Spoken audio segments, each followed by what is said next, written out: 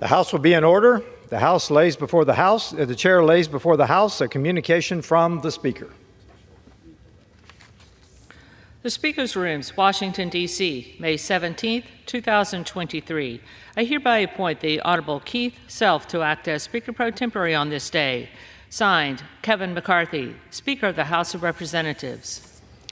Pursuant to the order of the House of January 9, 2023, the Chair will now recognize members from lists submitted by the majority and minority leaders for morning hour debate. The Chair will alternate recognition between the parties, with time equally allocated between the parties and each member other than the majority and minority leaders, and the minority whip limited to 5 minutes, but in no event shall debate continue past 11:50 a.m. The Chair recognizes the gentlewoman from Michigan, Ms. Tlaib, for 5 minutes.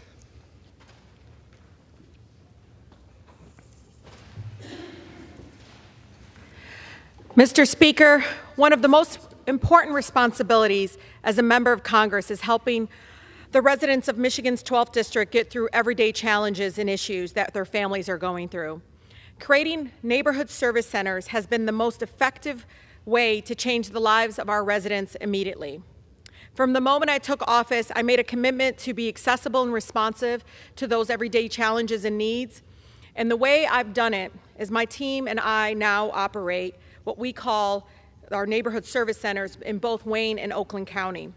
Through the neighborhood service centers, we have returned over $5.2 million in constituent services directly back into the pockets of our neighbors.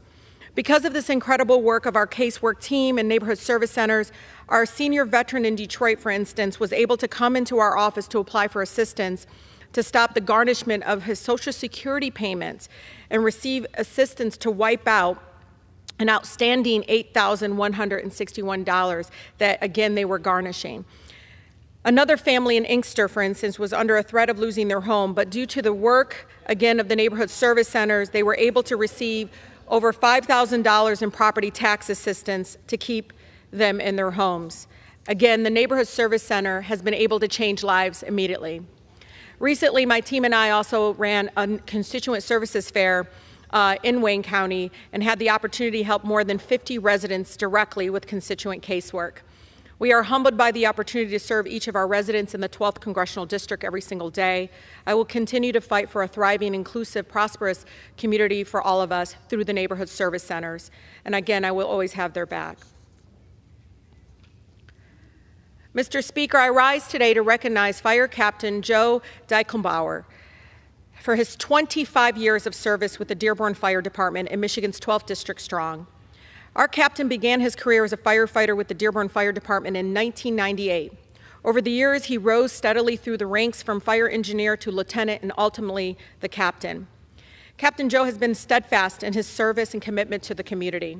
Throughout his career, he has earned many awards for his outstanding service. He has been recognized multiple times, Mr. Speaker, for his service, bravery, in working to really, truly change people's lives and also save them. Over the past nearly 3 decades, Captain Joe has put his life on the line for others to serve our community, and we commend him for his service and wish him a happy retirement. Mr. Speaker, I rise today to celebrate the recent progress made towards peace in Yemen and to highlight what we need to be doing right now to support the Yemeni people. The recent progress and statements from those involved offer new hope that peace in Yemen is possible, but obstacles remain that require careful engagement, thoughtful engagement from this Congress and our President. This is why today Congressman Ro Khanna and I are leading over 30 of our colleagues in a letter to the President and his team that address the Yemeni issue, outlining how the U.S. should engage with peace process to maximize a chance at success. Now more than ever, Mr. Speaker, the U.S. must push hard to ensure that the blockade is completely lifted. Critically, while peace negotiations are ongoing, the U.S. must not obstruct peace by offering further military assistance, weapons, or security guarantees to any country while, again, trying to maintain its support for the UN arms embargo. The message needs to be crystal clear. No aid of any kind will be considered while Yemen starves. If this diplomatic process breaks down, my colleagues and I are prepared to introduce new legislation to end this awful war. As always, we cannot allow our hope for current peace talks to distract us from the massive ongoing humanitarian crisis. Mr. Speaker, 14.8 million Yemenis are on the verge of starvation and cannot wait for life-saving humanitarian aid from the international community. A month ago, I led 24 of our colleagues requesting at least $1.2 billion to U.S. humanitarian aid to Yemen in the upcoming budget. I repeat that call here today. This is our moment, colleagues. Let's call for peace, stretch out a helping hand, and be there for the Yemeni people when they need us most. Thank you, and I yield. Virginia, Mr. Good, for 5 minutes. Thank you, Mr. Speaker. I rise today to recognize the 288th birthday of Amelia County, Virginia. Located in the rolling hills of Virginia's southern Piedmont region, Amelia County was founded in 1735 and named in honor of Princess Amelia, the daughter of King George II. Amelia County has since contributed to the rich history of the United States, appropriate for it being located in the Commonwealth of Virginia, the most historic of all states. In fact, the Speaker of the House of Representatives from 1843 to 1845 for the 28th Congress, John Winston Jones, was born in Amelia County. During World War II, the county's Moorfield mine provided significant strategic minerals that were very important to the American successful war effort. And just a few days ago, on May 13, I was honored to be able to join Amelia County for its annual Amelia Day Festival to celebrate the historic founding of this great county, now 288 years old. Members from the Amelia County Public Schools Band, the Amelia County Chorus, and the Amelia County High School Chorus performed to commemorate this wonderful occasion. I'm proud to represent the great people of Amelia County, and I appreciate all they contribute to Virginia's 5th District and our great Commonwealth. Mr. Speaker, I also want to commend our Speaker and this House, this very body, for negotiating and passing a responsible bill to raise the debt limit in exchange for spending cuts and reforms. While the White House and the Senate stood on the sidelines for 90 days, this very body came together and negotiating a debt limit increase. While many of our members did not want to increase the debt limit, but we negotiated that with responsible and reasonable spending cuts and reforms. Democrats in the White House and here in Congress would, if they had their way, they'd raise the debt ceiling by some $4 trillion with no reforms or spending cuts, promising to do what Washington never does and cut spending in some future undefined date. Certainly a default will occur. A default will occur if we continue on the current track and we can no longer borrow, we can no longer sell our debt, we can no longer service our debt. Republicans here in the House are determined not to let this happen, and that's why we have done our job. What have we passed out of this House? Returning spending to pre-COVID levels for non-defense discretionary spending. We put 1% caps on future growth in spending. We've eliminated hundreds of billions of dollars in woke climate environmental extremism that's in the phony Inflation Increase Act and the phony Inflation Reduction Act.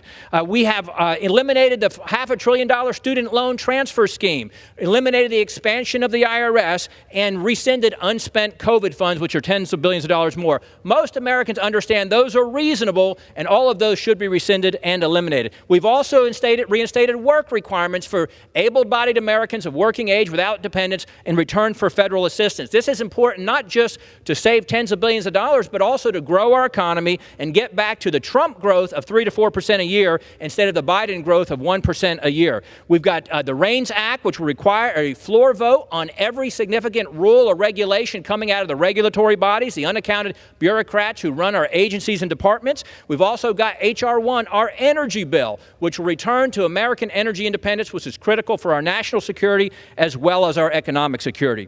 Default will not happen June 1 or any time thereafter unless it is willfully caused by the Secretary of Treasury, who chooses not to prioritize payments towards the obligations on our debt, Social Security, Medicare, our veterans, and our defense. Matter of fact, I authored a letter to Secretary Yellen, joined by many of my colleagues, asking what is her plan to ensure we don't have a default and to prioritize spending. What will happen if we don't raise the debt ceiling is you would have the forced reduction of $100 billion on a monthly basis in discretionary spending. Democrats in the House and the Senate and in the White House will not allow that to happen. We need to hold the line and have the Senate pass the Save, Limit, Grow Act, which was passed 3 weeks ago in this very body, do their job, avoid whatever consequences there might be for reaching the debt limit. And what we ought to do actually in this House body, rather than negotiate down and weaken the bill that we've passed, we ought to be adding H.R. 2, our border security bill, as we see the hundreds of thousands on a monthly basis that are invading our country as a result of this president's border policies. I applaud my House colleagues for doing our job to protect the financial integrity of the United States, which is our #1 responsibility as the House of Representatives, and passing this responsible spending bill that will avoid any consequence from not raising the debt limit and will put us on a path to future fiscal responsibility. And I yield back, Mr. Speaker. The chair recognizes the gentlewoman from Oregon, Ms. Bonamici, for 5 minutes.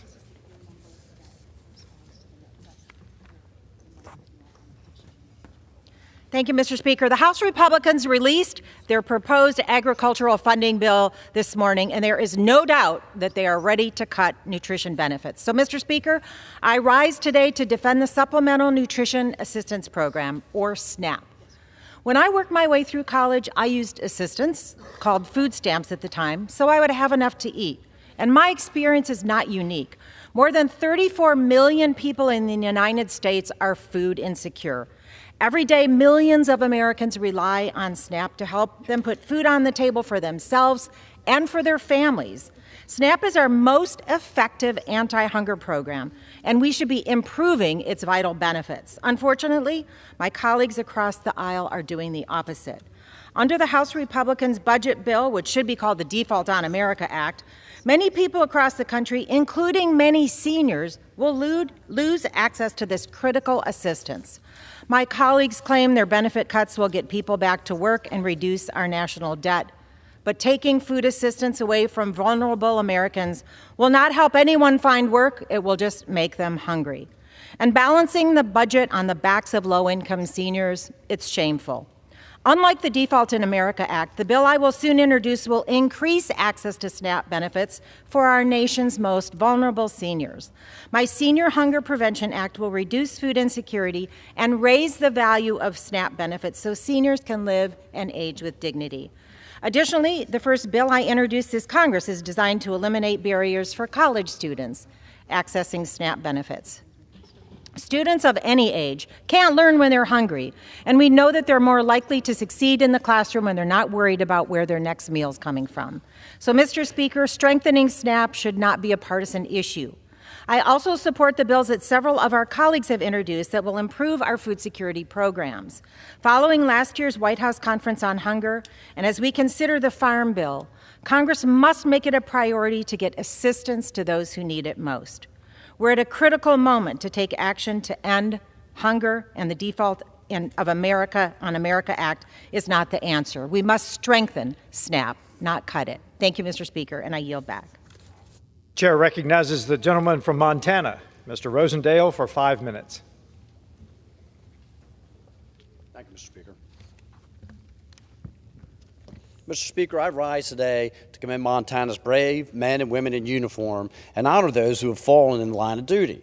This National Police Week, I want to recognize a law enforcement officer who has gone above and beyond the call of duty. Cascade County Sheriff Jesse Slaughter has been an outspoken advocate for the safety of our students and teachers. Instead of being a bystander to the tragedies occurring at schools across the nation, Sheriff Slaughter took action to prevent this in a community he swore to protect and serve. Last year, he laid out a plan to hire and train special service officers to defend our schools and protect our children. Sheriff Slaughter's plan may soon serve as a blueprint to secure schools across the country, and his leadership is absolutely a model for those in law enforcement. As the brother-in-law of 3 former Baltimore City police officers, my family and I know the sacrifices that come with that job. I want to thank Sheriff Slaughter for his dedication, and I want to thank law enforcement officers across the country who put their lives on the line every day. Thank you, Mr. Speaker. I yield back. The chair recognizes the gentleman from Massachusetts, Mr. Auchincloss, for 5 minutes.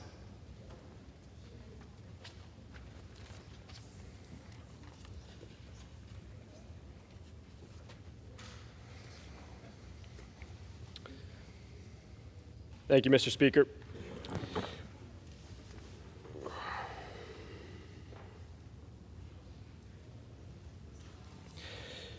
Mr. Speaker, recently the United States has considered issuing a central bank digital currency. CBDCs are digital liabilities issued by a central bank and made available to the public. The implications for the United States dollar as the world's reserve currency and for domestic fiscal and monetary policy of a U.S. CBDC are hotly debated by experts. What should not be controversial, however, is that the Federal Reserve, Treasury, and all other executive agencies cannot issue a CBDC without explicit authorization from Congress. Article 1, Section 8 of the Constitution grants that power to, quote, coin money and to regulate the value thereof exclusively to Congress. Under Section 16 of the Federal Reserve Act, the Fed can issue, quote, Federal Reserve notes, end quote. But CBDCs are not Federal Reserve notes. The law restricts Federal Reserve notes to paper notes printed on plates and dies engraved by the Treasury Department according to a detailed process that clearly does not apply to digital money. The Federal Reserve has consistently recognized that it lacks authority to issue a CBDC without congressional authorization. The Fed published a report on CBDCs in January 2022 and said it would not issue a CBDC without, quote, clear support from Congress, quote, in the form of a specific authorizing law. Fed Chair Powell has personally affirmed that view on multiple occasions since the report was published. For example, last September, he said during a panel discussion on digital finance that the Fed will need approval from both the executive branch and Congress to move ahead with a central bank digital currency. Although the Fed understands that it cannot issue a CBDC without authorization from Congress, some commentators continue to suggest that legislation may not be necessary. They are wrong. The framers of the Constitution understood the importance of a strong and stable national currency, which is why they granted Congress the exclusive power to coin money and regulate its value. Congress must not forfeit this power, which is why I am introducing the Power to Mint Act.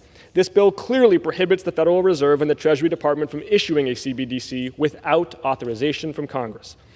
I thank my friend Representative French Hill, who is the chairman of the Subcommittee on Digital Assets, Financial Technology, and Inclusion on the Financial Services Committee, for his work with me on this bill, and I recognize Mr. Hill for 2 minutes. I thank the gentleman for yielding. Mr. Speaker, I also want to congratulate the gentleman from Massachusetts for having the third child join his family in this past week. We congratulate the Auchinclosses on that. And I rise in strong support of the gentleman from Massachusetts' bill, Power of the Mint Act.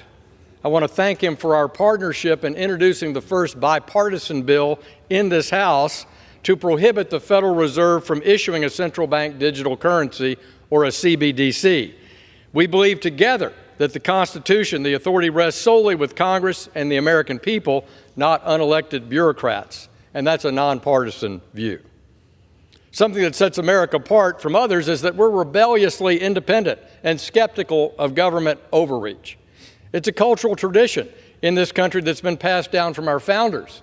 I want to compliment the gentleman for having a portrait of Alexander Hamilton in his office, indicating his strong support of the Constitution's views on money.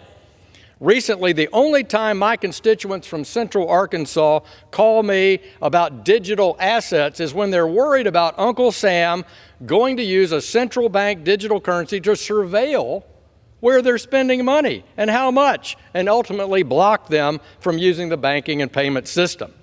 Instead, we're working collaboratively on a bicameral, bipartisan basis to believe that innovation belongs in the private sector. And that's why we have this coalition working in both the House Agriculture Committee and the House Financial Services Committee to craft a regulatory framework that preserves Americans' privacy, preserves American competitiveness, and puts America in the right form for digital future in money. Americans have that right to financial privacy, and that's why I'm proud to support the gentleman from Massachusetts' bill, and I yield back to him. Thank you, for and leadership on this subject. The benefits that the United States enjoys due to the dollar's global reserve status have been called a, quote, exorbitant privilege, but that privilege rests in part upon scrupulous observance of the rule of law in how we regulate our currency. The power of the mint reinforces the rule of law by emphasizing Congress's authority to control the future of the dollar. I urge my colleagues to co-sponsor my bill and keep the power to authorize new currency with Congress. Thank you, and I yield back. The chair recognizes the gentlewoman from Louisiana, Ms. Ledlow, for 5 minutes. Thank you, Mr. Speaker. Earlier this week, we passed House Resolution 363 that I proudly introduced with Representative Michael Guest, memorializing law enforcement officers killed in the line of duty.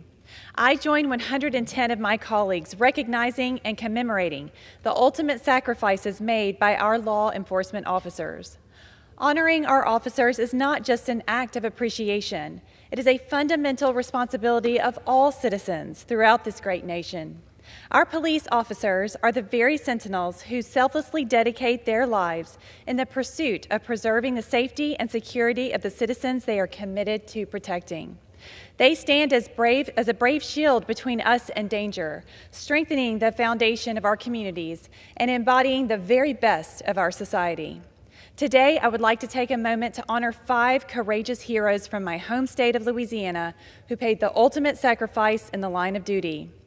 Walter Jr. with the Cameron Parish Sheriff's Department, Trey Copeland with the Cotton Valley Police Department, William Collins Jr. with the Doyline Police Department, Nicholas Tullier with the East Baton Rouge Parish Sheriff's Office, and Louis Estee with the St. Charles Parish Sheriff's Office.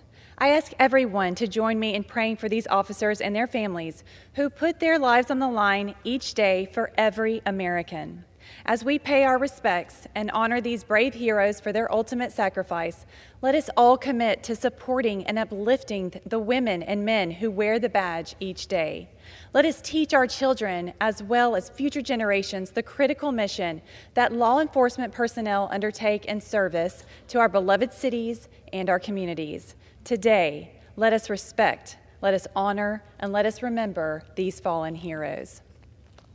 Mr. Speaker, I stand before you to honor an extraordinary individual who has dedicated over 50 years of his life to public service in the great state of Louisiana. That person is my good friend, State Representative Francis Thompson, the longest-serving state legislator in Louisiana history and one of the longest-serving in our country. Representative Thompson was born and raised in his hometown of Delhi, Louisiana, right in the heart of Richland Parish. Thompson was first elected to the Richland Parish School Board in 1968 before winning a special election for District 19 in the Louisiana House in 1975.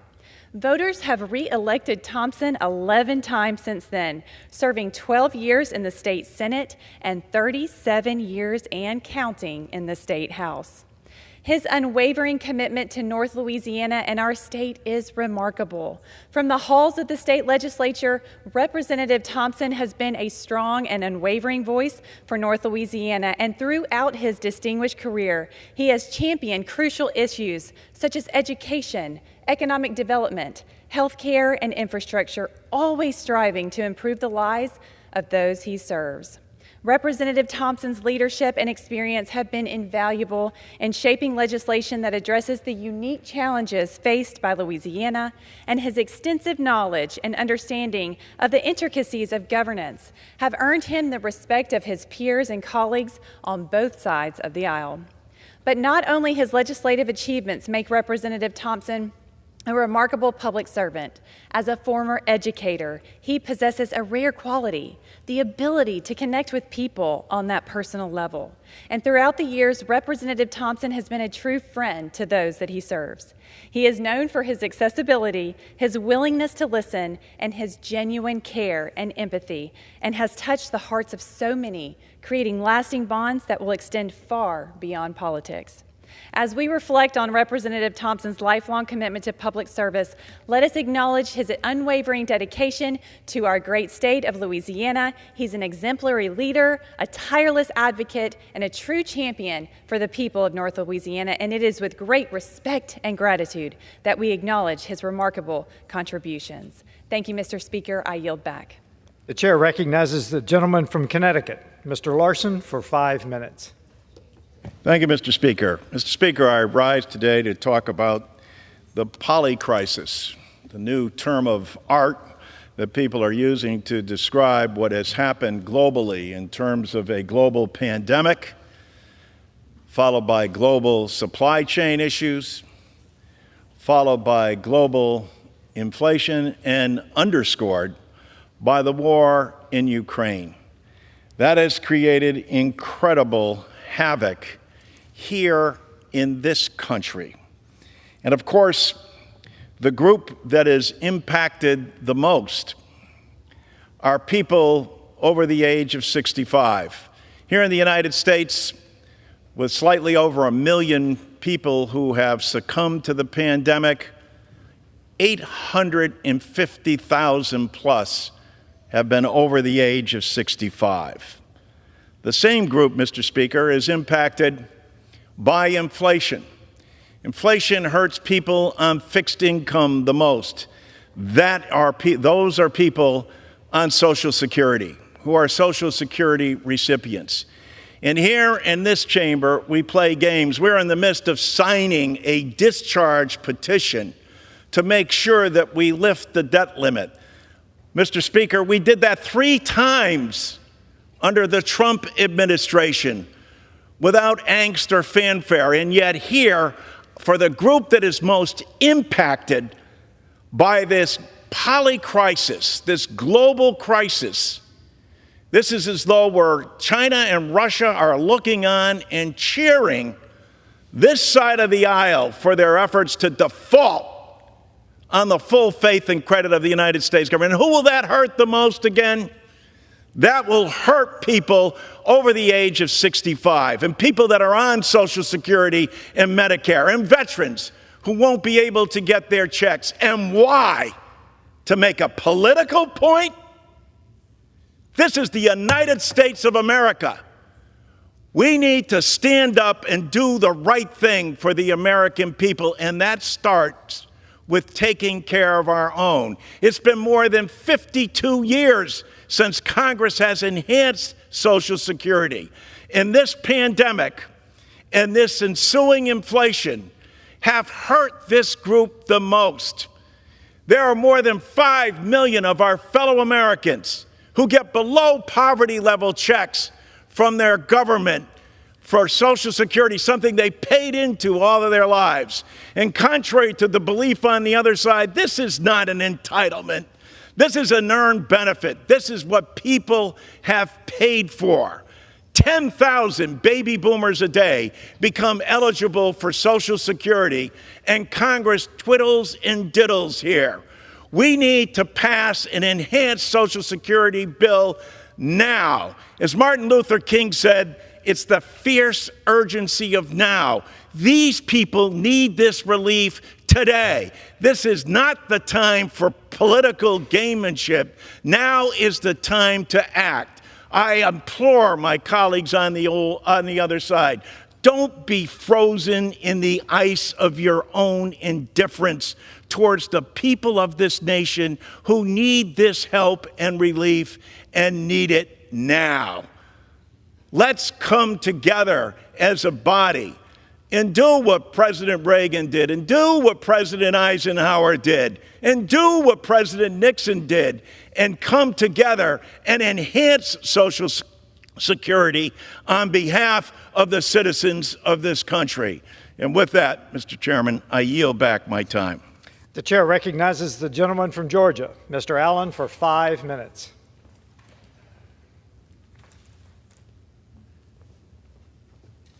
Thank you, Mr. Speaker. Mr. Speaker, President Biden's radical open border agenda has resulted in the worst border crisis in our nation's history. Since taking office, this administration's policies have led to over 5 million encounters at our southern border, and more than 1.3 million illegal immigrants have evaded apprehension. CBP has seized over 38,000 pounds of fentanyl, and yet President Biden would have you believe that the border is secure.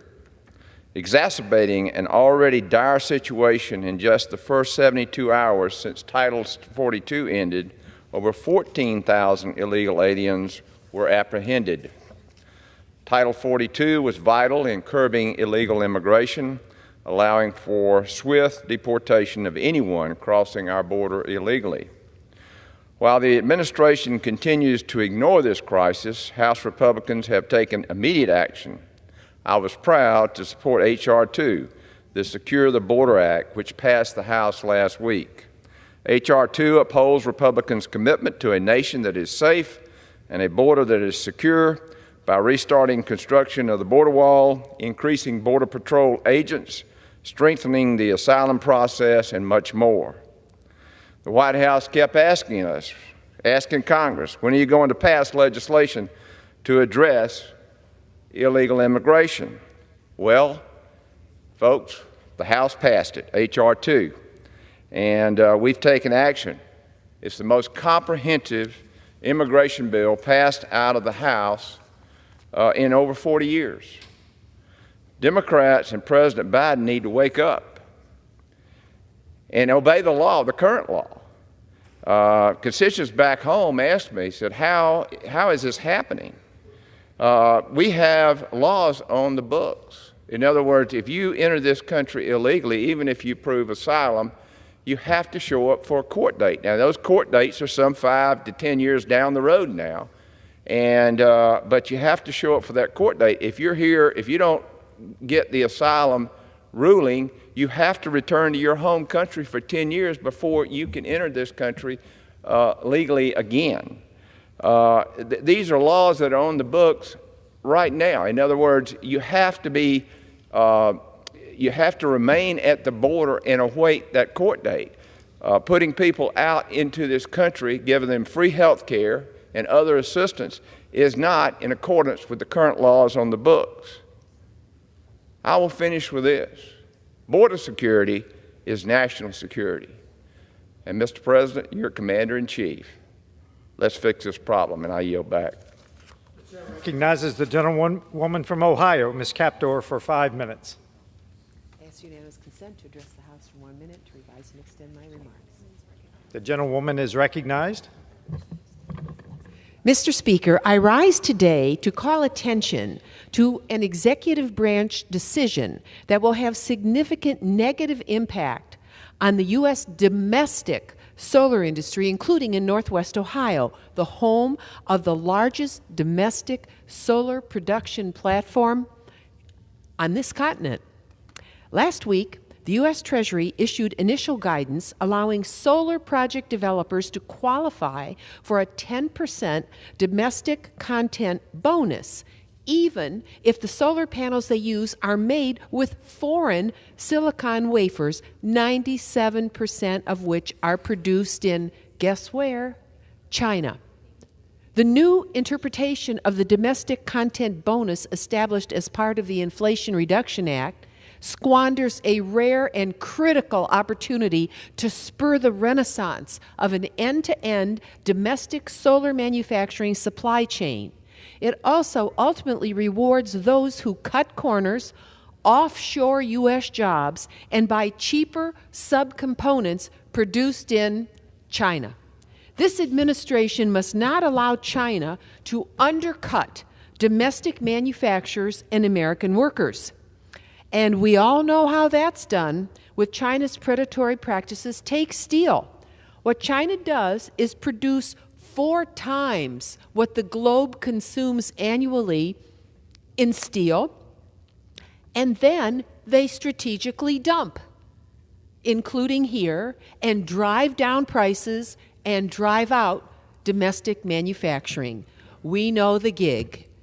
We can't accept it. Giving additional tax benefits to predatory practices and those who strategically cut corners to undermine fair trade means we can't reward their bad behavior. When a product is given the benefit of being called American-made, that should include all steps and stages in the production process and its supply chain, including those silicate-based chips. Made in the USA means made in the USA. Pay attention, Biden administration. Thank you, Mr. Speaker. I yield back. The chair recognizes the gentlewoman from California, Ms. Porter, for 5 minutes. Mr. Speaker, I ask unanimous consent to address the House for 5 minutes and to revise and extend my remarks. Woman is recognized. Gentlewoman is recognized. I rise to defend freedom. On May 17th, International Day Against Homophobia and Transphobia, we must reaffirm that all Americans, no matter who they love, where they are, or how they identify, deserve to live their lives free from discrimination and hate. Since the start of 2023, state legislatures across the country have proposed over 400 anti-LGBTQI+ laws, including right here in the House. That's a record high, and it's unacceptable. When extremist politicians target Americans' freedom of expression, the safety of transgender students, and access to health care, we cannot remain silent. As a member of the LGBTQ+ Equality Caucus, I am working to root out hate and discrimination in all its forms. Californians know that our state's diversity is its strength. We in Congress owe it to ourselves, to our children, and to our communities to create a future in which every American, no matter their sexual orientation or gender identity, can live their lives to the fullest. I rise today to celebrate the 30th anniversary of Orange Coast College's Puente program. California is home to the largest Latino population in the country, but too many barriers keep Latino students from getting college degrees and the keys to their future. To level the playing field, the Puente program helps California's underserved students transfer into a 4-year college that helps unlock more opportunities. In the Puente program, students work with counselors to refine study skills, develop action plans, and explore career options. They also sharpen their writing in college-level courses and meet with mentors to learn about life after graduation. For the thousands who are the first in their families to go to college, the Puente program is a game changer. I'm honored to celebrate this incredible milestone, the 30th anniversary, and to share the work that the Puente program does for our students and communities in Orange County. Health goes beyond physical health. It includes mental health, too. During Mental Health Awareness Month, I'm renewing my push to get Americans compassionate and effective care. Mental illness can be far-reaching, and just as people of all ages, races, and genders get colds and take medicine, they can also become sick and need treatment for their mental health. I'm reintroducing several bills to deliver help. The Mental Health Justice Act would send healthcare professionals to respond to mental health emergencies in lieu of police. The Student Mental Health Rights Act would better protect college students. The Behavioral Health Coverage Transparency Act would crack down on big insurance for failing to cover mental health adequately. I'm proud to represent a community that understands the importance of mental health. I applaud innovative organizations like Be Well OC that meet people in our community, reduce barriers and stigma, and help people get behavioral care. I will continue to be a partner in their efforts during Mental Health Awareness Month and year-round. Americans' confidence in the Supreme Court is at a record low. That's no surprise when justices hide that billionaires take them on luxurious yacht and private jet trips, buy land from them, and pay their dependents private boarding school tuition. Our justices are failing to live up to the ethical standards we expect from the highest court in our land. The problem is not that the Supreme Court is just conservative. The problem is that it's corrupt. We have 870 federal judges across this country, and a basic code of ethical conduct is enforced against all of them, except 9, our Supreme Court justices. To restore confidence in the court, we must root out conflicts of interest, strengthen judicial transparency, and firmly establish a code of ethics. I urge my colleagues on both sides of the aisle, if we cherish our institutions, we must reform and strengthen them. I yield back. The chair recognizes the gentlewoman from Ohio, Mrs. Sykes, for 5 minutes. Thank you, Mr. Speaker. In 1962, President John F. Kennedy put forth a joint resolution recognizing Peace Officers Memorial Day as May 15th. And on May 15th of this year, the nation came together to pause and recognize officers who have been killed in the line of duty. 2 of those officers who were recognized are from Ohio's 13th Congressional District and served honorably in the Akron Police Department. Those officers, Kenneth Kenny Jones and Officer Edward Stewart, affectionately known as Stu, were both recognized on May 15th of this year. Officer Kenny Jones was a dedicated officer who selflessly served Akron and protected our citizens with courage and commitment. Officer Jones was a lifelong Akron resident who attended Garfield High School and the University of Akron. A graduate of the Akron Police Academy, Officer Jones was with the Akron Police Department for nearly 26 years. Officer Jones exemplified the very essence of what it means to be a public servant. Day in and day out, he served his community, embodying the values of integrity, honor, and duty. Officer Jones went above and beyond to build bridges of trust and understanding within the Akron community, and his colleagues noted that he always had a smile on his face, and he would even pray for and with strangers that he served in the community. Officer Jones was also a leader to his fellow officers who looked up to him not only because he was a towering 6'5", but because he served as a role model on how to treat people with respect and kindness. Sadly, Officer Jones' life was tragically cut short, and this unexpected loss reminds us of the sacrifices our law enforcement officers make, often facing unforeseen dangers and enduring stress while on the job. On behalf of the entire Ohio 13th District community, I extend my deepest condolences to Officer Jones's family, his friends, his colleagues. His unwavering service and dedication will forever be remembered, and the joy he brought to the community will never be forgotten. Officer Edward Stewart, also affectionately known as Stu. Stu was a longtime veteran of the Akron Police Department who also dedicated his life to humbly protecting and serving the people of Akron. Officer Stewart began his career as a civilian employee in 1993 before pursuing his passion and joining the police academy in 1993 as well. After graduating from the academy, Officer Stewart served the community as a transport wagon officer for his entire career. Officer Stewart embodied the essence of public servants as someone who was always willing to step up and assist those in need, whether that be his fellow officers or members of the community. Officer Stewart sadly passed away in 2020, one of too many exceptional frontline responders who were lost after contracting COVID-19 in the line of duty. I was able to speak with Officer Stewart's wife, Felisa, this week to offer my sincere condolences on behalf of the entire Ohio 13th Congressional District.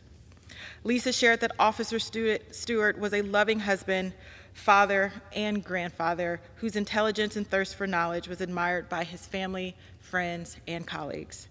Officer Stewart's selfless acts of public service will never be forgotten, and we will continue to uphold his legacy by continuing to work towards a safer community and a safer future for all. Both of these officers left behind families, a community, loved ones who truly respected and cared for them. And on behalf of Ohio's 13th Congressional District, I want to extend my sincere and deepest condolences to those who loved him, those who care for them, and those who will miss seeing them every single day. Peace Officer Memorial Day is an opportunity for us to stop and pause, to remember those who lost their lives in the line of duty, and thank them for their never-ending service to our communities. Officer Stewart, Officer Jones, we thank you. May your memory be a blessing. Pursuant to Clause 12A of Rule 1, the Chair declares the House in recess until noon today.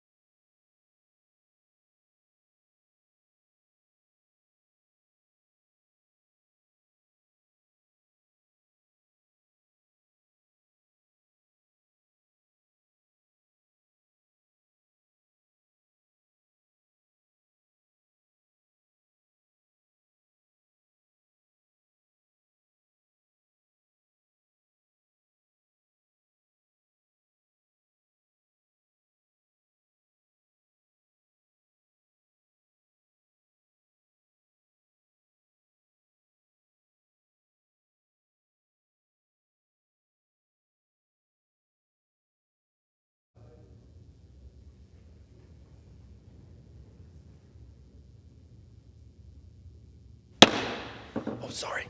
The House will be in order. The prayer will be offered by Chaplain Kibben, if I didn't scare her. Would you pray with me? Omnipotent God, we lift our prayers today with those of the people of Ukraine. Like your servant Job, they grieve the weight of their anguish. They suffer from the burden of their calamities. Oh, that you would grant their request for respite from the tyranny they still endure. Would that you hear their desires for deliverance from their unrelenting adversary. How you will answer these prayers is beyond our comprehension. Why you are allowing these atrocities to continue is beyond our understanding. But if it is for us to see the resolve of the Ukrainians' belief in their salvation despite all they've endured, then give us eyes to see that you are the source of their resilience. If it is for us to hear that, like Job, they do not curse you despite the injustice visited upon them, then give us ears to hear that you are the reason for their hope. May their faith inspire our own, that all who claim their belief in you would learn what it means to trust in your mercy, to proclaim your steadfast love, and to witness your redeeming power in our world, in Ukraine, and in our own lives. Bless the righteous, O Lord, and cover them with your favor. In the strength of your name we pray. Amen. The chair has examined the journal of the last day's proceedings and announces to the House the approval thereof. Pursuant to Clause 1 of Rule 1, the journal stands approved. No. The Pledge of Allegiance will be led by the gentleman from Illinois, Mr. Schneider. Please join me for the Pledge of Allegiance. I pledge allegiance to the flag of the United States of America and to the republic for which it stands, one nation under God, indivisible, with liberty and justice for all. The chair will receive a message. Mr. Speaker, messages from the Senate. Mr. Speaker. Madam Secretary. I have been directed by the Senate to inform the House that the Senate has agreed to, without amendment, S 467, an act to modify the age requirement for the Student Incentive Payment Program of the State Maritime Academies, in which concurrence of the House is requested. The chair will entertain up to 15 requests for 1-minute speeches on each side of the aisle. For what purpose does the gentleman from Pennsylvania seek recognition? Mr. Speaker, request unanimous consent to address the House for 1 minute and revise and extend my remarks. Without objection, the gentleman is recognized for 1 minute. Thank you, Mr. Speaker. Mr. Speaker, I rise today to highlight Eric's Law, a piece of legislation I introduced with my Pennsylvania colleague, Congressman Matt Cartwright. Eric's Law is named for Eric Williams, a federal correction officer who was brutally murdered by an inmate at U.S. Penitentiary Canaan in Wayne County, Pennsylvania. His murderous crime largely went unpunished, even though 11 out of 12 jurors voted for the death penalty because he was already serving a life sentence. Current law requires a unanimous decision by the jury to impose the death penalty. Our legislation permits prosecutors to impanel a second jury for sentencing if the first jury in a federal death penalty case fails to reach a unanimous decision on a sentence. This allows for a final, definite decision in death penalty cases that our victim and families deserve. I'd like to thank Eric's father, Don, as well as the Council of Prison Locals for their support and endorsements of this bill. Mr. Speaker, we must do everything in our power to prevent this kind of tragedy from reoccurring, and I urge my colleagues to support this bill. Thank you, Mr. Speaker. I yield back the balance of my time. Gentleman yields. For what purpose does the gentleman from Illinois rise? Ask unanimous consent to address the House for 1 minute and revise and extend my remarks. Without objection, the gentleman is recognized for 1 minute. Mr. Speaker, I rise today to honor my dear friend Beverly Sussman, who this week retired after serving 8 years as Buffalo Grove Village President. A dedicated civil servant, Beverly has devoted her energies to the village for more than 30 years.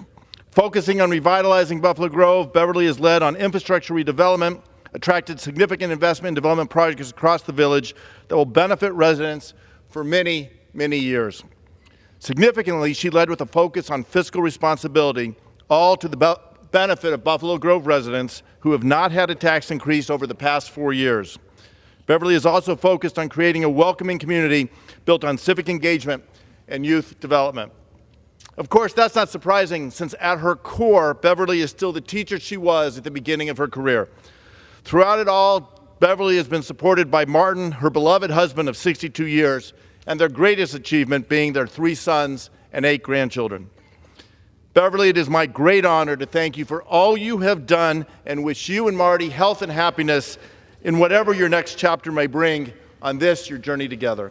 Mr. Speaker, I yield back. For what purpose does the gentleman from South Carolina seek recognition? Without objection, the gentleman is recognized for 1 minute. Thank you, Mr. Speaker. As we recognize National Police Week, we honor the brave men and women who keep our families safe every day and pay respect to all those who have lost their lives in the line of duty. Unfortunately, Biden and extreme House Democrats have supported defunding the police. Violent crimes have skyrocketed under Biden. Homicides are up 13%, aggravated assaults up 34%, rapes up 24%. 2021 was the deadliest year in 2 decades for law enforcement officers. Our family appreciates Town of Springdale Police Chief Bear Richburg and Lexington County Sheriff Jay Kuhn, just recognized as Sheriff of the Year. This week, House Republicans voted on legislation supporting law enforcement. Sadly, Biden allows terrorists to cross the border, putting families everywhere under greater risk of the threat of mass murder more than ever. In conclusion, God bless our troops who successfully protected America for 20 years as the global war on terrorism continues, moving from the Afghanistan safe haven to America. I yield back. For what purpose does the gentleman from Ohio seek recognition? Mr. Speaker, I ask for unanimous consent to address the House for 1 minute. Without objection, the gentleman is recognized for 1 minute. Mr. Speaker, I rise today during National Police Week to encourage my colleagues to support a bipartisan bill to help our communities better recruit and retain local law enforcement professionals. This week, a bipartisan group from Ohio introduced H.R. 3376, the Enhancing Cops Hiring Program Grants for Local Law Enforcement Act. My colleagues from Ohio, Republicans and Democrats, Congressman Kerry, Congressman Miller, and Congresswoman Strong Sites have partnered together to alleviate the strain on local police departments by expanding the COPS hiring program. This bill will allow them to use existing grant dollars for recruitment and retention bonuses. We will also be introducing similar legislation for communities to better recruit and retain firefighters. Public safety is a top priority for me. We are making sure police and fire departments across the country have what they need to keep our children and families safe. I hope you all will join us in this fight. I yield back. For what purposes does the gentleman from Georgia seek recognition? To address the House for 1 minute, to revise and extend my remarks. Without objection, the gentleman is recognized for 1 minute. Thank you, Mr. Speaker. While I was out campaigning, I had the opportunity to meet with Sheriff Janice Mangum of Jackson County, Georgia. She was very open about her concerns to protect her citizens out there, with the defund the police, the disrespect, and just the disdain for law in general. There was also an internal concern that I saw, a grief, where she was expressing concern for a fellow deputy who had paid the ultimate price some 6 months early. That's leadership, y'all. That is pure leadership. Anthony D'Esposito is quoted several times from the National Police Memorial this week. It's not how they died, but it's how they lived. Sheriff Janice Mangum, you are a shining example of that quote. Thank you, Mr. Speaker, and I yield back. For what purposes does the gentlelady from North Carolina rise?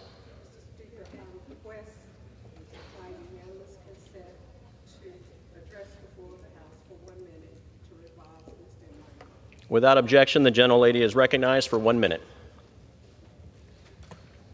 Mr. Speaker, I rise today to formally recognize and commend North Carolina Central University's football team by introducing a resolution congratulating them for winning the historically Black Colleges and Universities National Football Championship in the 2022 Celebration Bowl. NCCU is located in my district in Durham, North Carolina, and is known for its distinguished academic and athletic excellence, and is a prime example of the importance and great value of our nation's HBCUs. Under the steadfast leadership of Chancellor Dr. Johnson Akinleye in the classroom and head coach Trey Oliver on the field, NCCU brought home the Black College Football National title for the 4th time in the university's history with eagle pride and promise.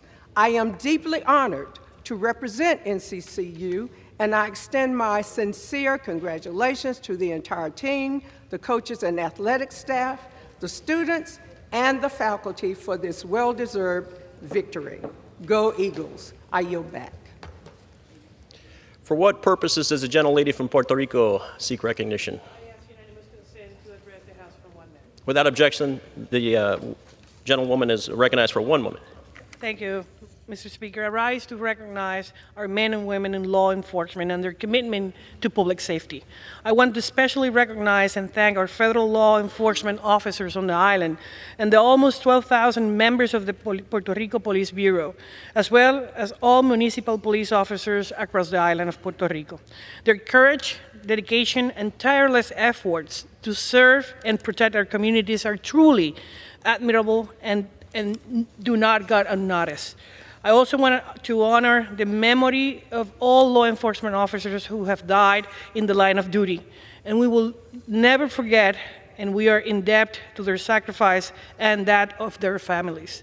As we commemorate National Police Week, I am committed to continue working with my colleagues to ensure Congress is providing our law enforcement officers the necessary support and resources, including through grant programs such as the COPS Hiring Program, Operation Stone Garden, and the Burn Justice Assistant Grant Program. Thank you, and I yield back. For what purposes does the gentleman from New York seek recognition? Mr. Speaker, I ask unanimous consent to address the House for 1 minute, expand and amend my remarks. Without objection, the gentleman is recognized for 1 minute. Thank you, Mr. Speaker. I rise in honor of the life and legacy of my dear friend and colleague, Harlem's own New York State Senator Bill Perkins. Senator Perkins was not just an elected official, but a giant and a community leader. I extend my deepest condolences to his wife, Pamela Perkins, and the entire Perkins family during this time of grief. Senator Perkins never forgot where he came from. I had the honor of serving with him in the New York State Senate and had the opportunity to watch them very close, firsthand. He was a force of nature, a champion for working people. He made a difference with his leadership, using his powerful voice to bring about change and give back to the city that saw him grow up. Early in his life of public service, he became a champion in defense of the exonerated five, taking on Donald Trump. He never backed down from a righteous fight and a fearless advocate for the vulnerable and underserved. He treated all with respect. May Bill's legacy inspire all of us as we move forward. Rest in power, Senator Perkins, and I yield back. The gentleman's time has expired. For what reasons does the gentleman from Tennessee rise and seek recognition? Thank you, Mr. Speaker. I seek unanimous consent to address the House for 1 minute to revise and extend my remarks. Without objection, the gentleman is recognized for 1 minute. Thank you, Mr. Speaker. I rise to honor Fire Control Seaman 2nd Class Robert L. Luttrell, an American hero who served during World War II to fight the evil empire of Japan. Luttrell graduated from Central High School in Knoxville and enlisted in the Navy in 1943, and he was assigned to patrol gunboat PGM-18. In March 1945, the PGM-18 was sent to Okinawa to protect minesweepers and destroy mines as they floated to the surface. Oddly enough, Okinawa was one of the islands my father served on. On April 8, 1945, his ship struck a mine, and the blast lifted the 280-ton ship out of the water and ripped a giant hole in the starboard hull. Seaman Luttrell was able to launch a life raft and help 9 other sailors into the raft, including his commanding officer, but the raft was still tied to the ship and couldn't be untied. Fortunately, Luttrell was able to cut the raft loose with a knife he had made from a hunk of metal he found in Hawaii. He saved the lives of fellow service members and showed true courage and quick thinking in the face of danger. Too many times, Mr. Speaker, we call people heroes that maybe they dribble a basketball, throw a football, or catch a baseball, but our true heroes are the men and women who wore our country's uniform. and continue to do so, like yourself, Mr. Speaker. It's my honor to recognize Fire Control Seaman 2nd Class Robert Luttrell as Tennessee's 2nd District May 2023 Veteran of the Month. Thank you, Mr. Speaker, and I yield back. For what purpose does the gentlelady from Virginia seek recognition? Mr. Speaker, I request unanimous consent to address the House for 1 minute to revise and extend our remarks. Without objection, the gentlelady is recognized. Thank you. Mr. Speaker, the current debt ceiling showdown is jeopardizing not just the United States economy, but that of the Commonwealth of Virginia. Yesterday, the Virginia Senate Finance Committee presented an analysis of what a debt default would mean to our Commonwealth. In a word, it would be catastrophic. An extended debt ceiling battle would cost our Commonwealth nearly 200,000 jobs and slash payrolls by 4.7%, and would inevitably throw our economy into a recession. Even a brief default could cost Virginia an estimated 34,500 jobs and slash payroll by 0.83%. Not to mention the impact on federal grant reimbursements, federally funded state employees, and the millions of Virginians who receive monthly payments and depend on federal health care programs. The United States is not a deadbeat nation, and for the sake of hardworking Virginians and Americans across the United States, we must raise the debt ceiling without delay. Thank you, Mr. Speaker, and I yield back. For what purposes does the gentleman from Nebraska seek recognition? Address the House for 1 minute. Without objection, the gentleman is recognized for 1 minute. Mr. Speaker, I rise today to honor our beef producers, feeders, and processors as we celebrate Beef Month in Nebraska. Nebraska is the beef state. We are the top processing state, #1 for cattle on feed, and the biggest state for beef exports to the European Union, South Korea, Kuwait, and Colombia. Nebraska has more than 3 times the number of cows than people. From the Lone Creek Cattle Company in Lincoln to Oak Barn Beef in West Point, we are the best beef in the world right here in the 1st District of Nebraska. It's all because of our abundant natural resources, great cattle genetics, a rich heritage that has been passed on for generations. As we celebrate Beef Month, I want to give a sincere thank you to all the producers, feeders, and processors who raise and make the best beef in the world on our ranches and in our feed yards for consumers around the globe. Thank you, and I yield back. For what purposes does the gentlelady from Colorado seek recognition? Mr. Speaker, I request unanimous consent to address the House for 1 minute. Without objection, the gentlelady is recognized for 1 minute. Great. Thank you, Mr. Speaker. I rise today in honor of the hard work, leadership, and resilience of one of my young constituents, Irene Alvarez. She is finishing up her junior year at Salida High School and is the winner of the 2023 Chaffee County Boys and Girls Club Youth of Year Award. When Irene was in 6th grade, her father was deported and her mother was forced to raise her as a single parent, working tirelessly, cleaning houses to support their family. Despite all the trouble she faced at home, Irene chose to dedicate herself to helping others. In her 10 years at the Chaffee County Boys and Girls Club, she has become a leader, mentoring the kids around her, especially those who do not speak English. She teaches art, assists kids with their homework, and helps them translate when necessary. In Irene's own words, we help ourselves by helping others. In the face of adversity, Irene triumphed. I can't express how proud our whole community is for her strength and perseverance. So congratulations to you and congratulations to the Chaffee County Boy and Girls Club for being there to support and inspire leaders like her. Thank you. I yield back. For what purposes does the gentleman from Tennessee seek recognition? Mr. Speaker, I ask unanimous consent to address the House for 1 minute to revise and extend our remarks. Without objection, the gentleman is recognized for 1 minute. Mr. Speaker, once again, Americans are waking up to another embarrassing headline from another self-inflicted wound from President Biden. President Biden delayed almost 100 days to begin good faith negotiations with Speaker McCarthy. In the meantime, House Republicans passed a bill that is a reasonable, sensible, and responsible solution to the default Democrats' debt ceiling crisis. Unfortunately, because of President Biden's unnecessary delay, the president has to cancel part of his international trip to Japan, Papua New Guinea, and Australia. The cancellation is extremely disappointing for Papua New Guinea, which spent 6 months preparing for its first ever visit from a sitting United States president. They even designated the day of the president's visit as a national holiday. Now, after this embarrassment for our country that is sure to result in a waste of taxpayer dollars, Americans can only hope the president has started to take this self-made crisis seriously. If not, he will be to blame for a default on our nation's debt. Thank you, Mr. Speaker, and I yield back.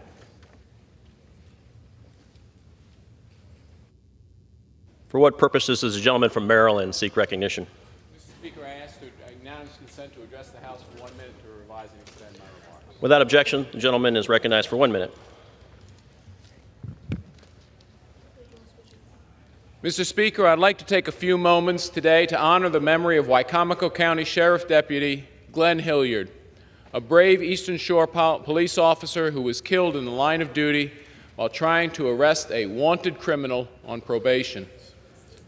Officer Glenn Hilliard lived his life as a devoted husband, father, and police officer who is commonly referred to as a hero by his fellow officers on the police force. On June 12, 2022, just a little under a year ago, Officer Hilliard was shot and killed by a fugitive who committed multiple felonies and was running from justice. As we honor National Police Week, both Glenn Hilliard's life and death are a testament to why we should support and fully fund police officers as they risk their lives daily to keep us safe.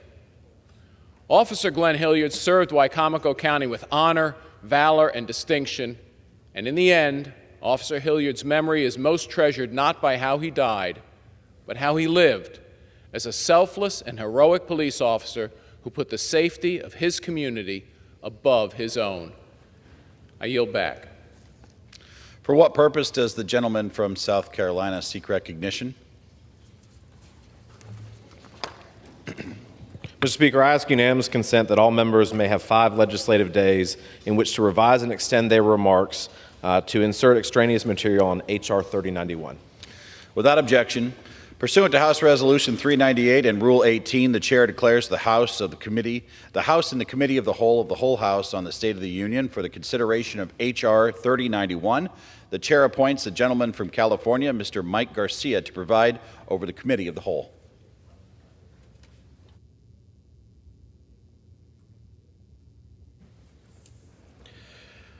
The House is in the Committee of the Whole House on the State of the Union for consideration of H.R. 3091, which the clerk will report by title. A bill to allow federal law enforcement officers to purchase retired service weapons and for other purposes. Pursuant to the rule, the bill is considered read for the first time. General debate shall be confined to the bill and shall not exceed 1 hour, equally divided and controlled by the chair and ranking minority member of the Committee on the Judiciary of their respective designees. The gentleman from South Carolina and the gentleman from New York, Mr. Nadler, will each control 30 minutes. The chair recognizes the gentleman from South Carolina, Mr. Frey. Mr. Chair, I yield myself such time as I may consume. Without objection. Thank you, Mr. Chairman. I rise to call on my colleagues to support H.R. 3091, the Federal Law Enforcement Officer Service Weapon Purchase Act. This week is National Police Week, and I'd like to applaud the majority's dedication to supporting and celebrating our nation's law enforcement officers who risk their lives every single day to keep us safe. This bill is just one legislative commitment we're taking to support our brave men and women in blue. This legislation would allow current federal law enforcement officers in good standing to purchase a retired service weapon at market value from a federal agency. Current federal regulations require all federal agencies, such as the U.S. Secret Service or the U.S. Customs and Border Protection, to destroy weapons after they've been retired from federal use. That means that these retired firearms must be crushed, cut, broken, or deformed to ensure that they are rendered completely inoperable and cannot be used again. According to the Fraternal Order of Police, multiple law enforcement agencies are currently in the process of replacing their service weapons. This means that 20,000 firearms would be destroyed, an $8 million cost to the taxpayers. Taxpayers are paying for these weapons twice, when they go into circulation, and when they are retired. Not only does this legislation have the potential to save millions of dollars in waste, but it would offset the cost of purchasing new weapons to fund other agency expenses. I want to thank the co-sponsors of the bill and strongly urge my colleagues to vote in favor of H.R. 3091. I reserve the balance of my time. The gentleman reserves. The gentleman from New York is recognized. Mr. Speaker, I yield myself such time as I may consume. The gentleman is recognized. Mr. Speaker, federal regulations for the management of federal property currently prohibit an agency from disposing of functional or repairable firearms by selling them. Under these regulations, when an agency no longer has a need for a firearm, it can transfer it to another law enforcement entity or destroy it. This regulation has served the important goal of ensuring that federally owned firearms do not fall into the wrong hands. But it also misses an opportunity to save money by selling an unneeded firearm to the law enforcement officer who has been using it. Last Congress, our colleague and former Orlando Police Chief Congresswoman Val Demings recognized the opportunity for improvement in these regulations. She introduced the original version of this legislation, which allows a federal agency to sell a retired handgun to the law enforcement officer who has been using it, transferring it from a service weapon to a weapon in the hands of a responsible gun owner who is trained to use it. Congresswoman Demings' legislation included two improvements that unfortunately have been removed from the current version of the bill. Her version required the law enforcement officer who is purchasing the gun to undergo a background check. This is a common sense requirement, given that an officer would undergo a standard background check to purchase the weapon from many other sellers. And most background checks are practically instantaneous, often about 30 seconds. I do not think that 30 seconds is too long to wait to ensure that a gun does not fall into the wrong hands. While I think it's notable that the majority stripped this reasonable and effortless requirement, the current version of the bill does require a purchasing officer to be in good standing. While this is not as thorough as Congresswoman Demings' legislation, the good standing requirement should prevent unlawful transfers in most cases. Ms. Demings' bill also included the sense of Congress that the funds received by the government from selling a retired service weapon should be used to support evidence-based gun violence prevention or gun safety education and training programs. Again, this is a thoughtful provision that would have directed these funds toward a critical need in our communities and would have improved public safety. This provision should be totally non-controversial, but our Republican colleagues have stripped it from the bill. The only logical conclusion is that they do not want a single additional dollar to go to gun violence prevention, even as it continues to tear our communities apart and imperil the lives of law enforcement officers. While I wish the majority left Congresswoman Demings' bill intact, I nonetheless support this weakened version of her work. But I want to make it very clear that if any of the Republican poison pill amendments pass, I will have to encourage my colleagues to vote no. The base text of this bill allows limited transfers of handguns to active federal law enforcement officers in good standing for a fair market value. The amendments subvert this purpose by allowing those who are not active law enforcement to purchase a weapon without a background check, allowing the government to sell military-style assault weapons without a background check, and forcing taxpayers to subsidize these gun sales by selling them below their fair market value. I strongly urge all members to oppose these amendments. I want to note, however, that I support Ms. Jacobs' very helpful amendment to further define the good standing requirement and help ensure that retired weapons are only transferred to those who can be trusted with them. This bill had bipartisan support in committee, so it's unfortunate that the majority would rather politicize Police Week with a radical gun agenda than pass a reasonable bipartisan bill. If the poison pill amendments fail, I will continue to support the bill.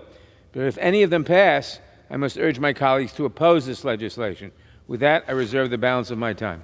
The gentleman from New York reserves. The gentleman from South Carolina is recognized.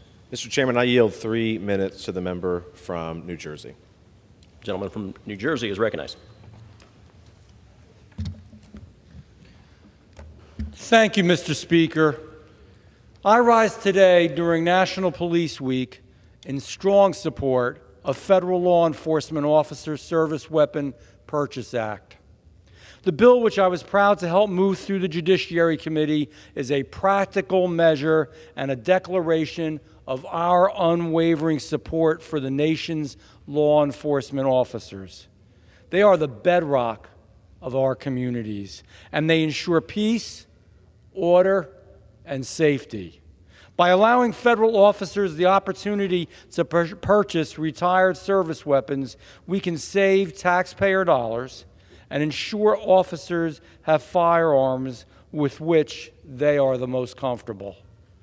This bill and others like it this week present a clear question. Will we stand up for our police, or will we stand idly by as unwarranted and inappropriate criticism continues to be thrown their way? I know what my answer is. I stand with our police. I want to extend my gratitude to my colleague and good friend, Representative Frye, for introducing this bill. And I urge my colleagues to join me in voting in its favor. Let's send an unmistakable office to our law enforcement officers across this nation. We see you, we appreciate you, and we stand by you. And I particularly want to thank my friends and my individuals in law enforcement that I know so well over so many years in the great state of New Jersey for the work that they do. I am proud of them. I'm proud of what they represent, and I am thankful for their sacrifice. Thank you, and I yield back the remainder of my time. The gentleman yields. The gentleman from South Carolina reserves.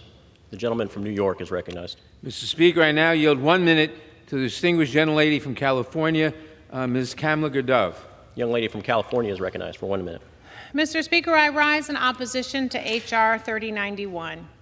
We need to address police brutality and work on police accountability as our country continues to reckon with instances of brutality and distrust of law enforcement officers. Tyree Nichols, Breonna Taylor, and George Floyd's legacies demand more from us. I am disappointed to see the exclusion of 2 key measures from similar legislation introduced by Val Demings last Congress. I offered an amendment that would disqualify an officer from purchasing their weapon after retirement if they have instances of misconduct or unethical behavior in their personnel file. The good standing qualification in this bill is too subjective to accurately protect Americans. But my common sense amendment was not accepted, and Republicans are not bringing it up for a vote. We need increased police accountability and community-based ideas around policing. We need to keep people alive, including law enforcement, and rebuild community trust. I hope my GOP colleagues will join me in finding ways to create... Gentlelady, an additional minute. I hope my GOP colleagues will join me in finding ways to create safer communities for everyday Americans, because that is what all Americans want. They want to live and work and worship in communities that will keep them safe and build relationships, new relationships with law enforcement that understand and see them. Thank you, and I yield back. Gentleman yields. The gentleman from New York reserves. The gentleman from South Carolina is recognized. I reserve, Mr. Chair. Gentleman reserves. I reserve. Gentleman from New York reserves. Gentleman from South Carolina. Is the gentleman prepared to close? We're expecting more people. They're just not here yet. Gentleman from South Carolina reserves. Gentleman from New York. Reserves. Reserves. What? Don't we have other people? Gentleman from South Carolina is recognized. I reserve, Mr. Chair. Gentleman reserves. Gentleman from New York. I am prepared to close if no one has shown up. Gentleman's recognized. Mr. Speaker, this legislation improves government efficiency by allowing a federal agency to sell a retired handgun to the law enforcement officer who had been using it. This was a good idea when it was introduced last Congress on a bipartisan basis by former Congresswoman Val Demings, and it continues to be one. I am disappointed that Republicans have chosen to move forward with a weaker version of her bill, but nonetheless I support its passage unless it is further weakened by the Republican poison pill amendments I referred to in my opening statement, and I yield back the balance of my time. Gentleman yields back. Gentleman from South Carolina is recognized. Thank you, Mr. Chairman. I'm proud that this legislation passed favorably out of the Judiciary Committee last week and already has considerable number of co-sponsors. As we celebrate, honor, and remember our men and women in uniform during National Police Week, I am proud to bring this legislation to the House floor for a vote that will allow federal law enforcement officers to purchase retired service weapons and prevent wasteful spending. Mr. Chair, I yield back. All time for general debate has expired. Pursuant to the rule, the bill shall be considered for amendment under the 5-minute rule. In lieu of the amendment in the nature of a substitute recommended by the Committee on the Judiciary printed on the bill, it shall be in order to consider as an original bill for the purpose of amendment under the 5-minute rule an amendment in the nature of a substitute consisting of the text of Rules Committee print 118-5. That amendment in the nature of a substitute shall be considered read. No amendment to that amendment in the nature of a substitute shall be in order except those printed in Part B of House Report 118-59. Each such amendment may be offered only in the order printed in the report by a member designated in the report, shall be considered read, shall be debatable for the time specified in the report, equally divided and controlled by the proponent and the opponent, shall not be subject to amendment, and shall not be subject to a demand for division of the question. It is now in order to consider amendment number 1 printed in Part B of House Report 118-59. For what purposes does the gentlewoman from California seek recognition? Mr. Chair, I have an amendment at the desk.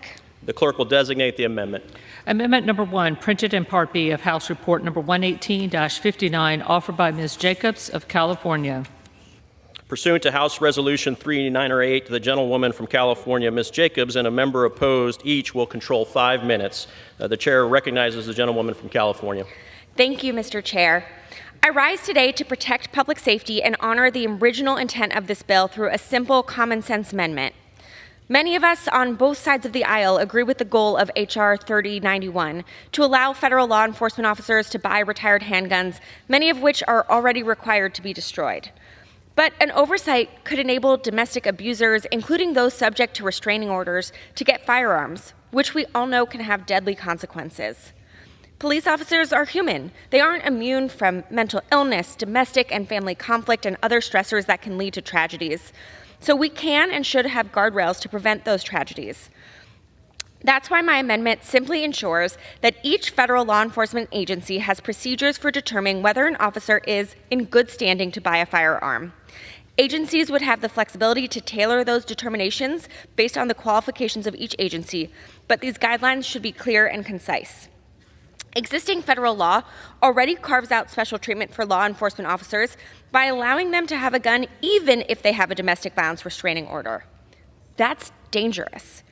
All gun owners should meet the same standard, and law enforcement agencies shouldn't consider an officer who is perpetrating violence against a family or household member to be in good standing and able to buy a handgun.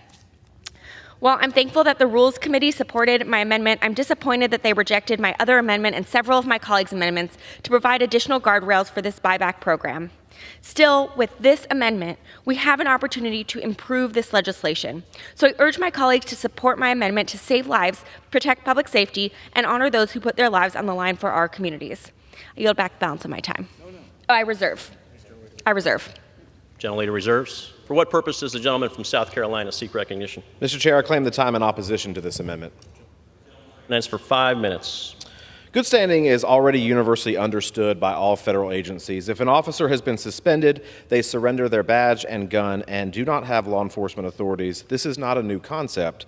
In fact, the Law Enforcement Officer Safety Act, which was signed into law 19 years ago, requires a finding of good standing by the agencies in order for retired officers to be eligible to carry a concealed weapon. By requiring an agency to adopt standards to determine good standing for the purposes of this bill, her amendment would establish a double standard where a law enforcement officer could be in good standing for the purposes of their job, but the agency considers them not to be in good standing for the purposes of purchasing a retired service weapon. This potential two-track system is ripe for abuse. For these reasons, I urge my colleagues to oppose this amendment. I reserve the balance of my time. Gentleman reserves. Gentlelady from California is recognized. I'll just note that there is a loophole where law enforcement officers can keep a gun even when they have a domestic violence restraining order. And with that, I will yield 1 minute of my time to the gentleman from New York. Gentlelady yields 1 minute to the gentleman from New York. I thank the gentlelady, Mr. Speaker. When Congresswoman Demings introduced her superior version of this legislation last Congress, it required the law enforcement officer who is purchasing the gun to undergo a background check. This is a common sense requirement given that an officer would undergo a standard background check to purchase the weapon from many other sellers. My colleagues submitted amendments that would add this background check requirement back in. It is unfortunate that that strong and reasonable amendment was not made in order. This amendment, the Jacobs Amendment, does the next best thing. It would further define the good standing requirement and help ensure that retired weapons are only transferred to those who can be trusted with them. This amendment will help close the gap between what a NICS check would reveal and what an employing federal law enforcement agency would find in making a determination that an officer is in good standing. I urge the colleagues to support this amendment, and I yield back to the gentlelady. I reserve. Gentlelady reserves. The gentleman from South Carolina is recognized. I reserve, Mr. Chairman. Gentleman reserves. Gentlelady from California is recognized. Yeah, I would just like to add that by requiring agencies to have procedures to determine whether an officer is in good standing, this amendment would ensure that officers are treated fairly and only denied the purchase of their handgun for good, objective reasons. And by establishing a deadline for federal law enforcement agencies to establish these procedures, this amendment will ensure that an agency is not caught off guard when an officer who may have issues related to performance or behavior requests to purchase a weapon. I reserve. Gentlelady reserves. Gentleman from South Carolina is recognized. Reserve, Mr. Chairman. Gentleman reserves. Gentlelady from California is recognized. Do you want to close? The gentleman from South Carolina has the right to close. Yeah, Mr. Chairman, I'll just reiterate what I previously discussed, and I would urge my colleagues to oppose this amendment. With that, I yield back. Gentleman yields. Gentleman reserve. Gentleman from California is recognized. Gentlelady yields.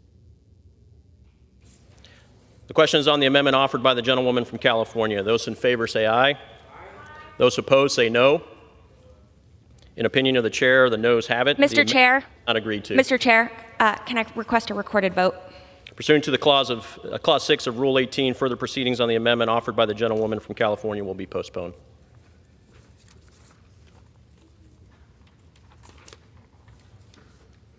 It is now in order to consider amendment number 2, printed on Part B of House Report 118-59. For what purposes does the gentleman from Georgia seek recognition? Thank you, Mr. Speaker. I have an amendment at the desk. Clerk will designate the amendment. Amendment number 2, printed in Part B of House Report number 118-59, offered by Mr. McCormick of Georgia. Pursuant to House Res. 398, the gentleman from Georgia, Mr. McCormick, and a member opposed, each will control 5 minutes. The chair recognizes the gentleman from Georgia. Thank you, Mr. Chair. I rise to offer an amendment to H.R. 3091. I am here today to discuss my amendment to H.R. 3091, the Federal Law Enforcement Officer Service Firearms Purchase Act. Currently, firearms from agencies such as the Secret Service are destroyed once they are retired from service or replaced with new models. This is wasteful and makes no sense. Many law enforcement officers have a special connection to their firearms they use in the line of duty. They would like to take them home to cherish as family heirlooms. It's only fair to allow courageous men and women of law enforcement to purchase their service weapons upon retirement, and we should let them do that at a low cost, because these guns are going to be thrown out anyway. This shouldn't be a revenue-raising scheme for the government. Our law enforcement officers should be able to keep their firearms at a reasonable cost. My amendment simply changes H.R. 3091 by changing the term fair market value to salvage value, which is what would be done to the weapon anyways, is salvaging it. Salvage value is defined as the value of the asset after it becomes useless to the owner or the amount expected to be obtained when fixed asset is disposed of at the end of its useful life, which is exactly what's happening here. This definition is for the lawyers, appraisers, and accountants. What I want to talk about is that what it means to our law enforcement officers. This change would allow them to purchase their retired service firearms, which in many cases they discharge in the line of duty to save lives, at a lower cost than the current, quote, fair market value, which it would not be disposed at. Under the current policy, these firearms are destroyed, so the purchase is at salvage value by definition. It would still increase the government revenues, because you're actually purchasing it at the same amount, and you wouldn't have to actually have the expense of salvaging, while allowing federal law enforcement officers to purchase the service weapons that have protected them throughout their careers at a fair price. I reserve. And reserves. For what purposes does the gentleman from New York seek time in recognition? opposition. The gentleman is recognized. And I yield myself such time as I may consume. The gentleman is recognized.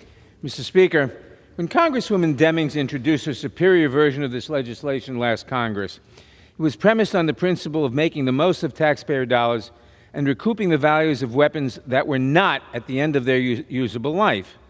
This amendment would require these weapons, not at the end of their usable life, to be sold at their salvage value, which by its terms is below the fair market value of these weapons.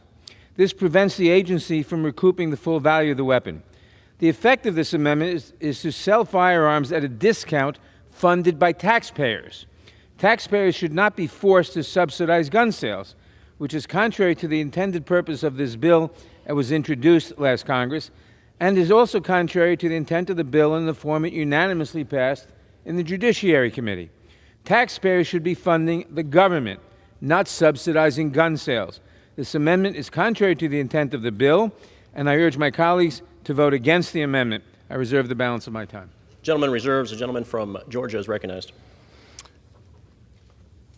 The basic premise is a misunderstanding of what this is about. First of all, the weapon would otherwise be destroyed.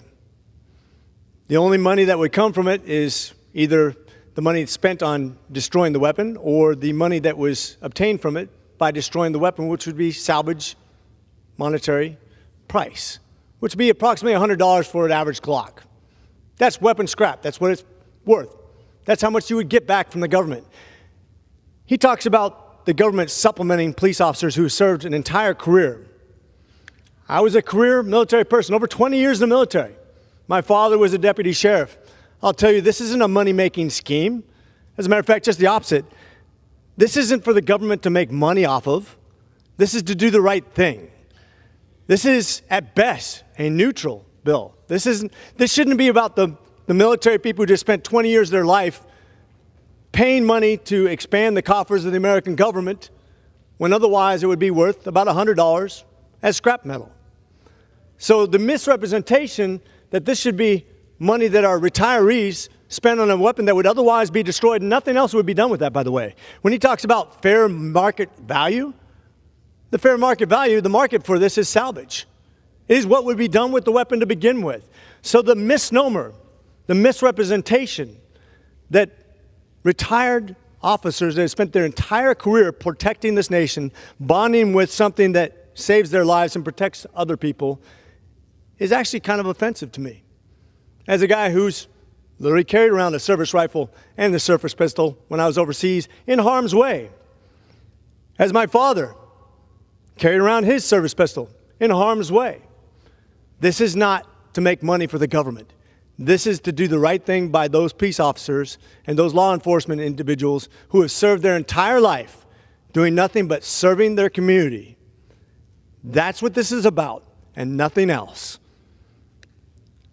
I yield myself the remainder of my time. This gentleman reserve.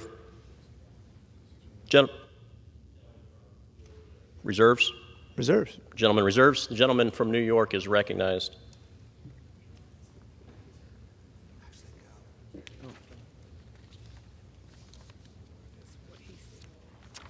Mr. Speaker, I think the gentleman misunderstands the bill.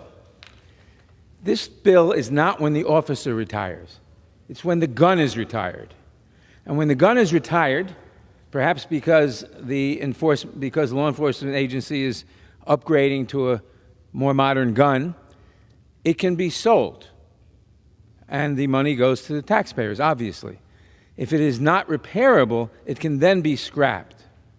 This amendment would say that it can't be done. It would say that you could not recover the full market value of the weapon, and there's no reason the taxpayer shouldn't recover that. So the amendment is an anti-taxpayer amendment. It's not for the officer when he retires.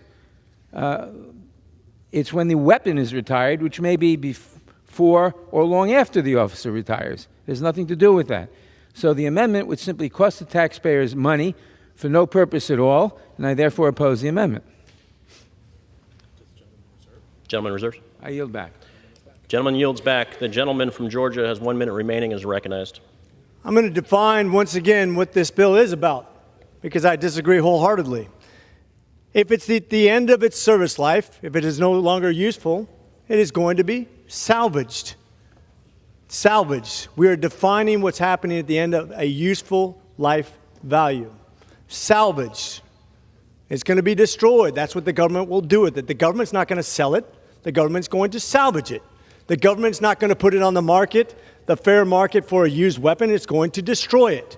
Therefore, the value of the weapon is whatever it's destroyed for. That is the definition. That is to be clear on this bill, and that has been defined. So trying to mislead the public on what this is about is once again offensive to me, and I will close with that. Gentleman yield back. I yield. Gentleman yields. The question is on the amendment offered by the gentleman from Georgia. Those in favor say aye. Those opposed say no. In the opinion of the chair, the ayes have it. The amendment is agreed to. Mr. Speaker. For what purposes does the gentleman from New York rise? On that, I ask for the ayes and nays. Does the gentleman ask for a recorded vote? Yes. Pursuant to the Clause 6 of Rule 18, further proceedings on the amendment offered by the gentleman from Georgia will be postponed.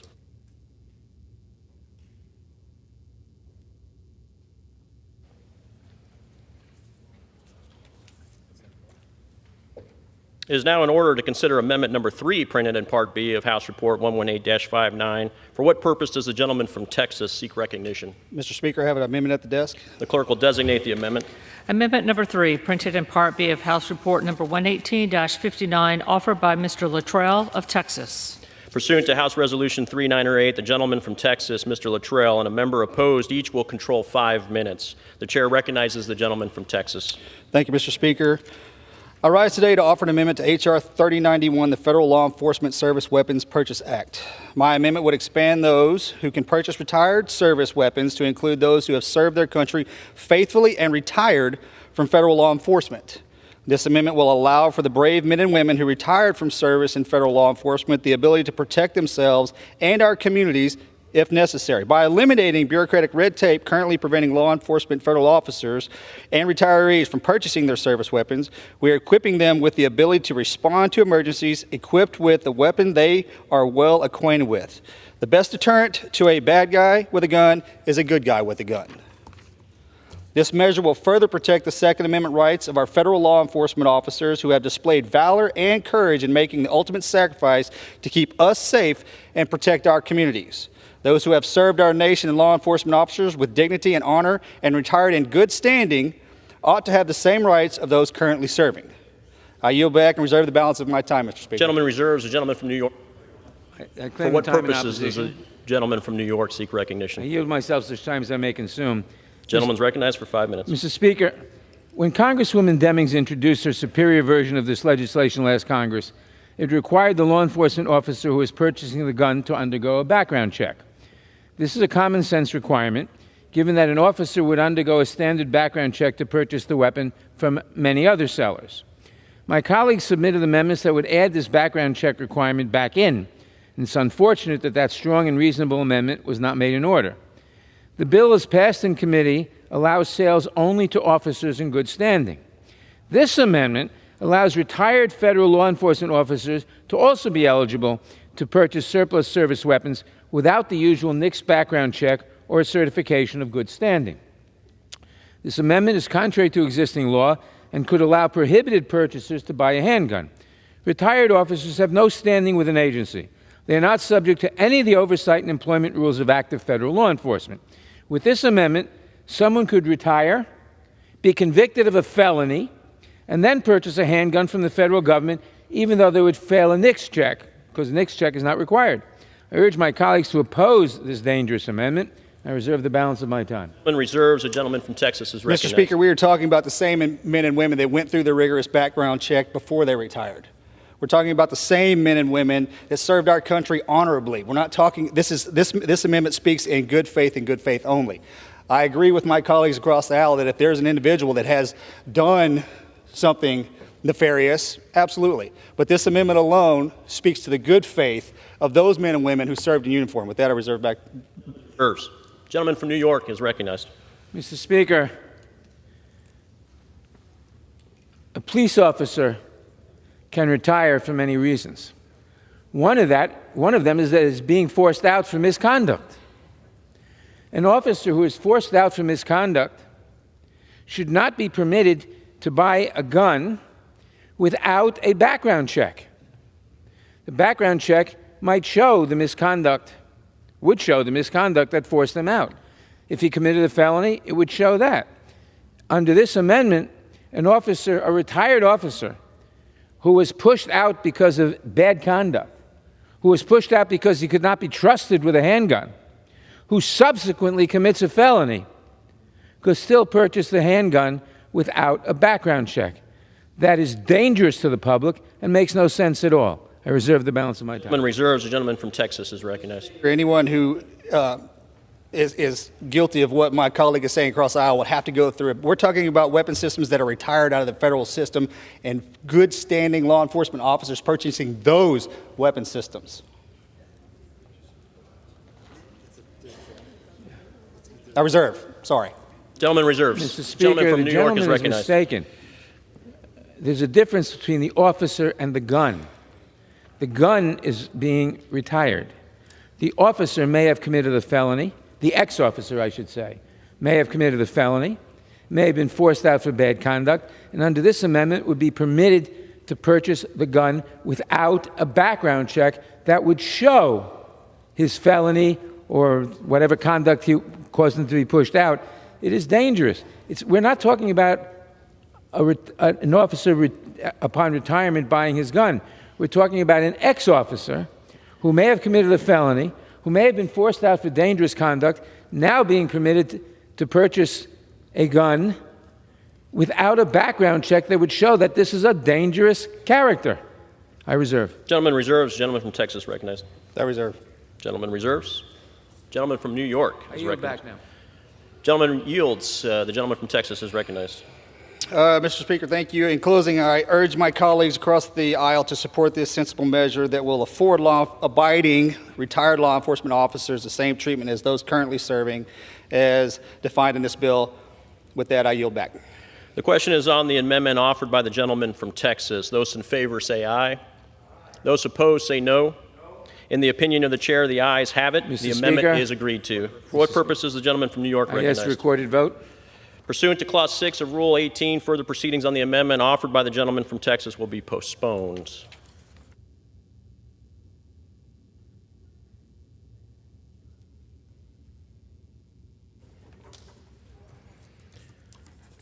It is now in order to consider amendment number 4, printed in Part B of House Report 118-59. For what purposes does the gentleman from Montana seek recognition? Thank you, Mr. Speaker. I have an amendment at the desk.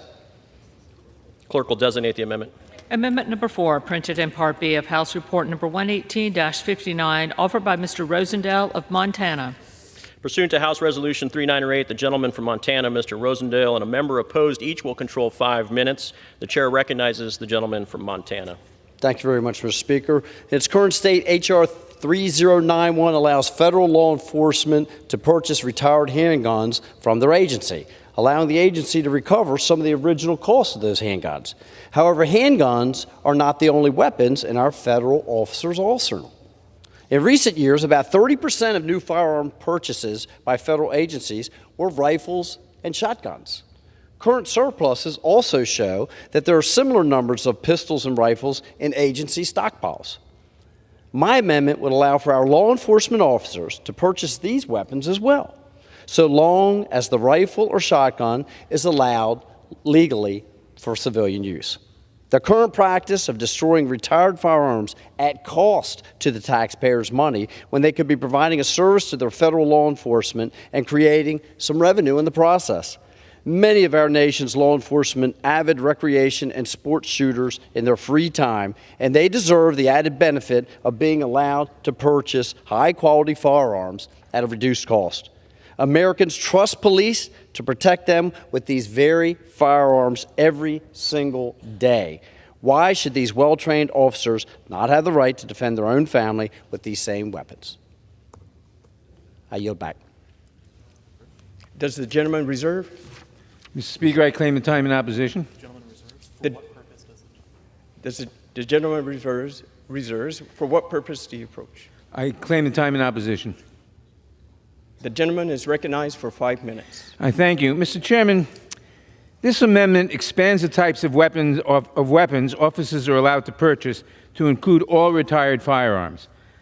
The amendment radically expands the bill and runs counter to its original purpose. This amendment would allow semi-automatic assault weapons, sniper rifles, and military-grade weaponry to be purchased without a background check. While federal law enforcement has a need for these weapons, they have no place in our communities.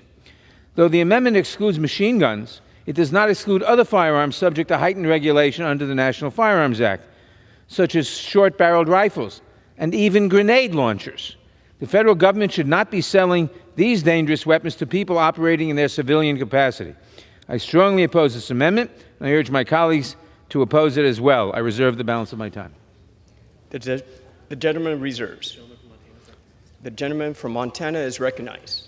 Thank you very much, Mr. Speaker. Mr. Speaker, I would just point to the amendment where it refers to Section 921A24 of the title, which is going to keep weapons that are currently not allowed in civilian hands out of civilian hands.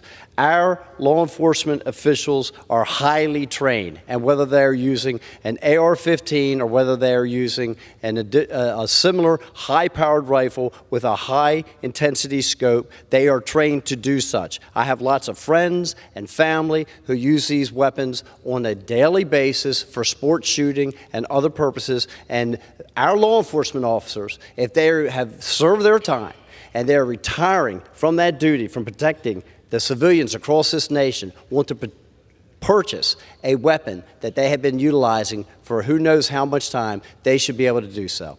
I reserve. The gentleman reserves. The gentleman from New York is recognized. Mr. Speaker, the provision that the gentleman refers to refers only to machine guns. It does not exclude other firearms, as I mentioned, such as short-barreled rifles and even grenade launchers. And these are too dangerous. We should not be selling these dangerous weapons to people operating in their civilian capacity. And that's why this amendment is dangerous and radically changes the bill. I reserve. The gentleman reserves. The gentleman from Montana is recognized. Thank you, Mr. Speaker. And again, I would refuse to accept the premise that a grenade launcher is going to be purchased and allowed to be purchased by a former law enforcement official. That's just not realistic, and it's not true, and it's very misleading to this body. When we have people that have risked their lives to defend folks across this country in our communities, then they should be able to purchase these retired weapons. We have heard them called the retired weapons because the value has been dramatically reduced. They're going to be put into a stockpile. They're going to be salvaged. They're going to be destroyed. Allow us to generate some revenue and allow the people who have used them the longest, the safest, to continue their use. I reserve. The gentleman reserves. Mr. Speaker. The gentleman from New York is recognized. Section 5845 definitions A, firearm, reads as follows. The term firearm means 1, a shotgun having a barrel or barrels of less than 18 inches in length. 2, a weapon made from a shotgun if such a weapon as modified has an overall length of less than 26 inches or a barrel or barrels of less than 18 inches in length. 3, a rifle having a barrel or barrels of less than 16 inches in length. 4, a weapon made from a rifle of such weapon as modified has an overall length of less than 26 inches or barrel or barrels of less than 16 inches in length. 5, any other weapon as defined in subsection E. 6, a machine gun, which is the only thing the gentleman excludes from his amendment. 7, any silencer as defined. And 8, a destructive device, like a grenade launcher. Like a grenade. Therefore, when I say that this amendment would ban only machine guns, but would permit all these other things, including grenades and weapons of destruction, it's right here in the statute.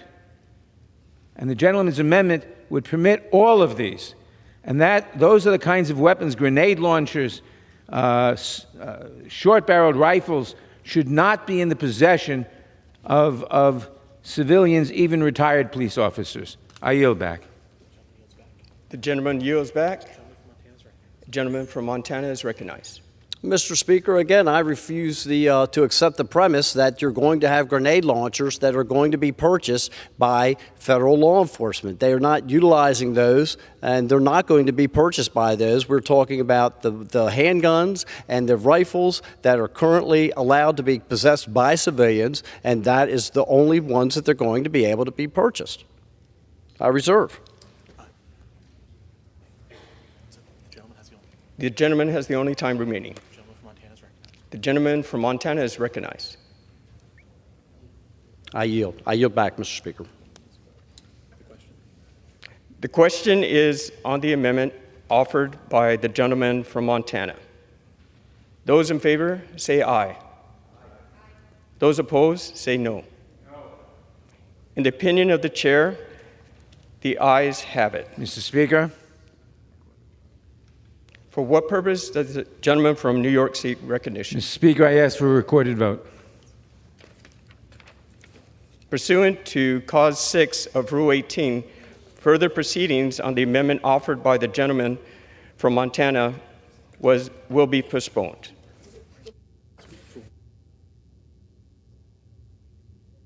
For what purpose does the gentleman from South Carolina seek recognition?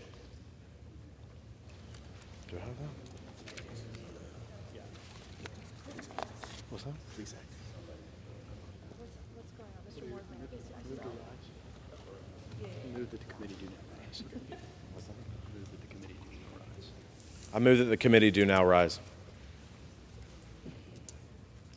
The question is on the motion that the committee rise. All those in favor say aye. All those opposed say no. The ayes have it. The motion is adopted. Accordingly, the committee rises.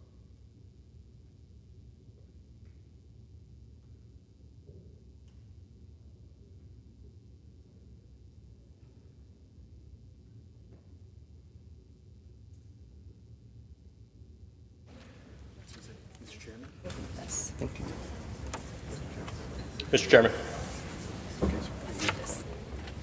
Mr. Speaker, the Committee of the Whole on the State of the Union, having had under consideration H.R. 3091, directs me to report that it has come to no resolution thereon.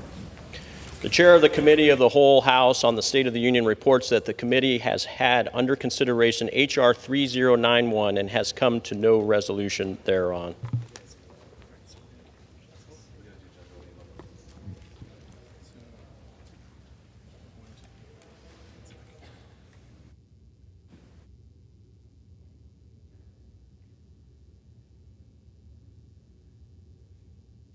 For what purpose does the gentleman from Alabama seek recognition?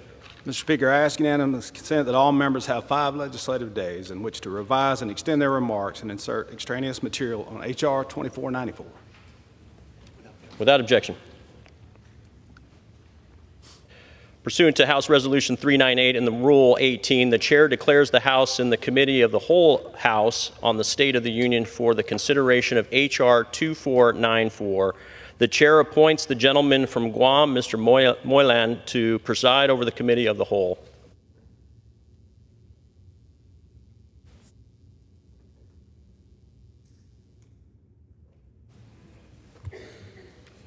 The House is in Committee of the Whole on the State of the Union for consideration of H.R. 2494, which the clerk will report by title. A bill to make the assault of a law enforcement officer a deportable offense and for other purposes. Pursuant to the rule, the bill is considered read the first time. General debate shall be confined to the bill and shall not exceed 1 hour, equally divided and controlled by the chair and the ranking minority member of the Committee on the Judiciary or their respective designees.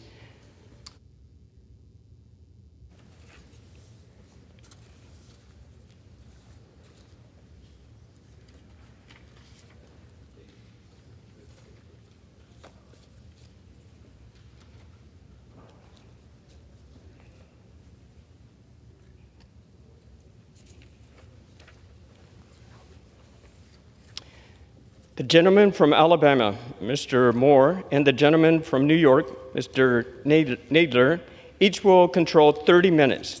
The chair recognizes the gentleman from Alabama, Mr. Moore. Mr. Chair, I yield myself as much time as I may consume. The gentleman is recognized. Thank you, Mr. Chair. As we celebrate National Police Week, it is only appropriate that we pass H.R. 2494, the Police Act of 2023. H.R. 2494 makes an alien removable if they assault a police officer. 43,649, that is a staggering number of law enforcement officers who were assaulted while performing their duties in just 2021. That represents an 11.2% increase from 2020. In both 2021 and 2022, at least 64 law enforcement officers were shot and killed in the line of duty. In my home state of Alabama, 5 law enforcement officers were shot and killed. That is a 21% increase over the number killed from 2010 to 2020. To make matters worse, many of those incidents involve criminal aliens who take advantage of our immigration system and then turn around and assault the very people who protect us every day. In a single 2-month operation in 2020, Immigration and Customs Enforcement arrested aliens with criminal histories with 1,500 convictions, all charges for assault. In 2019, ICE arrested aliens who accounted for 45,804 assault convictions and charges. The report speaks for themselves. Just 2 months ago, an illegal alien violently assaulted a U.S. border agent as she attempted to arrest him. In November of 2022, 2 aliens were arrested for pushing, dragging, and punching a Border Patrol agent in another incident. And these acts of violence are not limited to just Border Patrol. Just last fall, a criminal alien who was sentenced 30 years prison for stabbing a New York Police Department officer, taking his gun, and then shooting at other officers. In 2020, a criminal alien shot and killed Houston Police Sergeant as he responded to a domestic violence call. Despite these acts, the immigration statute does not explicitly make assaulting a law enforcement officer a deportable offense. H.R. 2494 changes that by creating grounds of removability specific to aliens who assault law enforcement officers. Although many such offenders can be removed based on other grounds, such as an aggravated assault, felony, or crime involving moral turpitude, H.R. 2494 ensures that criminal aliens cannot escape the immigration consequences of their actions through legal loopholes. Determining whether an alien is removable from the country is not as straightforward as it should be. In a case from last year, a federal judge observed that the process to determine whether an alien had been convicted of a crime that would make him removable presented a single legal question about a single conviction. Despite seemingly easy questions, the analysis spawned over 11 years, counting, 4 decisions to the Board of Immigration Appeals, 4 decisions by 3 different immigration judges, approximately 6 rounds of briefing, and a split opinion by a federal court. This bill would avoid those absurd results and approach to make crystal clear that an alien who assaults a law enforcement officer can be removed from the United States. Democrats have argued that this bill would encompass too much conduct due to state definitions of assault. That couldn't be further from the truth. Listen to what the bill requires. First, either an admission or a conviction of an assault or an offense.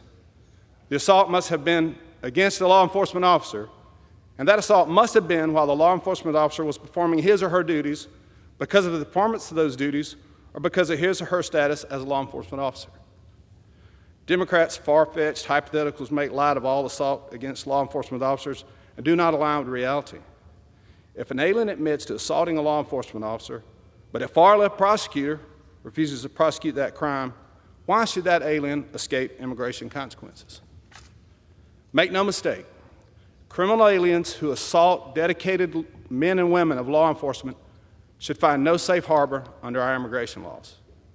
H.R. 2494 gives adjudicators a tool to ensure that these criminal aliens can quickly be removed from this country.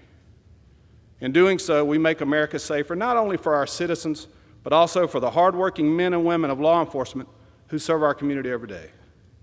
I reserve the balance of my time. The gentleman from Alabama reserves. The gentleman from New York is recognized.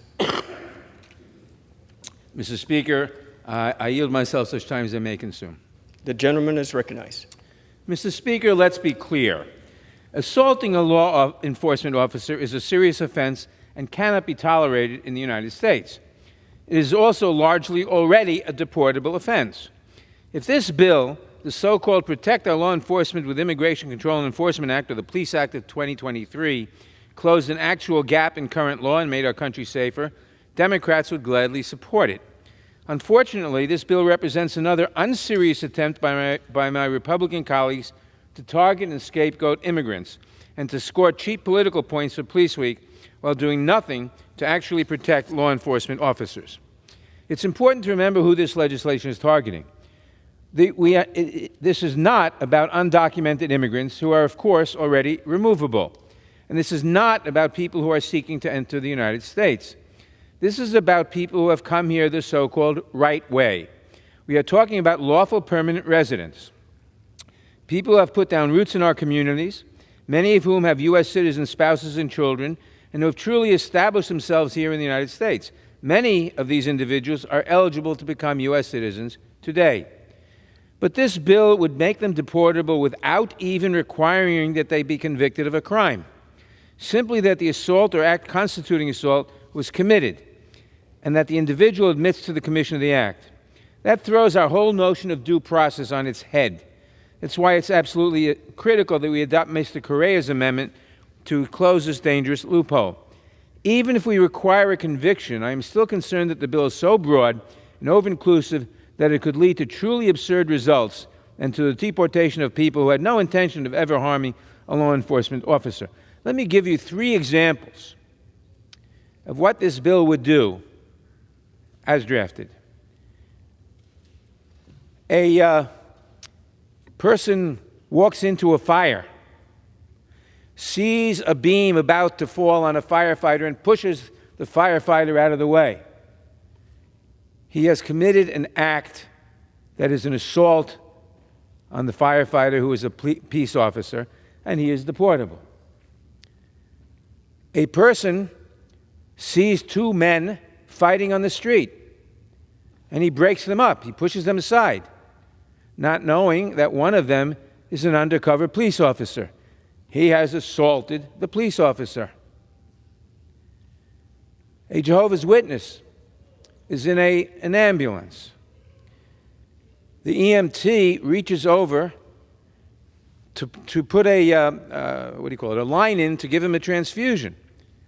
The Jehovah's Witness pushes his hand away. He has committed assault on the EMT, who is a peace officer, and he is therefore deportable. Now, Republicans will say that these are far-fetched, absurd examples. The problem is that under the terms of the bill, this would happen. However far-fetched you may think the example, you have to read the bill. Mr. Correa's amendment that he's going to offer would correct this. And if Mr. Correa's amendment passes, we could support the bill.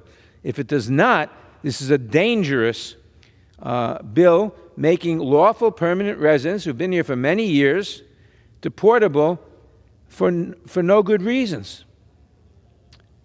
For years, we've had a bipartisan understanding that individuals should be deported only for a serious offense.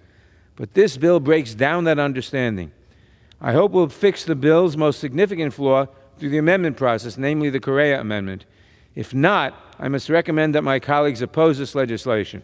I reserve the balance of my time. The gentleman from New York reserves. The gentleman from Alabama is recognized. Thank you, Mr. Chair. I yield 5 minutes to Mr. Gabarino from New York. The gentleman is recognized. Mr. Speaker, I stand here today during Police Week to urge the passage of H.R. 2494, the Police Act of 2023. The crisis at our southern border is a clear public safety and national security threat, but also puts the lives and safety of our law enforcement officers at risk. It's not just Customs and Border Patrol agents who are affected, like the female Border Patrol agent who was violently attacked by an illegal immigrant while attempting to make an arrest in March. Local police departments have also been placed on the front lines as thousands of migrants are relocated to New York and states across the country. As the border crisis rages on unchecked and violence against law enforcement officers continues to rise, this legislation sends a crystal clear message that any non-citizen who commits acts of violence against police cannot stay in this country.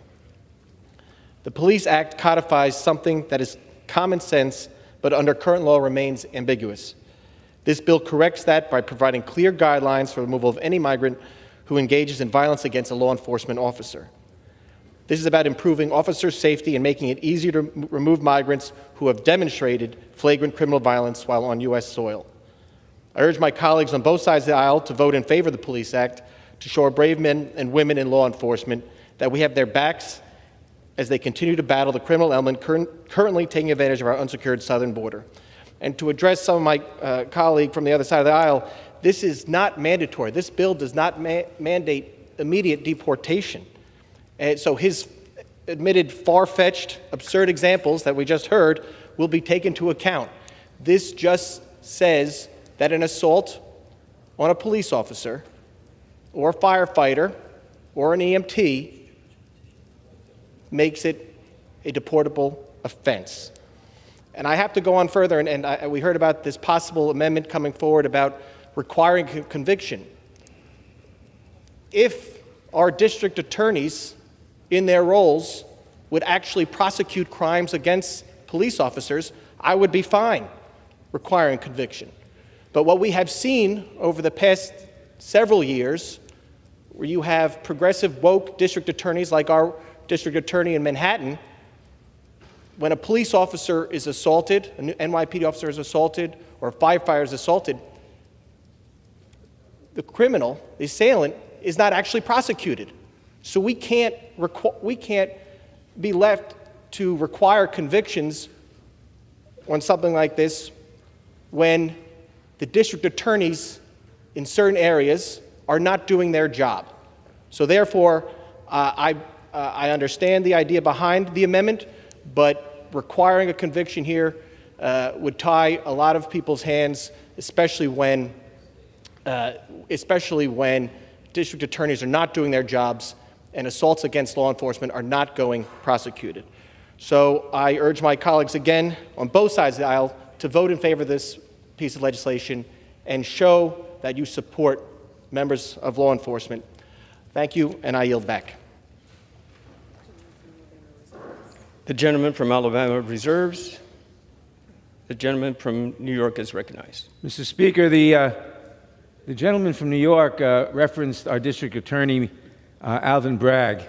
As a resident of Manhattan, I must say that I find Alvin Bragg a perfectly fine district attorney, and he's being attacked only because he has led the indictment. He has secured indictments on 34 counts against Donald Trump.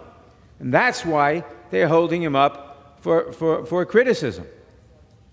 I am very glad that I supported him in the Democratic primary against a number of opponents 2 years ago, and he's doing a fine job, including the 34 indictments he secured against former President Trump, who it appears is also going to be indicted in Washington and in Georgia. I now yield 4 minutes to the distinguished gentlelady from Washington, Ms. Jayapal. The gentleman is recognized. Thank you, Mr. Speaker. I rise in strong opposition to H.R. 2494. Once again, the majority has put forward an extreme and unworkable piece of legislation. No one condones serious assaults against law enforcement officers. However, H.R. 2494 goes well beyond serious crimes to include minor offenses and would even allow people to be deported without an arrest, let alone a conviction. We hear a lot about the border from my Republican colleagues, but let's remember that this bill has absolutely nothing to do with the border or with undocumented immigrants. All this bill does is add a new way for people who are living here lawfully in the United States to be deported. Most importantly, we're talking about the ability to deport lawful permanent residents, people with green cards. My Republican colleagues like to say that they support legal immigration, that these immigrants did things the, quote, right way.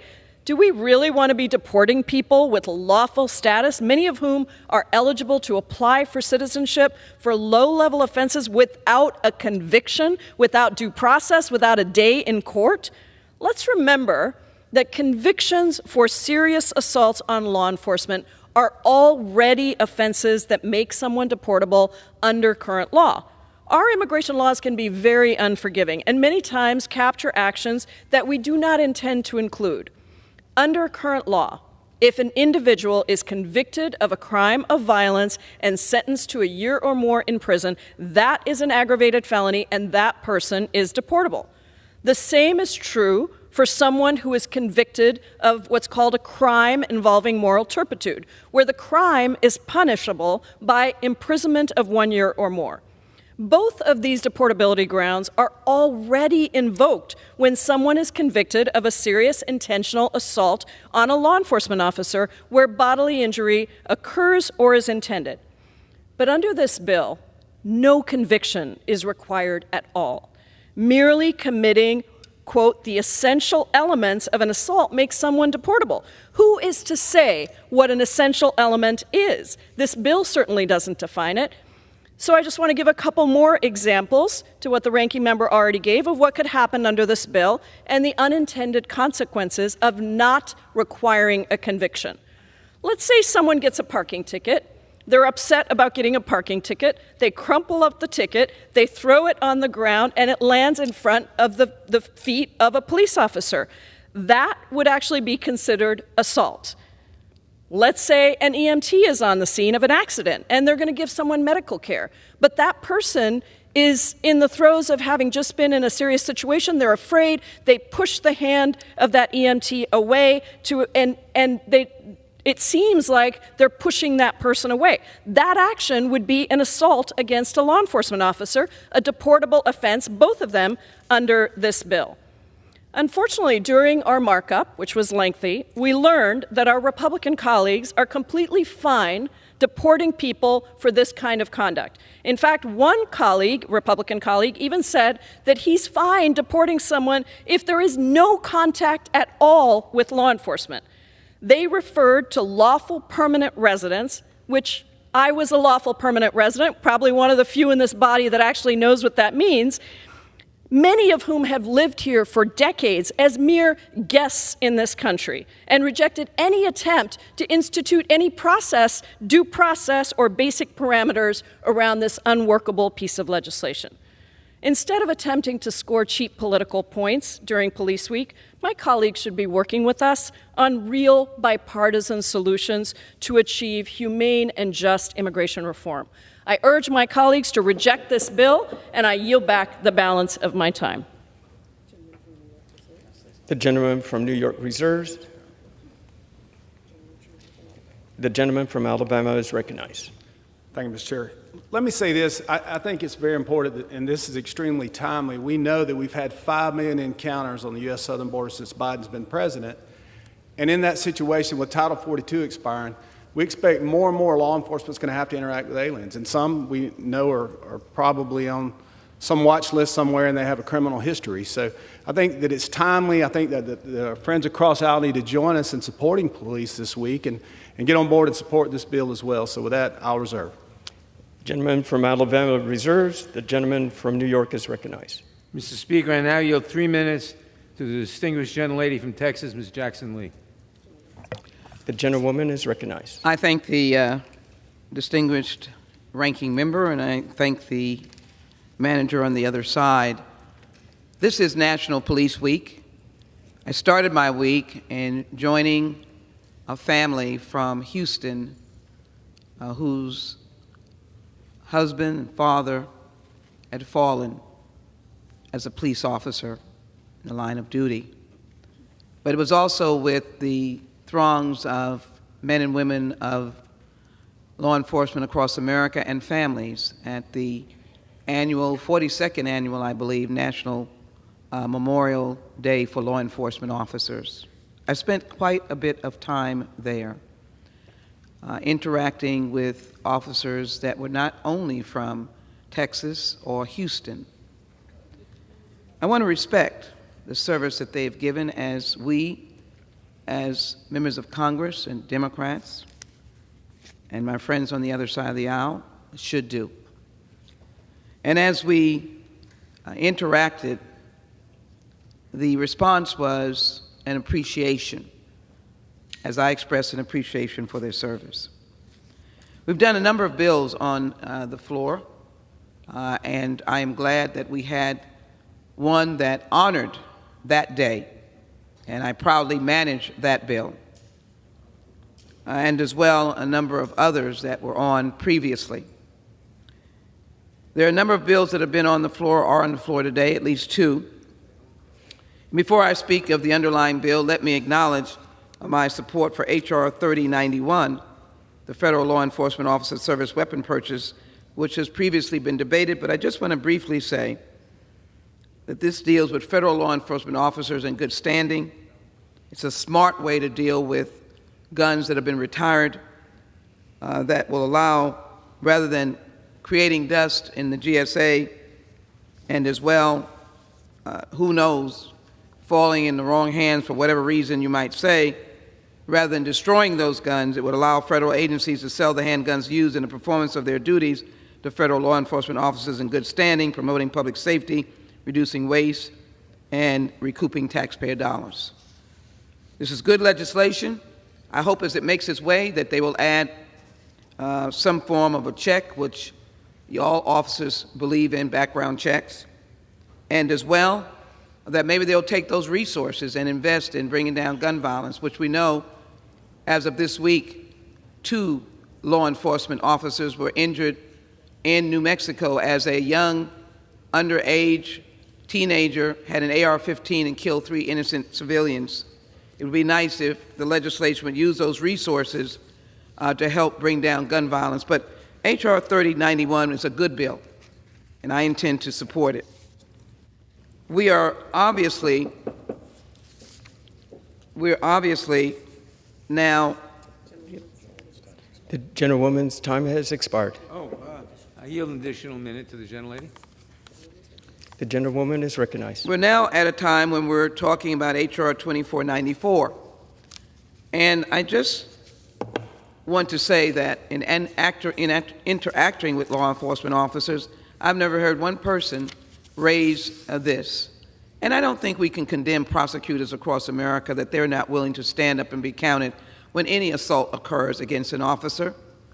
Any such legitimate assault should be both an arrest and prosecution.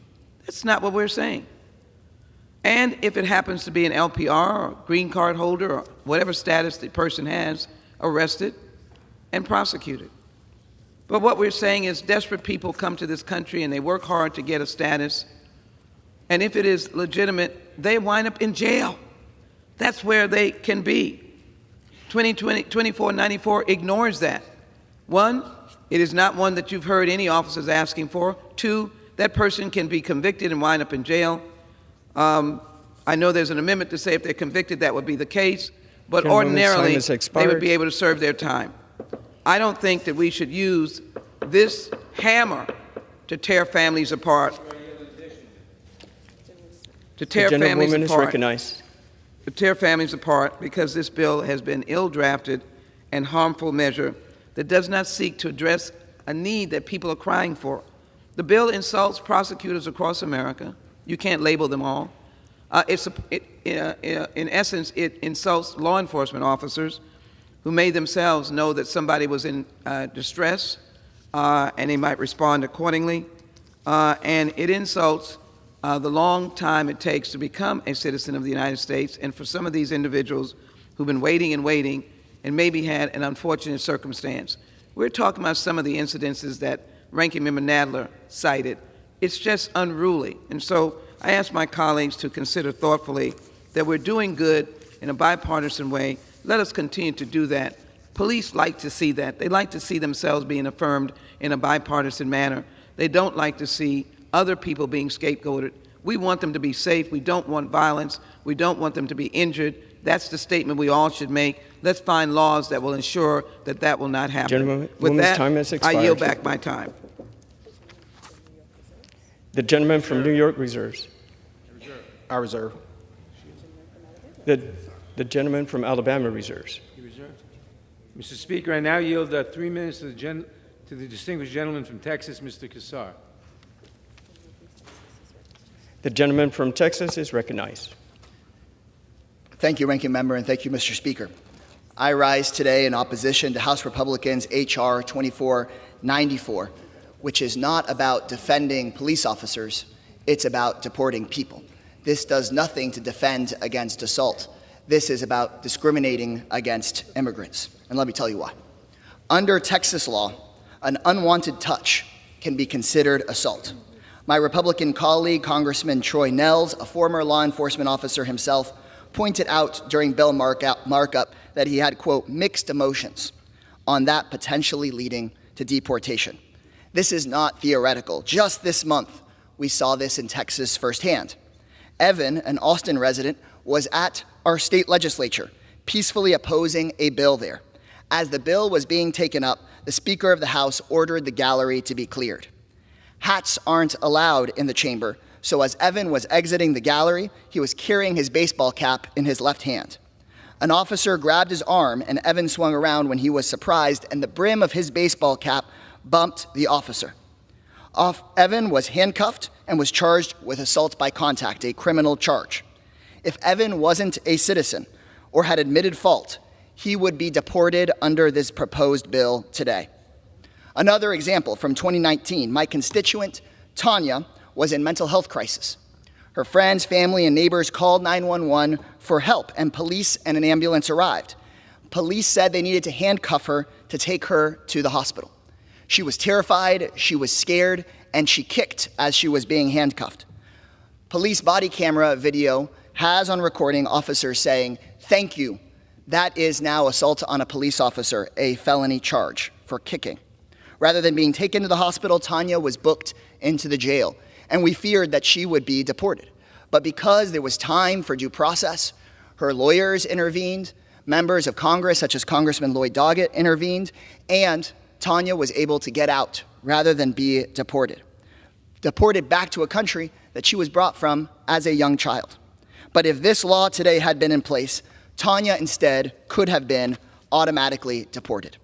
This law undermines due process and radically expands the ability to deport families from the U.S. who have never been charged or convicted of a crime. This bill would separate families and send people potentially to a country that they've never known, all for the brush of a hat or for the pinch of an arm. I am sick and tired of preposterous bills being heard in this chamber. I'm sick and tired of hearing the Republicans are for due process, freedom, or individual liberty, when we see bills like this that do nothing to reform our immigration system, do nothing to increase public safety, and only leave as collateral damage the freedom, due process, and individual liberties of those who are struggling to make this country a better home for themselves and their families. I yield back the balance of my time to the ranking member. Gentleman from New York reserves. The gentleman from Alabama is recognized. I reserve. Gentleman from Alabama reserves. The gentleman from New York is recognized. Prepared to close. The gentleman is recognized. Mr. Speaker, this bill would make someone deportable if they assault a law enforcement officer, a fact that is already largely the case, as it should be. But this bill would make it a deportable offense for a legal permanent resident to merely perform the acts that might be that could describe a felony. But that, as I said before, leads to absurd results. And the gentleman may say that that's not the intended result and that wouldn't happen, but you have to read a statute as it reads, because these absurd results that I mentioned before, I'm not going to repeat them now, would be real unless the Correa Amendment, which passes. If the Correa Amendment is adopted, then it would solve the infirmities of the bill and we could recommend passage. If that doesn't happen, we cannot. I hope we will fix this bill's most glaring flaw by requiring that a person actually be convicted of assault before their report rendered deportable. That's the Correa Amendment. If not, I will urge all members to oppose this legislation, and I yield back the balance of my time. The gentleman yields back. The gentleman from Alabama is recognized. Mr. Chair, I urge our colleagues to pass this bill into law and support our police, our men and women in uniform. With that, I'll yield back. The gentleman yields back. All time for general debate has expired. Pursuant to the rule, the bill shall be considered for amendment under the 5-minute rule. In lieu of the amendment in the nature of a substitute recommended by the Committee on Judiciary printed in the bill, it shall be in order to consider as an original bill for the purpose of amendment under the 5-minute rule, and the amendment in the nature of a substitute consisting of the text of Rules Committee Print 118-4. The amendment in the nature of a substitute shall be considered as read. No amendment to that amendment in the nature of a substitute shall be in order, except those printed in Part A of House Report 118-59.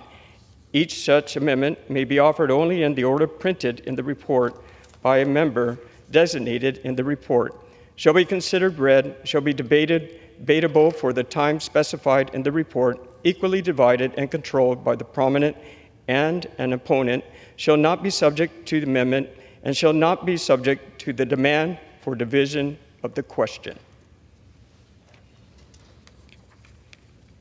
It is now in order to consider Amendment Number 1, printed in Part A of House Report 118-59. For what purpose does the gentlewoman from Colorado seek recognition? Mr. Chair, I have an amendment at the desk. The clerk will designate the amendment. Amendment number 1, printed in Part A of House Report number 118-59, offered by Mrs. Boebert of Colorado. Pursuant to the House Resolution 398, the gentlewoman from Colorado, Ms. Boebert, a member opposed each will control 5 minutes. The chair recognizes the gentlewoman from Colorado. Thank you, Mr. Chair. I rise in favor of my amendment, which will require the Department of Homeland Security to create an annual report on the number of illegal aliens who have been deported for assaulting a law enforcement officer. This report will be made available to Congress and to the public on the DHS website. My amendment will promote accountability and transparency for the removal of these criminal aliens. The complete and total invasion taking place at our southern border has made America less safe. Biden's border crisis has opened the door to human traffickers, gang members, and other dangerous criminals who enter our country with malicious intent, threatening the safety of our citizens, of our police officers who serve as our first line of defense against crime. Earlier this year, a female Border Patrol agent was violently attacked by a male alien while attempting to make an arrest. Last year, 2 law enforcement officers were injured by an illegal alien when responding to a disturbance in New York. One officer suffered a concussion and the other had a broken hand. We cannot allow these criminals to run rampant in our communities. The American people have the right to know if illegal aliens are attacking law enforcement officers and to what extent. That's why my amendment requires DHS to be accountable and transparent about the removal of these criminals. Rather than wasting time on the Democrats' agenda to keep our southern border wide open and defund the police, House Republicans are proud to back the blue, especially this week on Police Week, as we've recognized these brave men and women throughout our country for their service. And we as Republicans have proposed policy solutions to put an end to Biden's border crisis. I want to thank my colleague and Representative Andrew Garbarino for his leadership to ensure that we can hold these illegal criminal aliens accountable for violence against law enforcement officers with H.R. 3091. I urge my colleagues to vote in favor of my amendment as well as the underlying bill. And with that, Mr. Chair, I reserve. The gentlewoman from Colorado reserves. For what purpose does the gentleman from New York? Mr. Speaker, I claim the time in opposition, though I do not oppose the amendment. Without objections. Without objections. Mr. Speaker, I yield myself such time as I may consume. The gentleman is recognized. Mr. Speaker, the Boebert Amendment requires the Department of Homeland Security to make publicly available on its website an annual report on the number of non-citizens deported for assaulting a law enforcement officer. It is important for us to take a step back and remember what this bill is all about. This bill is attempting to add a new avenue for people who are living here lawfully in the United States to be deported. By and large, we are talking about the ability to deport lawful permanent residents, people with green cards. These are people who my Republican colleagues like to say have done things the so-called right way. I sincerely hope that this report would not be used to further demonize immigrants. However, on its face, I do not find this amendment to be objectionable. I reserve. Reserves. The gentlewoman from Colorado is recognized. Thank you, Mr. Chair, and I am glad that we have found some common ground on this, and I thank my colleague for supporting this amendment. Mr. Chair, I yield. And I yield.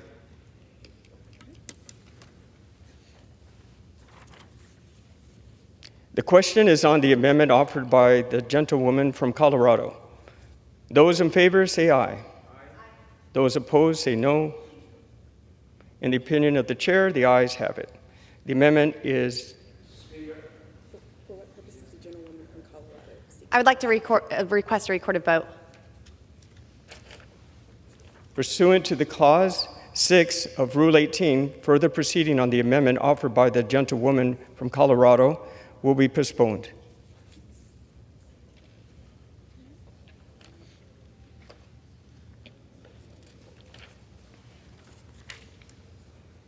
It is now in order to consider Amendment Number 2, printed in Part A of House Rule 118-59. For what purpose does the gentleman from California seek recognition? Mr. Speaker, I have an amendment at the desk. The clerk will designate the amendment. Amendment number 2, printed in Part A of House Report number 118-59, offered by Mr. Correa of California. Pursuant to the House Resolution 398, the gentleman from California, Mr. Correa, a member opposed, each will control 5 minutes. The chair recognizes the gentleman from California. Thank you, Mr. Speaker. As you know, this week is National Police Week. I want to thank every peace officer, law enforcement officer for doing their service, for protecting our communities day in and day out. And I want to make clear, Mr. Speaker, that no Democrat or Republican condones a serious assault on any peace officer, period. On the contrary, sir, we want to help our police officers do their job. You know, yesterday, my local Orange County sheriff was here to testify, to address public safety issues. And after that meeting, he pulled me aside and he reminded me of how hard and long we had worked in Orange County to gain the trust of the immigrant community, trust that public safety needs to do their job, to report crimes when they happen, to cooperate with public safety, because officers, police officers, need the help of the immigrant community to do their job. That's just a fact. But this bill threatens to undo decades of hard work of building trust between public safety and the immigrant community.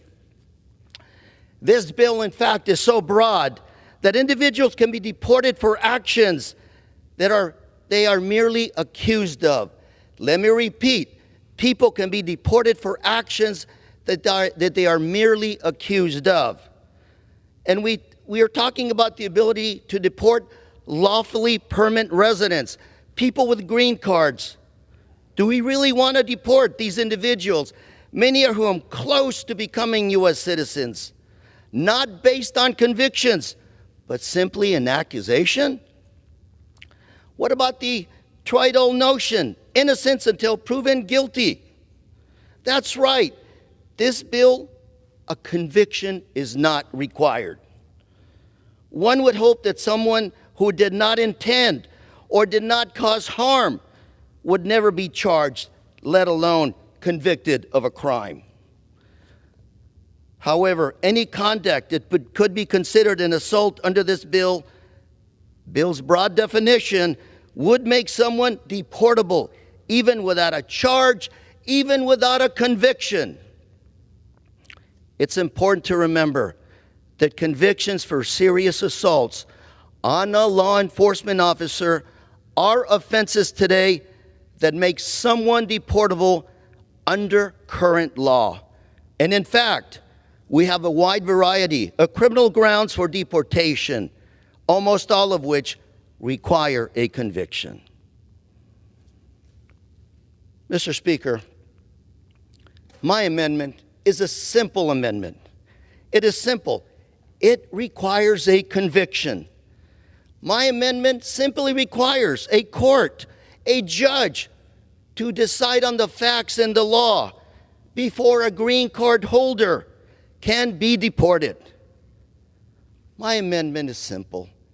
It asks for due process under the law. Mr. Speaker, I reserve the balance of my time. The gentleman from California reserves. For what purpose does the gentleman from Alabama seek recognition? Mr. Chair, I claim my time in opposition to the amendment. Without objection. Mr. Correa, you're a good friend of mine, and I think one of my closest friends across the aisle, so we're going to have a little debate on your amendment, but let me just go. H.R. 2494 requires that an alien either be convicted of an offense involving assault of a law enforcement officer or admit to assaulting a law enforcement officer.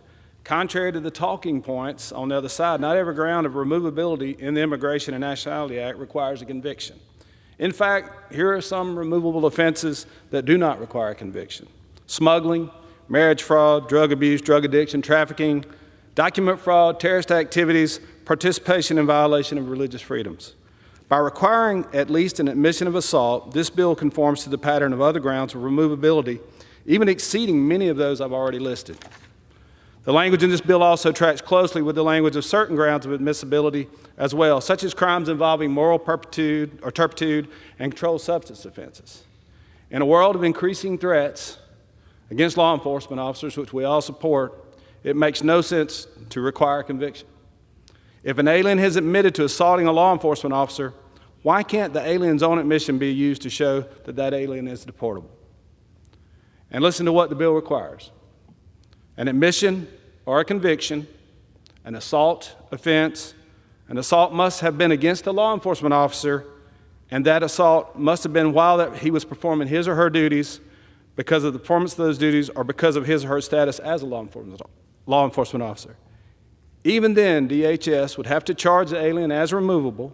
The immigration judge would have to sustain that charge of removability, and then the alien would be allowed to appear for relief to remain in the United States. This amendment would strike the reasonable provision that would allow criminal aliens to be removed if they admit to assaulting a law enforcement officer. I encourage my colleagues to oppose this amendment, and with that, sir, I'll yield back. The gentleman yields back. The gentleman from California is recognized. Mr. Speaker, I yield 2 minutes to Jerry Nadler. I thank the gentleman gentleman only has a minute and a half remaining. Mr. Speaker, I rise in strong support of Mr. Correa's amendment. Adding a conviction requirement would greatly improve this bill. No one in this caucus condones serious assaults against law enforcement officers. As written, however, this bill goes well beyond serious offenses to include minor offenses and even actions for which an individual is never charged or convicted. That's right, under this bill, a conviction is not required.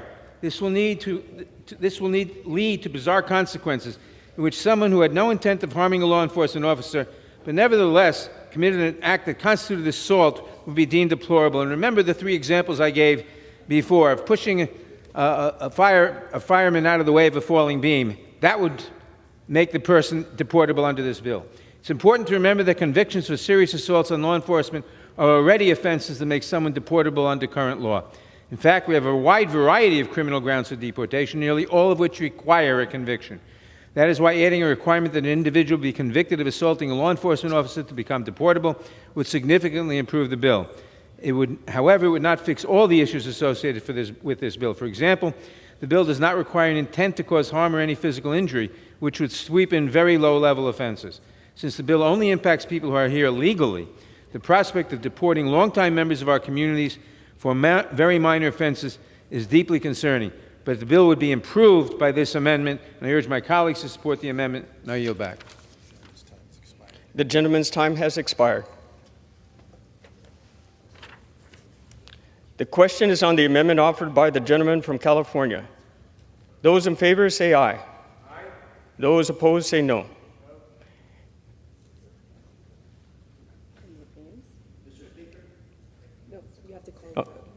In the opinion of the chair,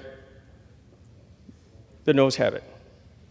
The amendment, for what purpose does the gentleman from California seek recognition? Mr. Speaker, I ask for recorded vote.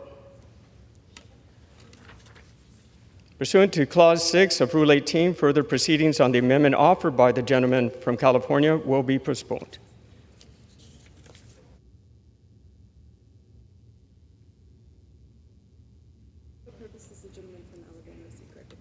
For what purpose does the gentleman from Alabama seek recognition? Move that the committee now do rise. The question is on the motion that the committee rise. All those in favor say aye. All those opposed say no. The ayes have it. The motion is adopted. Accordingly, the committee rises.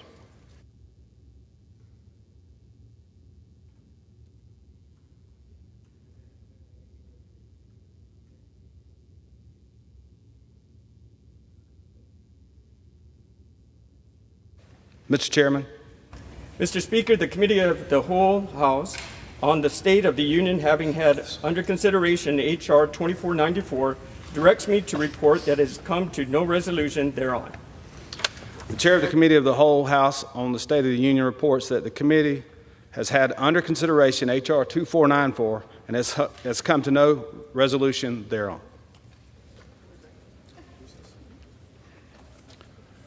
Pursuant to Clause 12A, Rule 1, the Chair declares the House in recess, subject to the call of the Chair.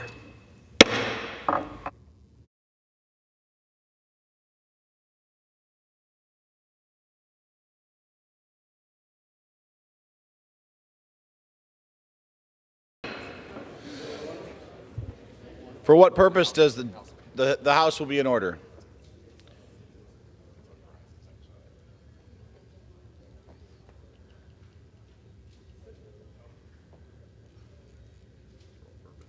For what purpose does the gentleman from California seek recognition?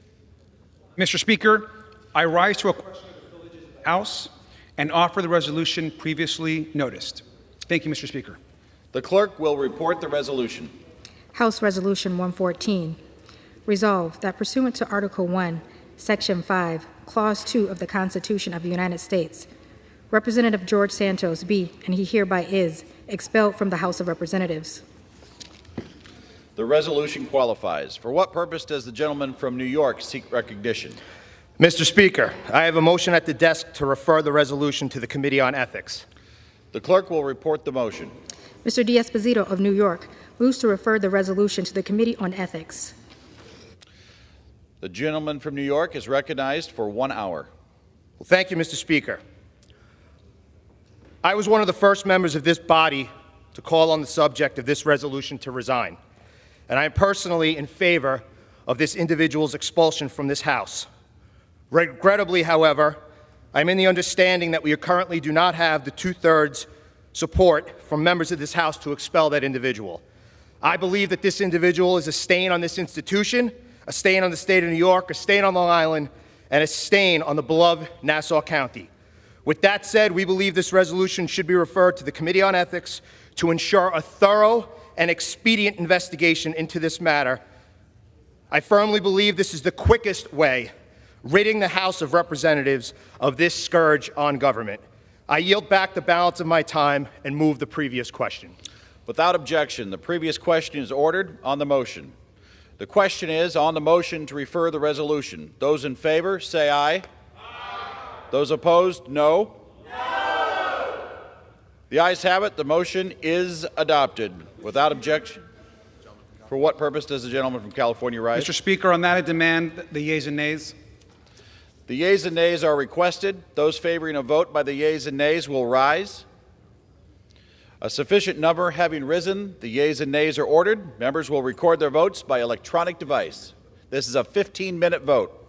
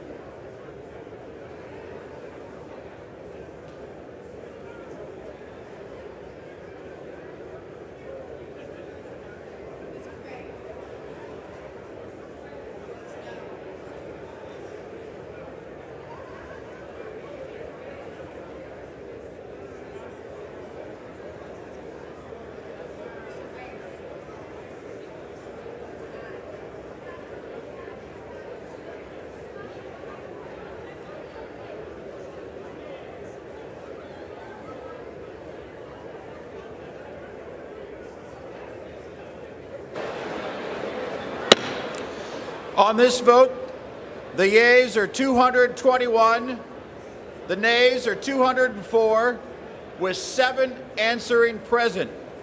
The motion is adopted. Without objection, a motion to reconsider is laid on the table.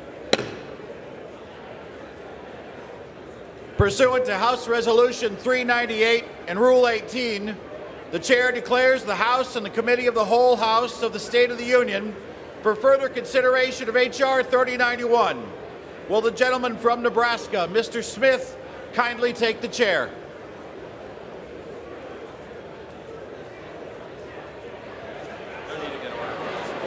Right now.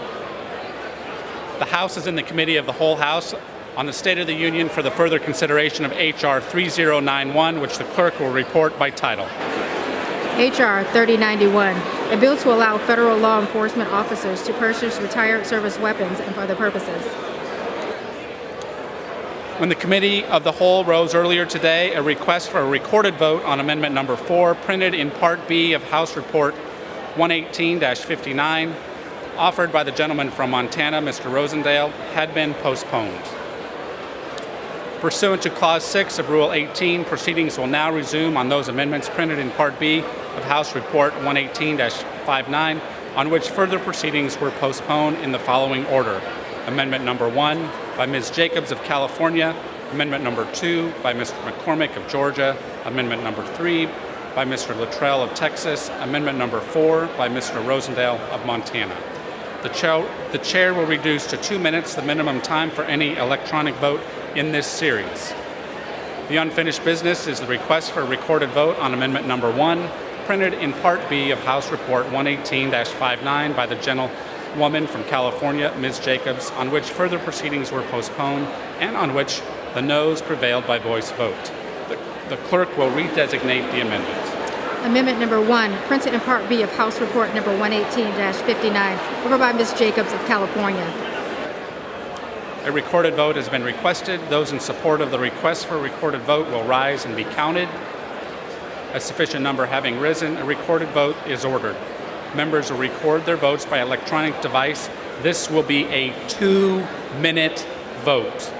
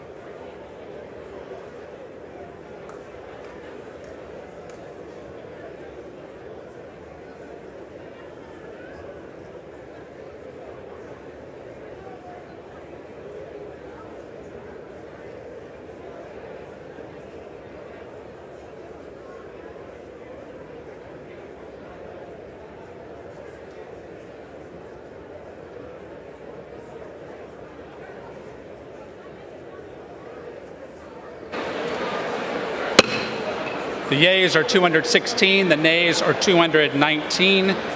The amendment is not adopted. The unfinished business is a request for recorded vote on amendment number 2, printed in Part B of House Report 118-59 by the gentleman from Georgia, Mr. McCormick, on which further proceedings were postponed and on which the ayes prevailed by a voice vote. The clerk will redesignate the amendment. Amendment number 2, printed in Part B of House Report number 118-59, offered by Mr. McCormick of Georgia. A recorded vote has been requested. Those in support of the request for a recorded vote will rise and be counted. A sufficient number having risen, a recorded vote is ordered. Members will record their votes by electronic device. This will be a 2-minute vote.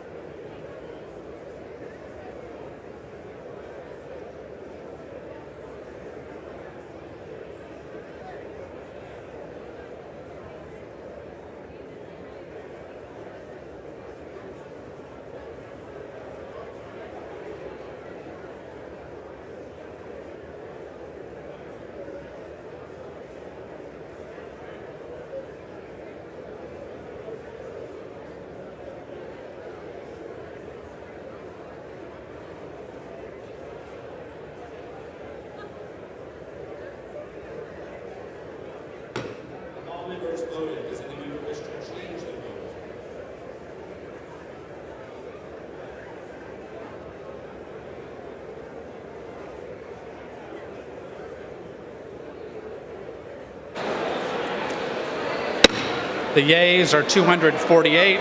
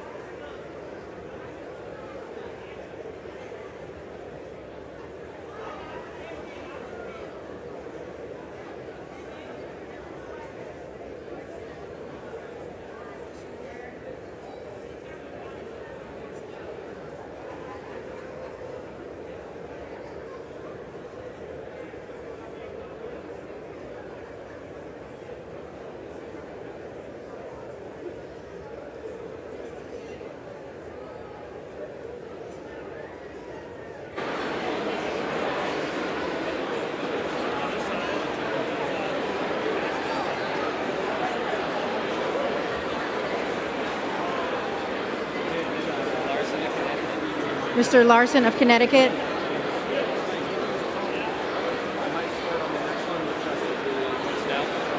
Votes no. Mr. Raskin.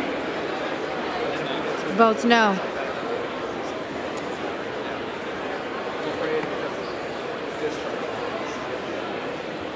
See that?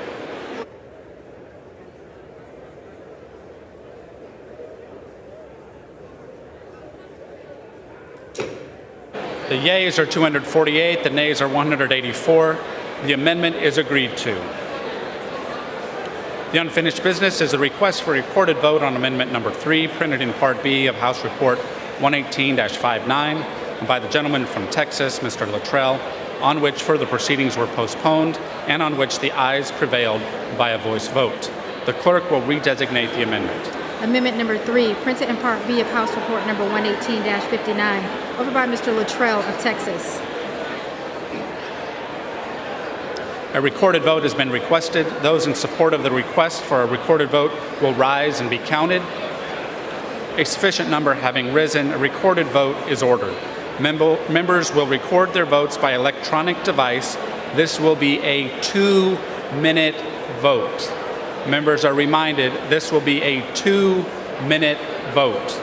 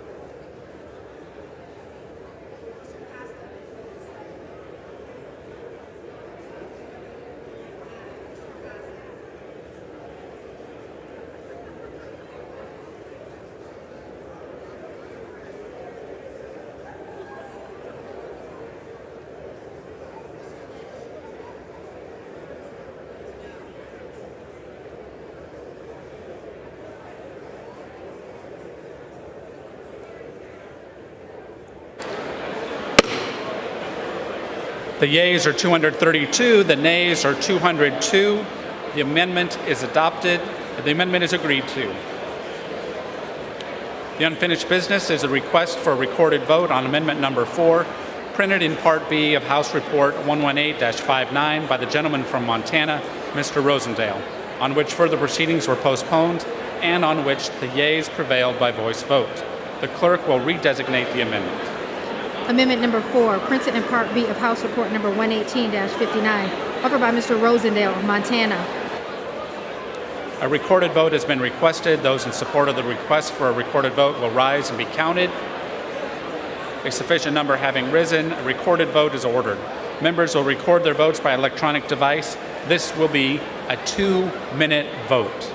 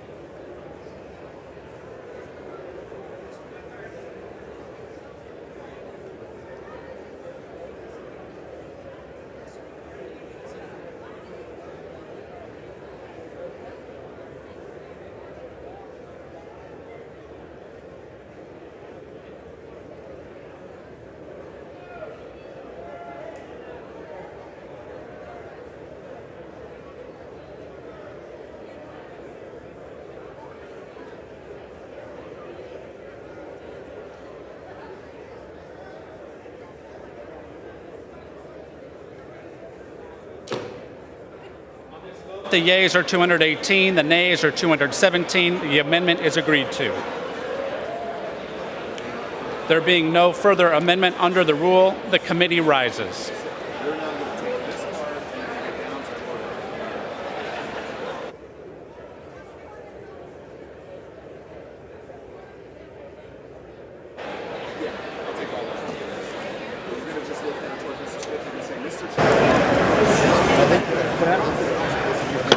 Mr. Chair.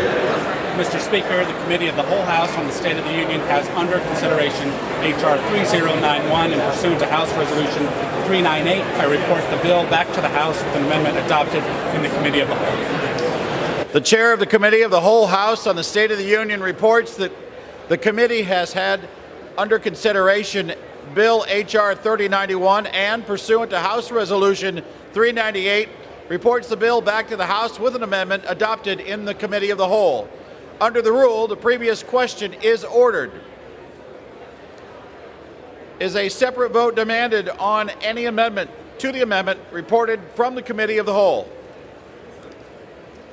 If not, the question is on the adoption of the amendment in the nature of a substitute as amended. Those in favor will say aye. Those opposed will say no. The ayes have it. The amendment is agreed to. The question is on the engrossment and the third reading of the bill. Those in favor say aye.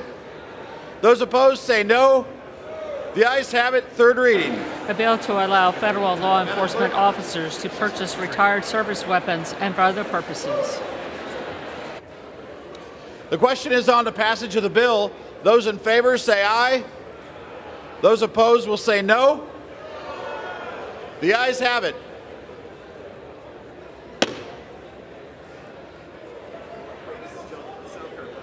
For what purpose does the gentleman from South Carolina rise? Recorded vote. Votes. A recorded vote is requested. Those really favoring a recorded vote will rise.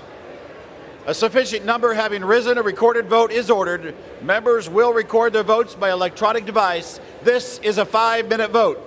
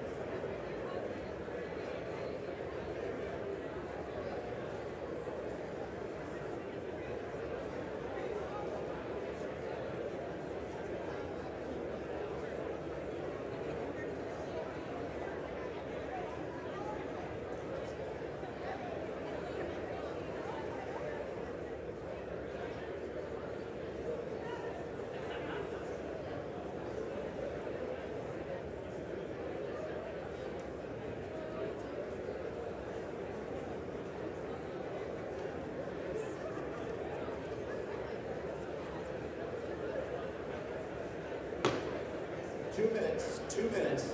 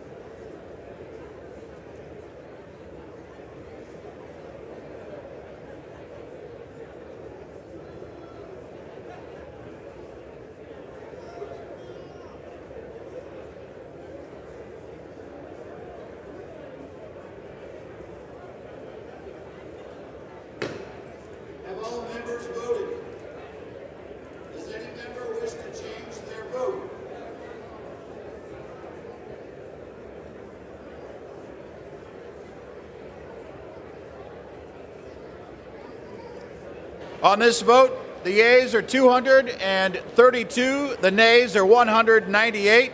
The bill is passed. Without objection, a motion to reconsider is laid on the table. Pursuant to House Resolution 398, Rule 18, the Chair declares the House of the Committee of the Whole House on the State of the Union for further consideration of H.R. 2494. Will the gentleman from Nebraska, Mr. Smith, kindly take the chair?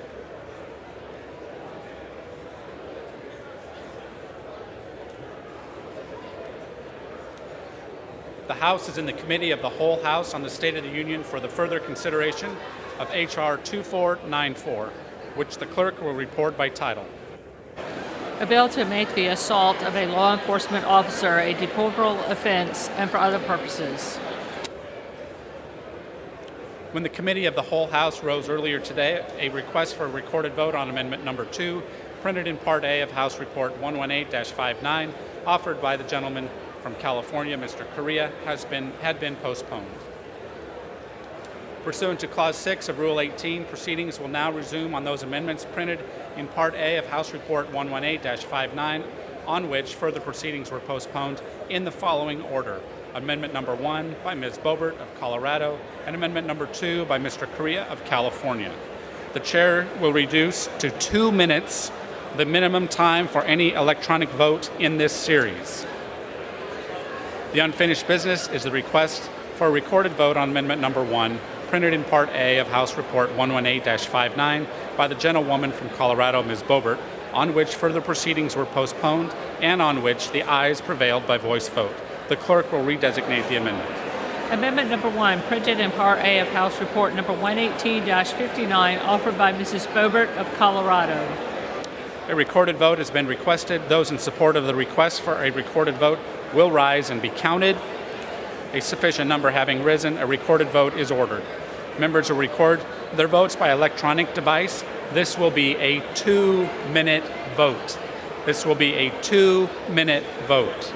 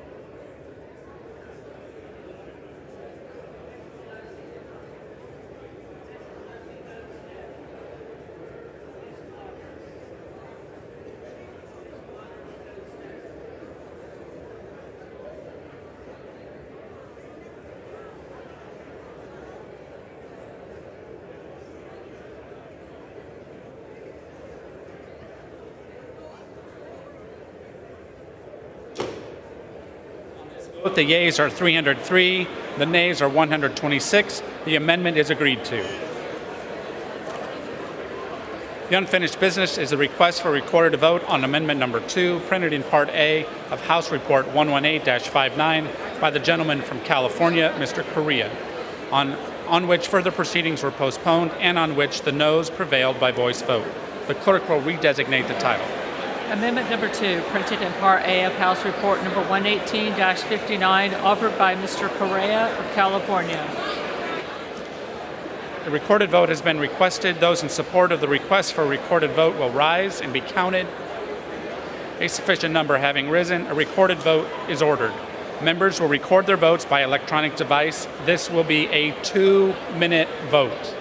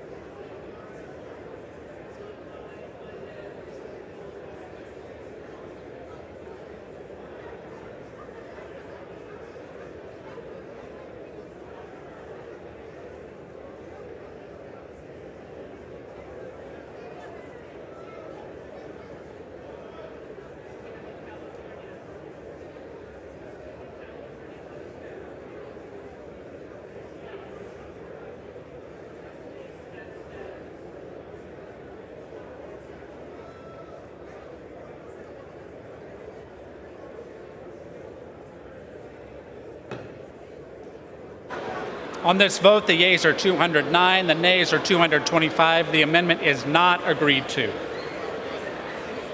There being no further amendment under the rule, the committee rises.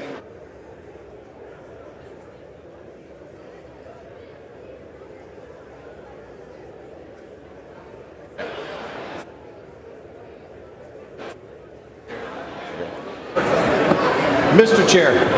Mr. Speaker, the Committee of the Whole House of the State of the Union has had under consideration H.R. 2494. Pursuant to House Resolution 398, I report the bill back to the House with amendment adopted in the Committee of the Whole. The Chair of the Committee of the Whole House on the State of the Union reports that the committee has under consideration the bill H.R. 2494 and, pursuant to House Resolution 398, reports the bill back to the House with an amendment adopted in the Committee of the Whole.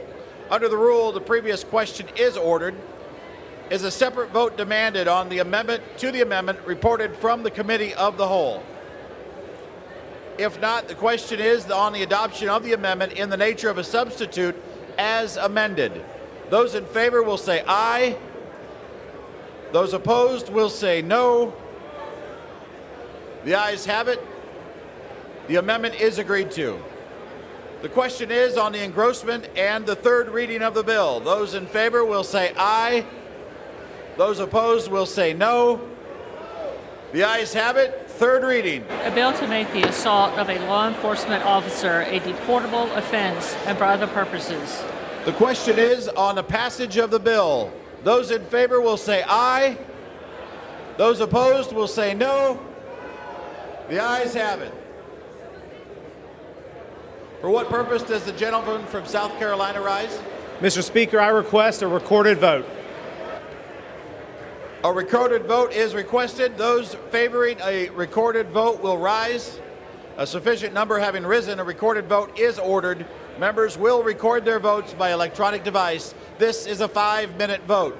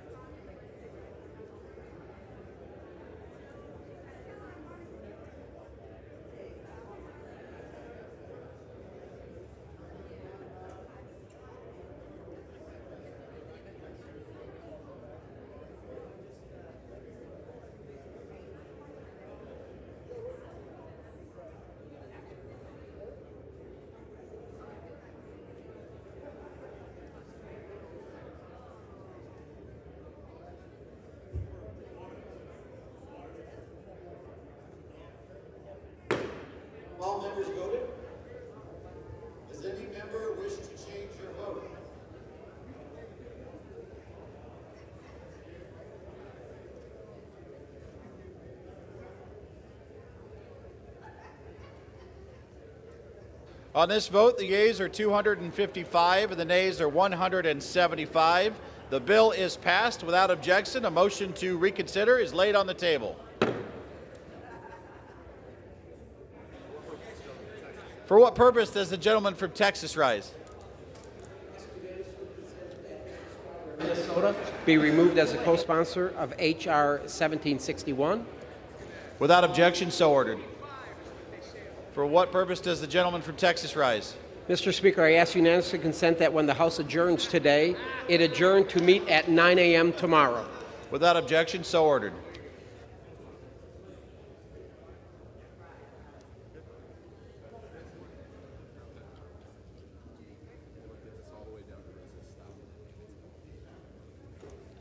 The chair announces the Speaker's appointment pursuant to Section 114B of the John C. Stennis Center for Public Service Training and Development Act at 2 U.S.C. 1103 and the order of the House of January 9, 2023 of the following individual on the part of the House to the Board of Trustees for the John C. Stennis Center for Public Service Training and Development for a term of 6 years.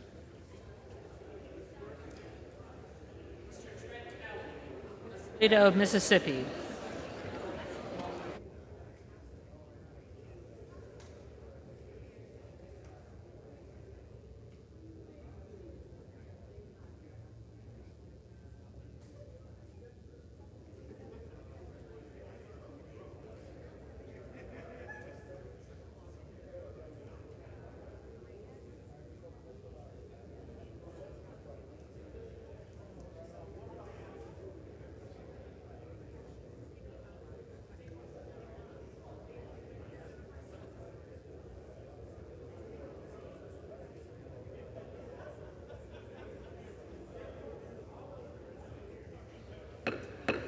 The House will be in order.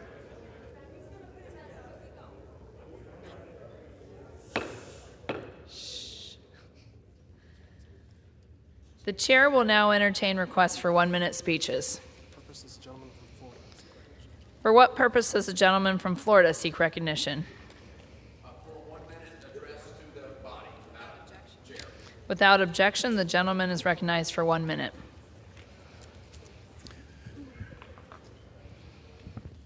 Madam Speaker, as the song goes, if there's something strange in your neighborhood, who you gonna call? If something's weird and it don't look good, who you gonna call? Madam Speaker, don't call Ghostbusters, call the police. During National Police Week, we recognize it takes strength and courage to wear a badge and answer the call. It takes commitment to respond to an emergency, to run towards gunfire, not away from it. But for law enforcement, that's just part of the job.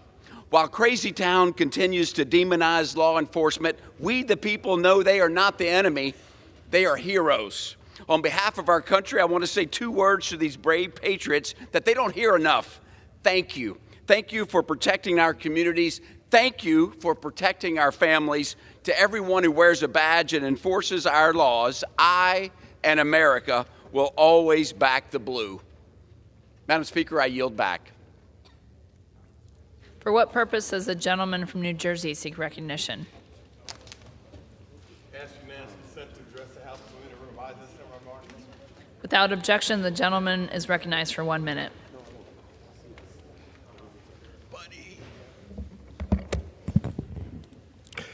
Mr. Speaker, I rise today to discuss House Resolution 114. The resolution would expel a member of Congress who faces 13 federal charges, such as stealing public funds and lying on federal disclosure forms. In addition, this member has lied about his education, employment history, and even his ethnic heritage. But this resolution is about more than one member of Congress. It is about more than the typical political party play that poison this chamber.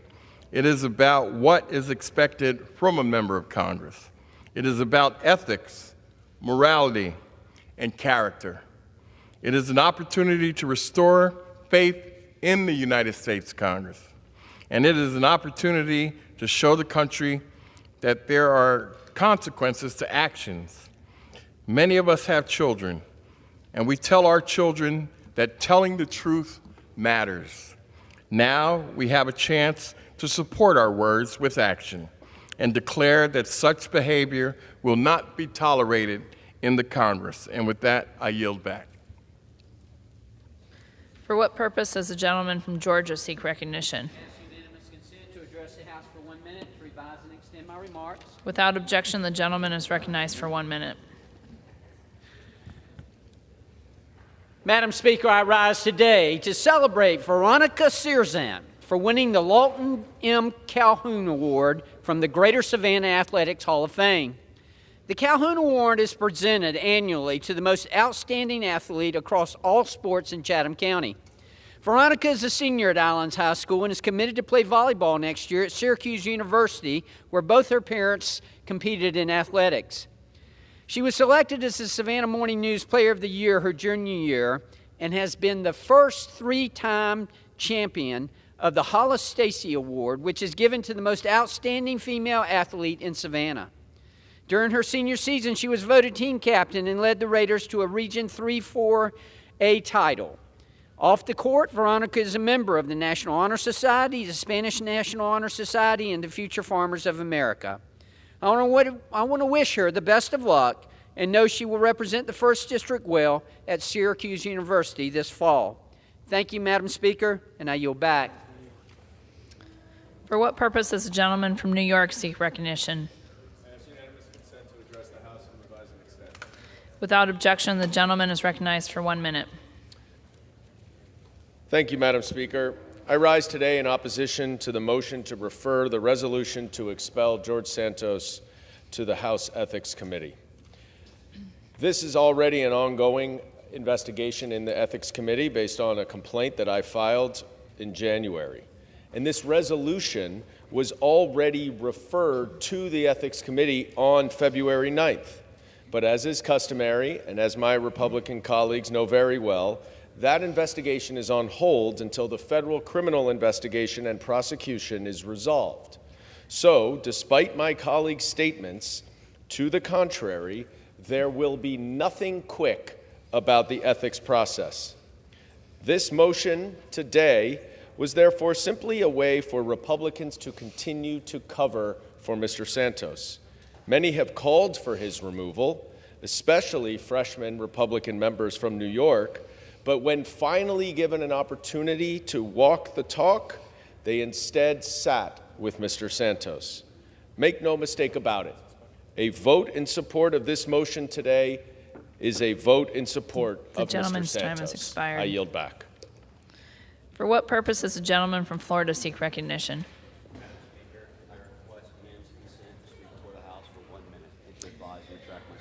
Without objection, the gentleman is recognized for 1 minute. Madam Speaker, I rise today to honor the brave men and women in blue for Florida's 7th District. I am honored to represent Seminole County and Volusia County, Florida law enforcement officers. While some of my colleagues on the left have called to defund and dismantle our police, I, as well as my fellow Republican colleagues, will always defend them. It's because of our police officers' bravery and courage on the front lines that we live safely. In times of crisis, they protect our communities by putting themselves in harm's way and at many times not being able to make it home to their loved ones. The officers we honor this week are not just members of law enforcement, they're our neighbors, our friends, and our family. They are individuals that represent the values we hold dear as Americans with integrity, honor, and courage. This week and every week, I honor their sacrifice and dedication to keeping our communities safe. Thank you, and God bless. I yield back. For what purpose does the gentleman from North Carolina seek recognition? Madam Speaker, I ask for unanimous consent to address the House for 1 minute to revise the consent. Without objection, the gentleman is recognized for 1 minute. Madam Speaker, over the course of our country's history, generations of American service members have made remarkable sacrifices to defend the freedoms we hold dear. As we celebrate Armed Forces Week, I ask for everyone across our country to join me in saluting the men and women who protect us, defend our freedoms, and safeguard the world from danger. As a veteran of the United States Air Force, our service members and military families hold a special place in my heart, and I will always fight to ensure they receive the respect and honor they deserve. To the men and women who serve our nation, thank you for your selfless service. Madam Speaker, thank you, and I yield back. For what purpose does the gentleman from Georgia seek recognition? I request unanimous consent to address the House for 1 minute and extend in my remarks. Without objection, the gentleman is recognized for 1 minute. Thank you, Madam Speaker. I rise today in recognition of our law enforcement in the 12th District of Georgia. This is National Police Week. Not just this week, but every week, the members of this body should honor the often unsung heroes tasked with keeping our communities safe every day. Unfortunately, many of my colleagues on the other side of the aisle have called to defund the police and promoted anti-police rhetoric that has resulted in a violent crime wave across the country, in many cases against our brave law enforcement officers. House Republicans proudly support law and order and stand with law enforcement nationwide. That's why our conference is dedicated this week to passing pro-law enforcement legislation, including a bill to make the assault of a police officer a deportable offense if you're in the country illegally, and more. God's Word gets it right. The greatest love that you can offer is to give up your life for another. We must always support our brave men and women in uniform. Those who put their lives on the line for the safety of others should never be demonized. They should be honored. My Republican colleagues and I will never stop backing the blue. I The yield gentleman's back. time has expired. For what purpose does the gentlewoman from Ohio seek recognition? Thank you, Madam Speaker. I request unanimous consent to address the House and to extend and revise my remarks. Without objection, the gentlewoman is recognized for 1 minute.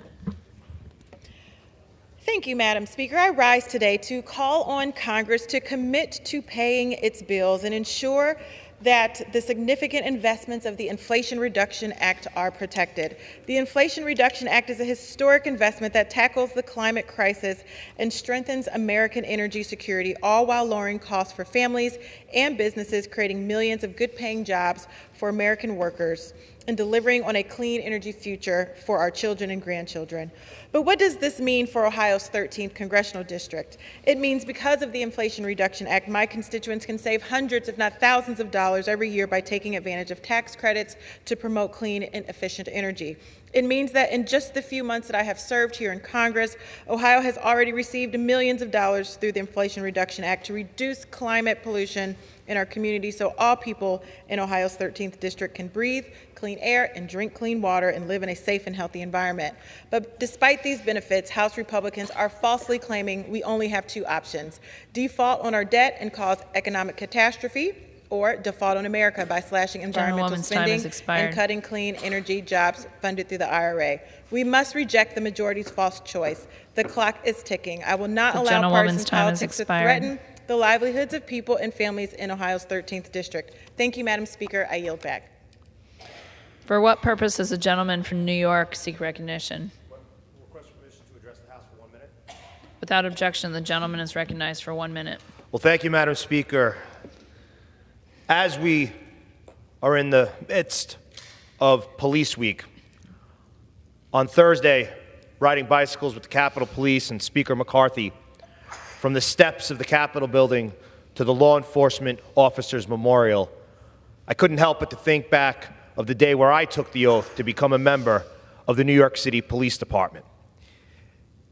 And upon my many visits to the Law Enforcement Officers Memorial, I think back to the inscription underneath the lion that says, "It is not how these individuals died that made them heroes, it's how they lived."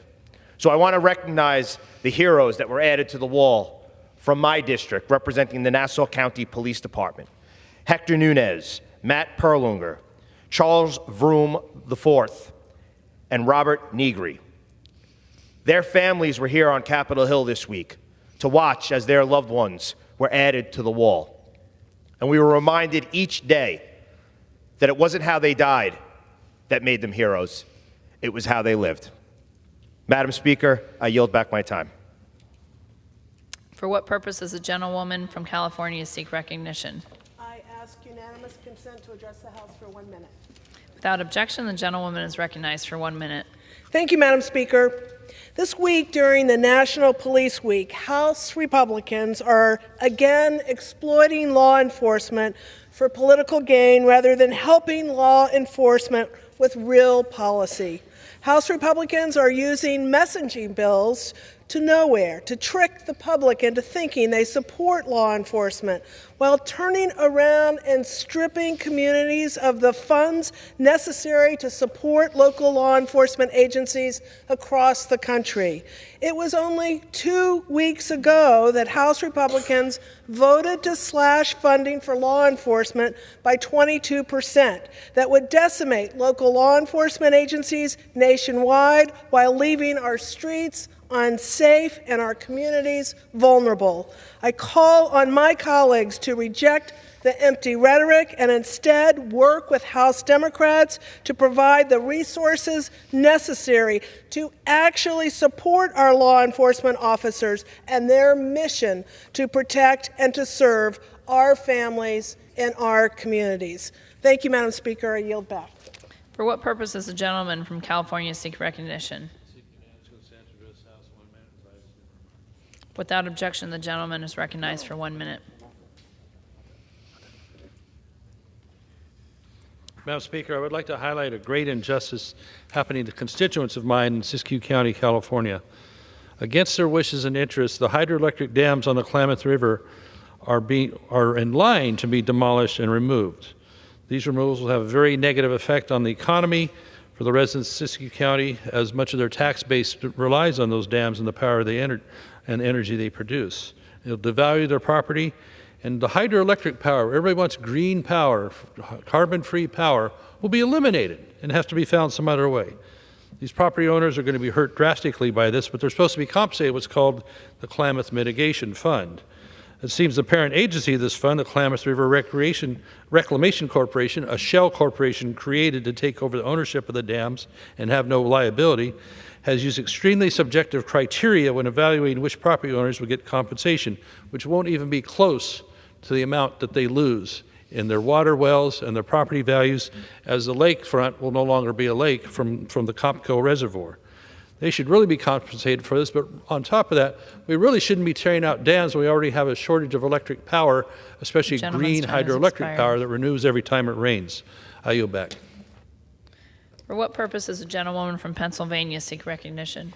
Madam Speaker, I rise to request unanimous consent to address the House for 1 minute. Without objection, the gentlewoman is recognized for 1 minute. Thank you. I am proud today to recognize the outstanding Anna Lively from Lehighton, Pennsylvania. Anna will graduate this year from Lehighton Area High School, in addition to receiving an associate degree in communications from Lehigh Carbon Community College. And although she's only graduating this year, Anna has been an avid reporter since 2019. She reports for Sports Illustrated Kids, covering press conferences, conducting interviews, and reporting on assignment like any other reporter with press credentials. She writes for MLB.com, where she is the only young person asking questions of Major League Baseball players during interviews. She created her own podcast, Speak Up for Sports, where she covered the MLB Hall of Fame induction ceremony and interviewed an Olympic medalist, an NFL official, MLB general managers, and more, and where she highlighted the importance of Title IX and the contributions of women in sports. For these achievements and more, Anna received the Congressional Gold Medal.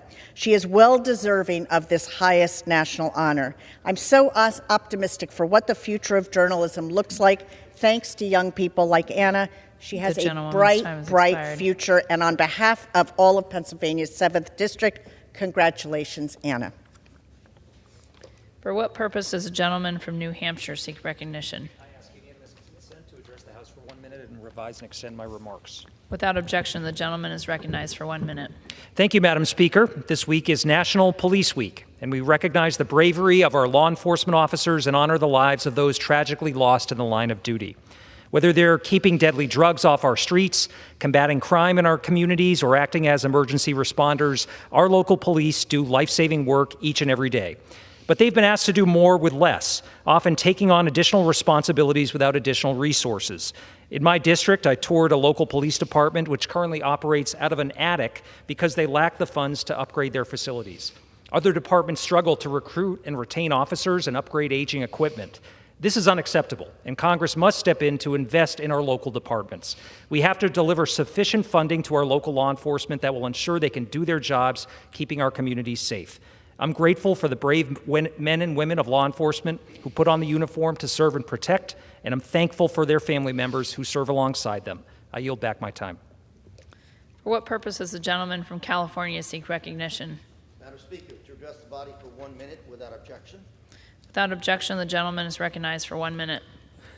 Madam Speaker, I rise today to congratulate the winners of the 2022 Congressional App Challenge for my district, Jessica Nguyen, Henry Vu, and Jasmine Chow. These constituents created a Menu Note application, a study app that improves their classmates' productivity, academic performance without essentially mental burnout. These students are part of the Garden Grove High School first AP Computer Science group, where they learned coding and design skills. And together, these students combine scientific, proven study techniques, psychological studies on motivation and productivity. The result, the Menu app. Jessica, Henry, and Jasmine, we are proud of you. Keep up the good work. Madam Speaker, I yield. For what purpose does the gentleman from Indiana seek recognition? Madam Speaker, I ask unanimous consent to address the House for 1 minute. Without objection, the gentleman is recognized for 1 minute. Madam Speaker, I rise today as Vice Chairman of the Congressional Steel Caucus to highlight a recent letter I wrote with Chairman Crawford to the administration. Specifically, we request that the Department of Commerce and the Office of the U.S. Trade Representatives take action to address a recent surge of steel imports from Mexico. The letter highlights how recent reports reveal significant volumes of steel that were melted and poured in countries such as Brazil, South Korea, and Russia have entered our market through Mexico. This development is very concerning to us, as it is occurring when American steel industry is making significant investments in new, state-of-the-art, low-emission steel facilities. I look forward to continuing to work with the Steel Caucus and the administration to address this matter and defend American workers and steel manufacturers. I thank you, Madam Speaker, and I yield back my time. Under the Speaker's announced policy of January 9th, 2023, the gentlewoman from Pennsylvania, Ms. Lee, is recognized for 60 minutes as the designee of the Minority Leader. Thank you, Madam Speaker. I ask for unanimous consent that all members may have 5 legislative days in which to revise and extend their remarks and to submit extraneous material into the record. Without objection. Thank you. I rise today on behalf of the mothers, fathers, children, sons, daughters, beloved friends, and community members whose livelihoods, dignity, and in some cases, survival is under attack by Republicans in Congress who are threatening to crash our economy if we don't bend to their pro-hunger, anti-family, anti-senior, anti-worker class agenda to pay for handouts for their billionaire donors. Like so many of the folks I proudly represent, I was raised by a single mother in a working class home. When times were tough, we depended on food assistance from SNAP and health care from Medicaid. I became the first in my family to go to college because I received a Pell Grant, and I'm still in hundreds of thousands of dollars in student debt because I had the audacity to attend law school. I'm able to be in Congress uplifting the voices of poor and working class folks in my community and across the country because of the lifelines Republicans are hell-bent on tearing away. So let's not get it twisted. Right now, Republicans are trying to fool you into thinking that they genuinely care about spending. They hurt everyone in their giveaways to the price gougers that fund their campaigns, and they turn around and blame black folks and brown folks and poor folks and immigrants for the mess they created. They claim that if we don't strip away food from the struggling, subsistence from seniors, and earned benefits from the elderly to give billionaires the benefits of a tax break, you and your family will pay the price. They're lying to you, but you deserve the truth. The truth is that this isn't about balancing the budget. This is about attacking working class, middle class, poor, and marginalized Americans to serve themselves and their filthy rich friends. The truth is that if Republicans get their way, in Pennsylvania alone, almost 100,000 women, children, and seniors would lose access to food assistance. Over 15,000 children and parents would lose access to preschool and child care. Housing costs would increase for over 20,000 people already struggling to keep a roof over their heads, and college would get more expensive or out of reach entirely for nearly 200,000 PA students. 310 rail safety inspection days would be cut. Just months after Western Pennsylvania, right next to Ohio, suffered from the train derailment in East Palestine. And half a million Pennsylvanians would be at risk of losing life-saving health care coverage under Medicaid. The truth is that if Republicans don't get their way, they're threatening to default on our nation's bills, crash our economy, and unleash economic catastrophe that would kill at least 7 million jobs, 7,000 in my congressional district alone. They're threatening Medicare, Social Security, and veterans' health coverage for nearly 300,000 people in the 2 counties I represent, threatening to increase lifetime mortgage costs by $37,000, and threatening the retirement savings of 100,000 soon-to-be seniors, eliminating 20,000 from typical retirement portfolio. But this isn't about statistics. This is about people's lives. This is about the single mother who, like mine when I was growing up, is paid wages so low at her multiple jobs that she needs food assistance to make sure her kids don't get on the school bus hungry. This is about the nurse who is in medical debt to the hospital she works for, where the CEO is paid millions of dollars, but she is paid so little, she depends on Medicaid for health care for her and her children. This is about the student who has no choice but to take on so much student debt that they know it'll be impossible to ever pay it off, and might not be able to start a business or buy a home or start a family or build the life they deserve. And it's about the student whose great-grandparents were enslaved, whose today's Republicans are hell-bent on keeping shackled by hundreds of thousands of dollars of student loans to the point where their dreams are becoming the first in their family to go to college will be torn away entirely. This is about the child getting ready to start preschool, whose parents will now have to choose between putting gas in their tank and getting their car repaired and giving their child the head start we know could determine their future ability to thrive. It's about the moms and dads who want to work but know they won't be able to because this Republican majority wants to raise child care costs that are already so high that it makes more sense to just stay home. It's about your parents who could lose their ability to retire in dignity, and the veteran who could lose access to treatment for PTSD after spending their life serving this country. And it's about our grandparents who won't be able to afford the medication they need to stay alive, to meet their grandchildren if Republicans cause a default. And let's not forget, this is also about the billionaire CEO who is bankrolling the Republican politicians behind this attack on working families to win themselves yet another handout that will be paid for by tearing food and shelter away from all the folks I just described, millions of families just to buy another shiny new yacht or another vacation home or another fat check to those same politicians as a thank you for the favor.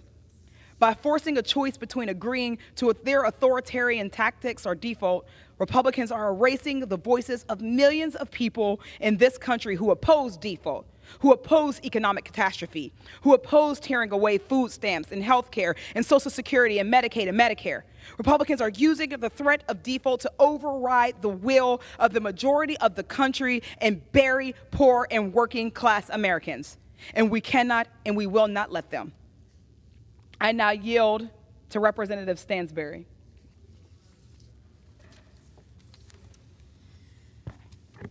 Thank you. Madam Speaker, I stand before you today to defend the very survival of New Mexicans. Families like my own, working families, who work hard every single day and still struggle to make ends meet, who still struggle to put food on the table, who still struggle to put a roof over their head. Families who depend on vital services and programs like mine that enabled me not only to survive, but to go to school and to stand here today as your Congresswoman. These programs save lives. And yet, the GOP is attempting to hold the entire country, New Mexico, our families, and our economy hostage if we do not gut these vital life-saving programs, or they will tank the economy to achieve their political ends. In return for upholding the full faith and credit of the United States and paying our bills as a nation, right now Republicans are demanding that we cut funding for food, for housing, for tribal programs, for education, and countless other life-saving programs that our families depend on. I am here today with my colleagues from the Progressive Caucus to say that we will stand and we will defend these programs because our families' lives are not bargaining chips in this crusade to cut government programs and services. Their lives and dignity matter. Just 2 weeks ago, I was home in our community and stood with members of our community at the Albuquerque Healthcare for the Homeless Memorial Wall. This wall is covered with tiles with names of members of our community who have been lost to homelessness. Mothers, grandmothers, fathers, children, aunties, and uncles. People who were loved. People who were lost. People whose lives mattered in our community and were lost to the senseless impacts of homelessness. But make no mistake, the programs that the GOP is currently proposing to slash will impact thousands of New Mexicans who are currently facing housing insecurity and millions of lives across this country gutting programs around housing and food insecurity. Families who could face eviction from their homes because they no longer have supports. This includes families with children, our elders, veterans, and those with disabilities. This is not only wrong, it is immoral, because housing is not a luxury. Housing is a fundamental human right. But I also cannot believe that I'm standing here today in defense of veterans programs as well, because the GOP is currently proposing to cut our veterans programs by double digits. These are programs that serve our heroes who have dedicated their lives and put their lives on the front line in the defense of our country, our national security, and the freedoms that all of us enjoy. We not only have a sacred obligation to help and preserve those programs, but to ensure that the countless veterans who have already served our country can access the care that they deserve. These cuts could impact 81,000 healthcare professionals within the VA system. That means putting our nation's heroes' lives at risk and creating even longer lines to see healthcare professionals. That's 30 million less visits, affecting over 60,000 veterans in New Mexico alone. Our veterans bravely served our nation, and it is our responsibility to defend these programs because their care is not up for debate. But Republicans are not only proposing to slash these programs, they're also proposing to cut other health care programs. In fact, more than 60% of New Mexicans depend on the life-saving care that they receive through Medicaid and Medicare or both. If the GOP were successful in putting through these draconian cuts in the Default for America Act, more than 280,000 New Mexicans would be at risk of losing their health insurance, and more than 21 million Americans would be without access to care. But this won't just affect healthcare. It will affect the ability of our elders to get access to their Social Security. And for all of you out there who are listening, you know how vital those Social Security payments are to making sure that our elders can eat and put a roof over their head. And also because you paid into that system and it is yours. Growing up, my family experienced many of the same challenges that so many countless New Mexicans and Americans struggle with today. The programs that we are talking about that would be gutted through these heartless cuts would not only have affected families like mine and my ability to survive and stand here today, they will affect millions of Americans. And so this is very personal to me. Lifting the debt ceiling should not be a crisis. It has been routine for decades. In fact, under both Republicans and Democrats, we have raised the debt ceiling, we have paid our bills, we have made good on our responsibility and our fiscal responsibilities as a country. It is dangerous to play games with the full faith and credit of our nation and our economy, but it is heartless to propose to gut these programs. As the Congresswoman for New Mexico's 1st Congressional District, I ask my Republican colleagues to consider what these programs mean, the millions of lives that are standing at risk, the millions who will be impacted, those who could lose their housing, the children whose mouths will not be fed.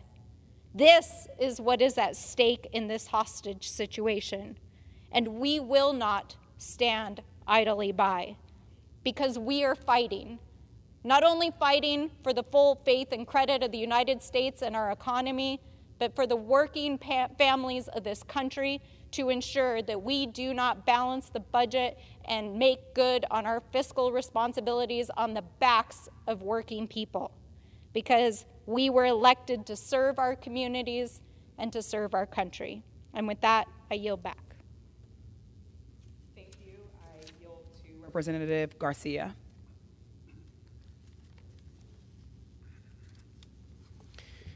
Thank you. Madam Speaker, I rise today because a couple of months ago, a freight train derailed in my district. Thankfully, the cars that derailed were not carrying any hazardous materials and no one was hurt. And earlier this month, another passenger train derailed nearby as it left the station.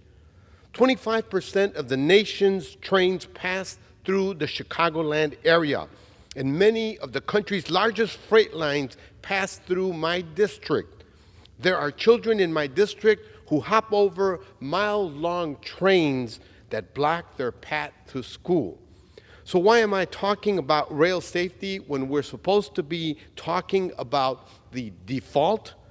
Because in Illinois alone, the Republican Default on America Act would take away more than a year's worth of rail safety inspection days, 470 to be exact. If they get their way, Republicans will make rail more dangerous in my district and across the country. And when accidents happen, communities like mine pay the price. For that reason, and for the many reasons that my colleagues are here to bring up, we continue to reject the Republicans' default plan. Madam Speaker, I yield back. Thank you. Madam Speaker, I yield back the balance of my time.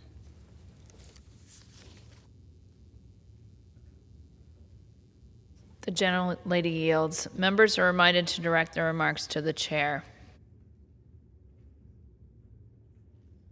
Speaker's announced policy of January 9th, 2023. The gentleman from Louisiana, Mr. Johnson, is recognized for 60 minutes as the designee of the majority leader.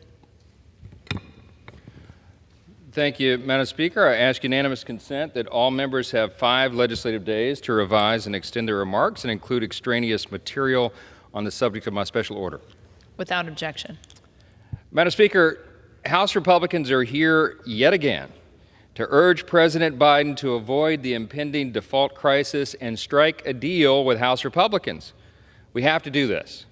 For over 100 days now, Joe Biden and Democrats have wasted valuable time refusing to offer a reasonable solution to raise the debt ceiling and prevent our nation from default. So House Republicans did our job. We did it here. We passed the Limit, Save, Grow Act almost 3 weeks ago. Our bill is a really important measure because it will do a number of things. It will save taxpayers nearly $5 trillion. It'll set common sense caps on future spending levels. It will grow the economy. It will increase American energy production to lower prices on working families. And it will defund this administration's aggressive expansion of the IRS. And it lifts the debt ceiling.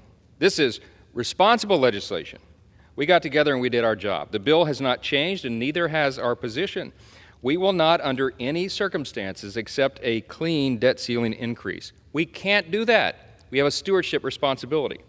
Our fiscal house is not in order here, and this negotiation may be the only real opportunity that Congress has to address Washington's spending obsession and begin to get our debt under control until the next election cycle. We are $31.7 trillion in federal debt. Inflation is sky high, interest rates are only continuing to rise, and yet, what does this president do? Joe Biden can barely be bothered to address the threat of the collapse of our financial system. The entire debate is symptomatic of the unmitigated rot that has afflicted Washington.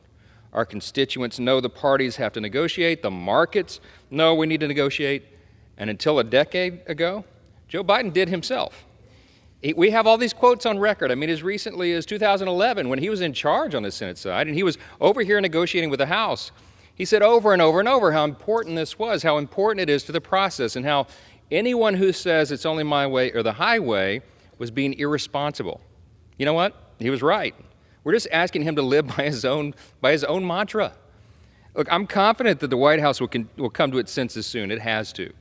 But if not, Americans know there is only one person to blame. It is President Biden. Madam Speaker, while we're dealing with that, we also recognize and we're delighted to celebrate National Police Week.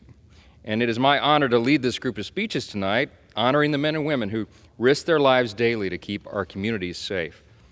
I'm the son of a first responder who was critically injured, permanently displayed in the line of duty. My dad was an assistant chief firefighter in Shreveport, Louisiana, and in 1984, September 17th of that year, he was burned 80% of his body, third-degree burns. He had about a 5% chance to live, and he miraculously survived, and he struggled with those injuries for decades longer. And I lost him just 3 days before I got elected to Congress. I know personally the risk that first responder families face every single day. But, Madam Speaker, we aren't just on the floor speaking tonight. We have work product to back up what we're saying. The House Republicans have made support for law enforcement a central part of our agenda in this Congress. This week, we passed multiple pieces of legislation to support these brave men and women. Today, we passed the Police Act, which makes assaulting a law enforcement officer a deportable offense for those in the country illegally. This bill's passage could not come soon enough because, as we know, both illegal immigration and assaults on police officers continue to rise, and increased penalties like these will help deter future attacks against officers. We also passed the Federal Law Enforcement Officer Service Weapon Purchase Act, which gives officers the option to purchase their service weapon at fair market value once they retire. It's just common sense legislation. And tomorrow, we're going to pass House Concurrent Resolution 40. This resolution condemns efforts to defund or dismantle local law enforcement agencies, and it also condemns attacks against police officers.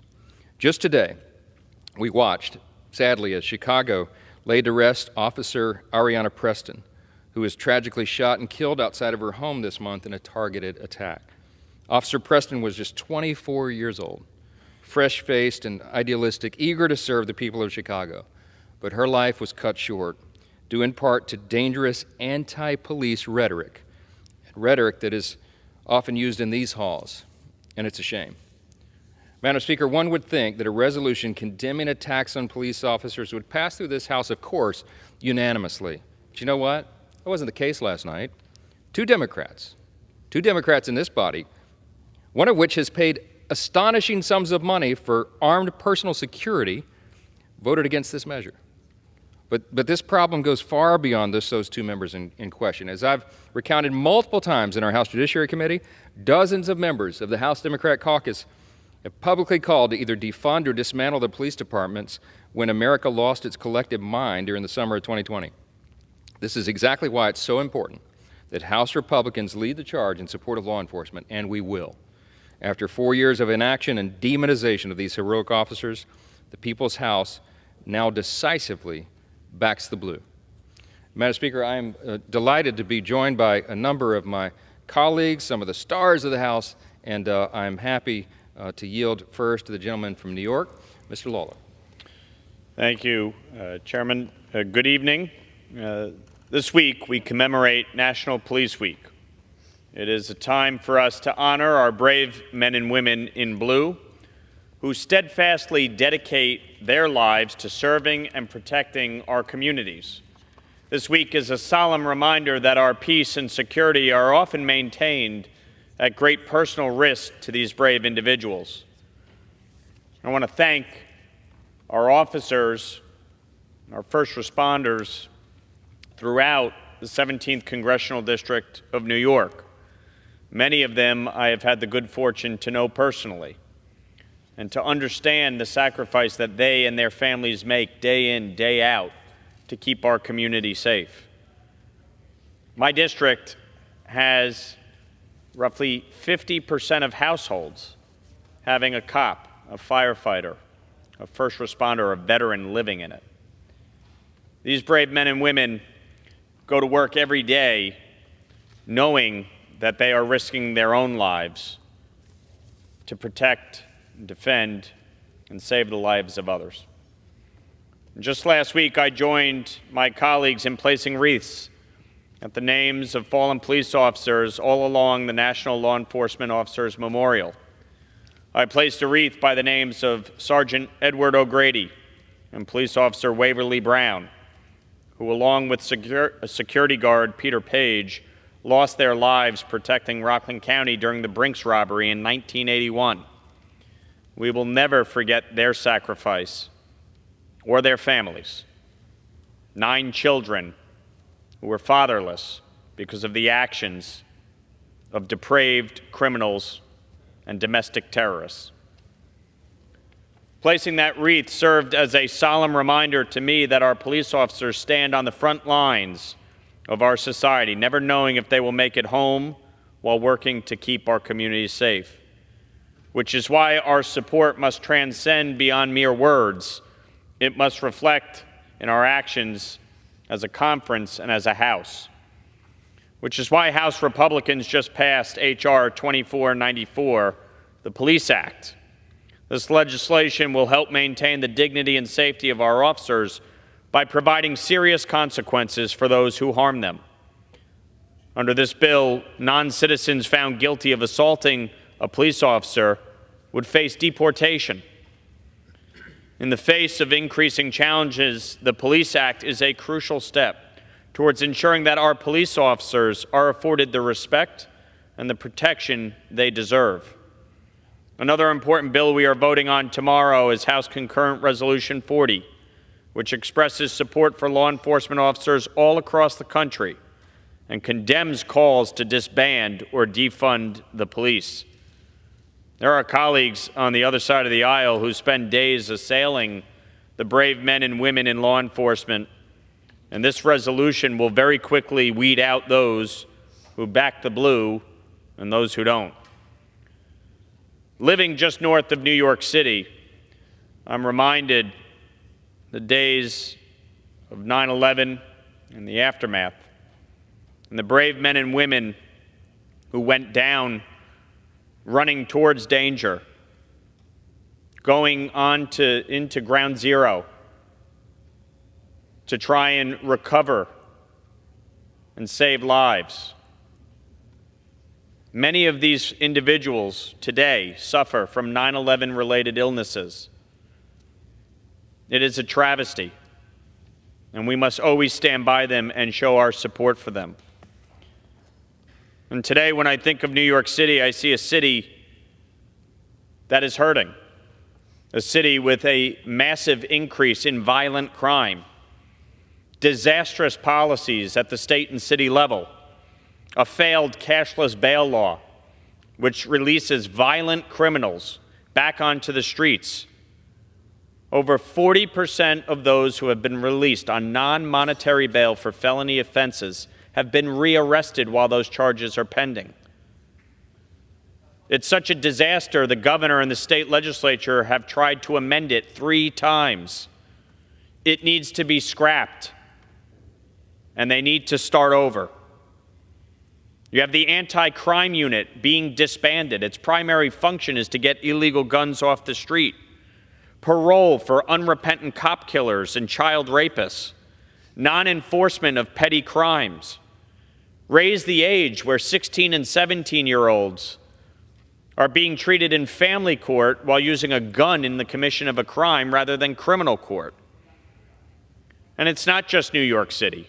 It's happening in Chicago, in Washington, D.C., in Portland. It is shameful what is going on across America, and it must be stopped. So as we honor police officers and law enforcement everywhere during National Police Week, let's make a commitment to act at a federal level, at a state level, at a local level. Let's stand up and support the men and women in law enforcement. And let's hold violent criminals and repeat offenders accountable for their conduct. This is a choice. They choose to commit crimes. Nobody is making them commit a crime. And they must be held accountable, especially in cases of violent offenses, period. I want to thank the chairman for hosting this special order hour tonight and encourage all of my colleagues to stand in support of the men and women in law enforcement. I yield back.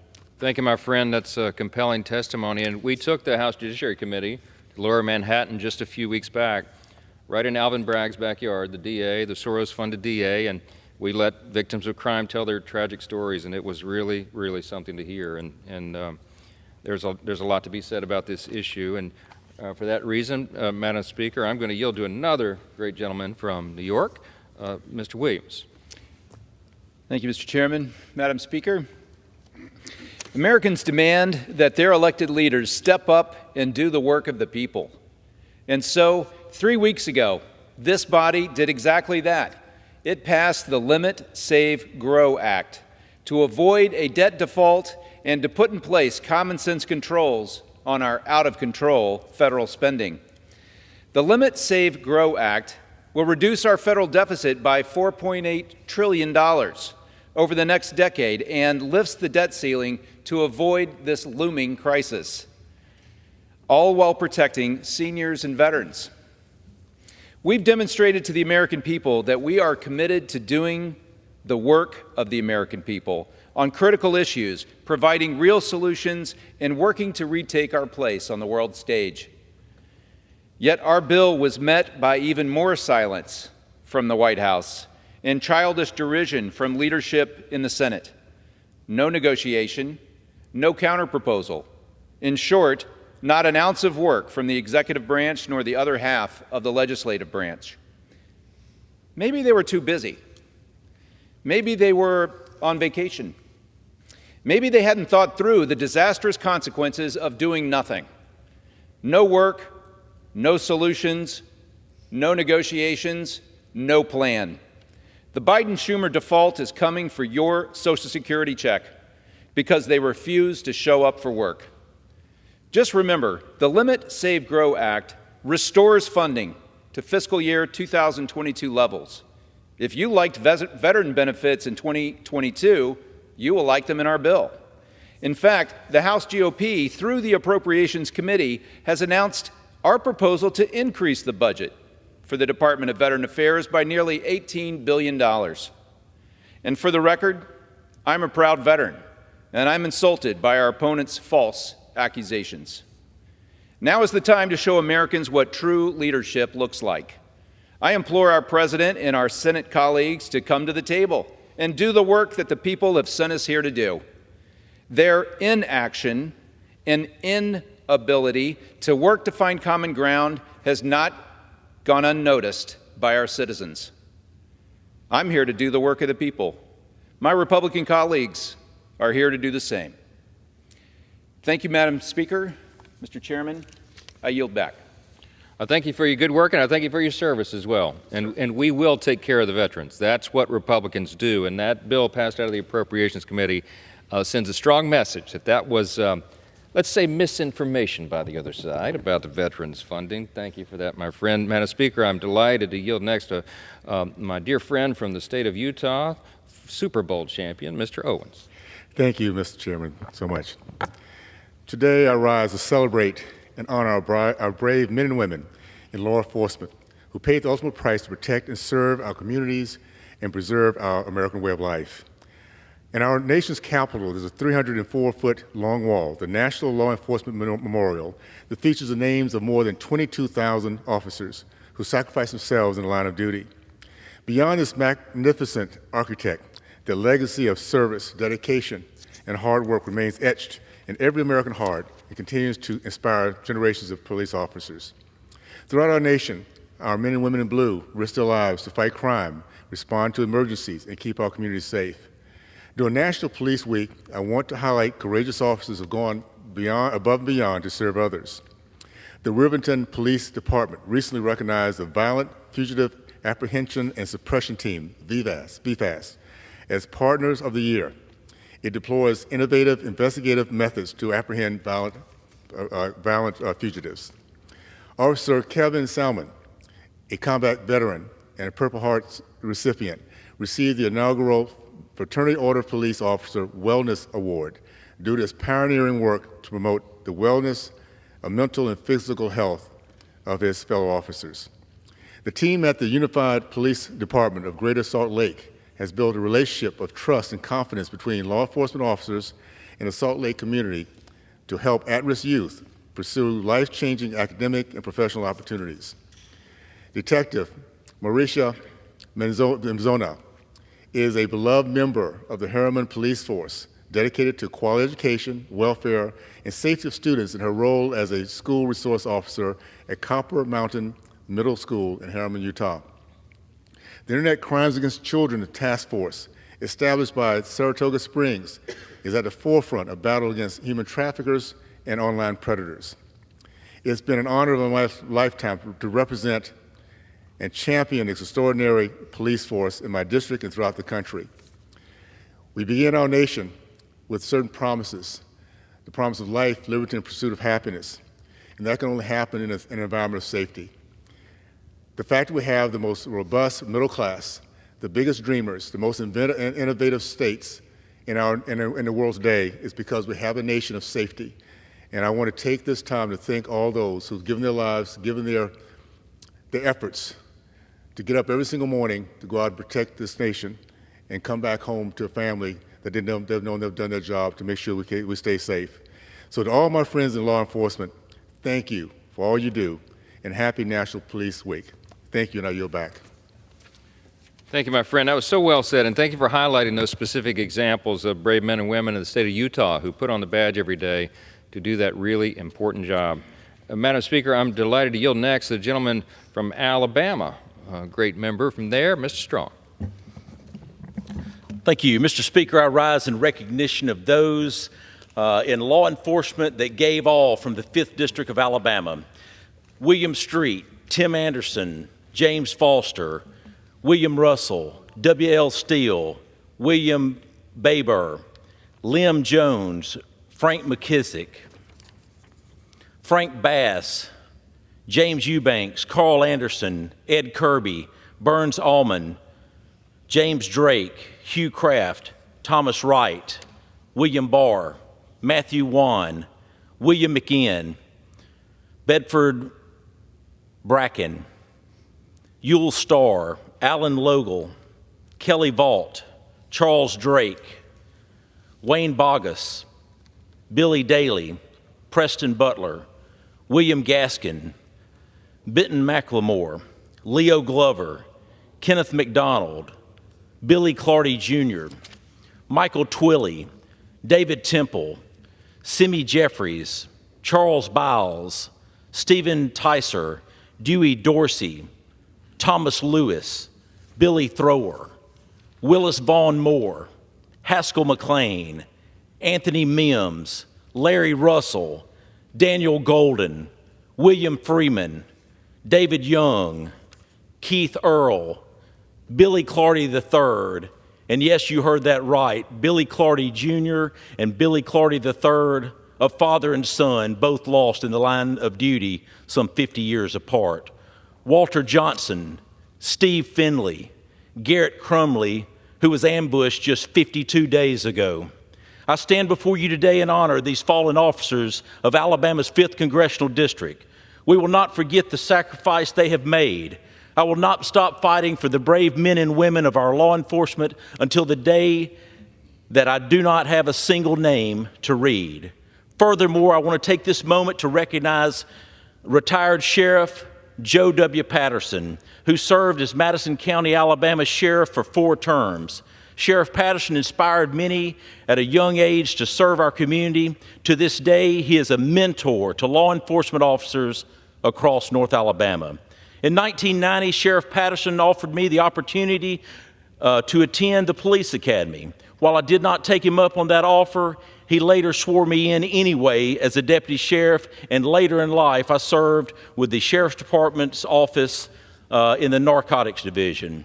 I'm grateful for his continued leadership and years of service to our community and to the greater Madison County, Alabama region. Mr. Chairman, I yield back.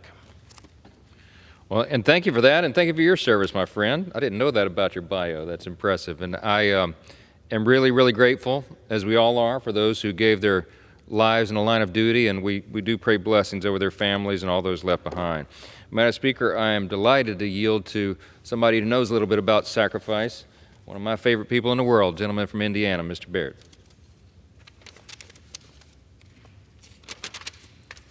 I would like to thank my colleague from Louisiana for giving me this opportunity. So, Madam Chair, you know, this National Police Week, we pause to recognize the brave men and women in blue and who are committed to keeping our communities safe, and we remember those who lost their lives in the line of duty. Our nation is blessed to have the bravest and most professional police officers in the world. This week gives us the ability not only to recognize their commitment to preserving peace and saving lives, but it gives us the chance to assess what we can do in Congress to help support them and to make their lives a bit easier as they protect our communities. I may be biased, but I believe West Central Indiana has some of the finest law enforcement officers in the country, and I'm fortunate to have an open line of communication with them to identify issues that require federal solutions. Sheriff Myers in Morgan County has been instrumental in helping craft my bill, the PART Act, which gives law enforcement officials the tools they need to hold thieves accountable for catalytic converter theft. This may seem like a relatively small problem, but you ask any law enforcement official in your district, and they'll tell you that skyrocketing catalytic converter theft are taking up a lot of their time and resources that can be used for a better purpose. This is an easy and bipartisan way for us to support our law enforcement officials, and I'd encourage my colleagues to consider helping me get this bill across the finish line so we can unburden some of our law enforcement. To close, I just want to say this. To the men and women in blue who have dedicated their lives to protecting others, thank you for your service, and thank you for keeping us safe. I yield back, Mr. Chairman. Thank you, my friend, and thank you for your service in keeping us safe. And, Madam Speaker, I'm happy to yield next to the gentleman from California, Mr. Kiley. Madam Speaker, I rise to encourage President Biden to withdraw the nomination of Julie Su for Secretary of Labor. At this pivotal moment for the American workforce, we need a Secretary of Labor who is on the side of workers. With Ms. Sue's nomination stalled, the Biden administration is currently going to extraordinary lengths to try to save it. In a story headline, "Pressure Mounts to Confirm Julie Su to be Labor Secretary," the Washington Post reports that the White House is engaged in a full-court press to confirm Su and has launched a daily war room call to strategize on how to get her confirmed.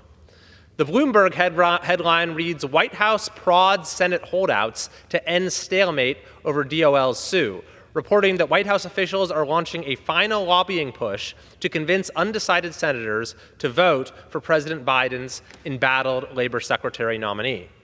Politico's headline reads, "Biden world goes to the mat to get Julie Su confirmed," reporting that the Biden White House is ramping up its pressure on Senate Democrats and deploying some big guns to get her nomination over the line, saying a full court press is on for the Labor nominee as confirmation remains in doubt. Madam Speaker, if this were a qualified nominee, there'd be no need for a full court press, a war room, or a lobbying push. There'd be no need for prodding, ramping up pressure, or going to the mat. Even at this late hour, we are receiving additional information that further disqualifies Ms. Su from being confirmed. In addition to her track record of gross mismanagement and attacking workers, she has also demonstrated a disrespect for the rule of law. At a recent hearing I chaired of the Education and Workforce Subcommittee on Workforce Protections, a former administrator of the Department of Labor's Wage and Hour Division, Tammy McCutcheon, testified that the Department of Labor, which is currently led by Acting Secretary Su, is ignoring current law when it comes to classifying independent contractors. Even though the courts have determined that the Trump administration's legal standard, which protects independent contracting, is still the law, this standard, she testified, is nowhere to be found on DOL's website, which instead contains a different set of factors that isn't the law, but that Acting Secretary Su would prefer to enforce because they're designed to deprive freelancers of their livelihoods. Ms. McCutcheon testified the DOL's website is providing erroneous information and misleading the public, and she further testified that enforcement activity appears to ignore current law as well. This disregard for the law was a hallmark of Julie Su's tenure in California, where she served as Governor Gavin Newsom's Secretary of Labor. For instance, a memo recently released by the agency she headed in California shows that Su directed her staff to obstruct U.S. Immigration, Customs, and Enforcement officials who visited state labor offices. This memo was only obtained, by the way, directly from the California agency after Su repeatedly ignored and refused requests to provide it as part of the confirmation process. In the memo, Ms. Su provided instructions to her staff for obstructing federal immigration authorities, writing, quote, "Labor Commissioner staff should not voluntarily permit a federal immigration agent to enter any part of our office. Staff should ask the agent to leave our office, including the waiting room, and inform the agent that the Labor Commissioner does not consent to entry or search of any part of our office. Doors that lead to the inner office suite and office doors that are generally locked or shut should not be voluntarily opened for the agent." In addition to obstructing immigration enforcement in her role as California Labor Secretary, Ms. Su also defied the will of Congress. At our recent hearing of the Workforce Protection Subcommittee, witness Karen Anderson, a leader of independent contractors in California, testified how during the COVID shutdowns, Secretary Su withheld benefits from independent contractors that Congress had provided under the CARES Act. Ms. Anderson testified that Ms. Su tried to entrap independent contractors into applying for regular state unemployment benefits, even though they weren't qualified for them. This was a ploy designed to get independent contractors to characterize their clients as employers, thereby triggering an audit of their businesses under the state's notorious AB 5 law, which Ms. Su was an architect of. This not only placed an additional burden on these small businesses, which were already in many cases on their last legs because of the lockdowns, but it delayed independent workers from receiving the benefits that Congress had authorized and that they were entitled to by law. Even California Congressman Adam Schiff wrote a letter to Su at the time instructing her to release the benefits as Congress had intended. Madam Speaker, it is beyond doubt that if confirmed, Julie Su would not be a partner of this Congress. She would readily defy the will of Congress and defy the law when it suited her or the administration's purposes. She is manifestly unqualified to lead the United States Department of Labor, and I urge the President to withdraw her nomination. I yield back. Thank you, Mr. Kiley. Madam Speaker, I am happy to yield next to another gentleman from California, Ms. Lamont. Thank you to my colleague from Louisiana, Mr. Johnson, for leading us once again as we get out the good word of our optimism for Congress and for the people of the United States. So this being National Police Week, we start off my portion by extending my gratitude to all those officers who bravely wear the badge and uphold our laws. As my colleagues before me have emphasized, crime rates indeed are rising exponentially due to soft-on-crime attitudes, early release policies, district attorneys that will not prosecute the crimes that people really care about, and even calls to defund police departments, though some of the cities that have done that are now seeing the fruits of that labor and are backtracking on that embarrassingly for them. In 2021, a record number of officers were killed in the line of duty. Many more have been injured by dangerous criminals while on the job. We pray for their safety of our law enforcement personnel as they continue carrying out their mission to uphold the law for us. My heart goes out to all the families who have lost a loved one in the line of duty. Indeed, the price has been too high as there's been too many lost. This week we're honoring all who lost their lives while in the line of duty. I want to highlight one from Arbuckle, California, a native of Northern California. Natalie Corona was a rising star of the Davis Police Department. One of her colleagues recalled a time when she went out of her way to aid a victim of the Camp Fire in Paradise, California, in response to a call. Her father, of course, is a 26-year veteran of the Colusa County Sheriff's Department. He said that there was no question that Natalie Corona would one day work in law enforcement. In 2019, though, Natalie was only 22 years old. She was ambushed while responding to a minor 3-vehicle collision. Natalie was randomly shot and killed without warning for doing her job and helping others. Ultimately, I don't think that it's fair that our law enforcement personnel are expected to put their lives on the line to protect law and order. Meanwhile, the Democrat lawmakers here in D.C. and Sacramento and our state capital continuously fuel crime and put officers like this needlessly in danger for what they do and lack of prosecution and lack of making them see through their terms in our prisons. These policies and hateful rhetoric really makes their job much harder. There's plenty of those lawmakers in our California state capitol and this capitol right here, right now, trying to still make it harder for the police while simultaneously spending hundreds of thousands of dollars on their own private security for themselves. Amazing. The names of 54 fallen law enforcement officers in California's 1st District are inscribed at the National Law Enforcement Officers Memorial. Indeed, once again, far too many. Lawmakers in D.C. and in the blue states, such as my own, California, need to get serious about locking up criminals and leaving them there for their full term, not let them out for sorry excuses such as, COVID releases, or, we don't want the death penalty in California for heinous crimes that they do. We need to give our law enforcement personnel the encouragement that their work will not be made trivial by these release programs, these lack of prosecutions, and that we're going to have the resources for them to stop crime and to help hold up the law that we ask them to do as Americans.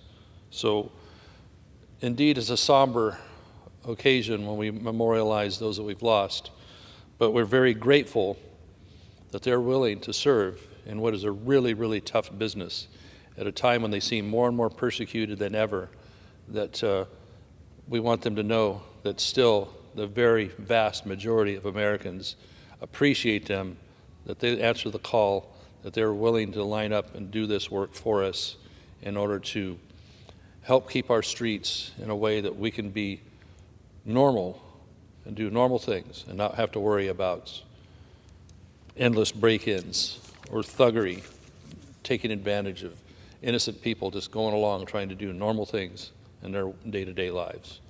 So we're just eternally grateful for our law enforcement officers as we recognize them this week.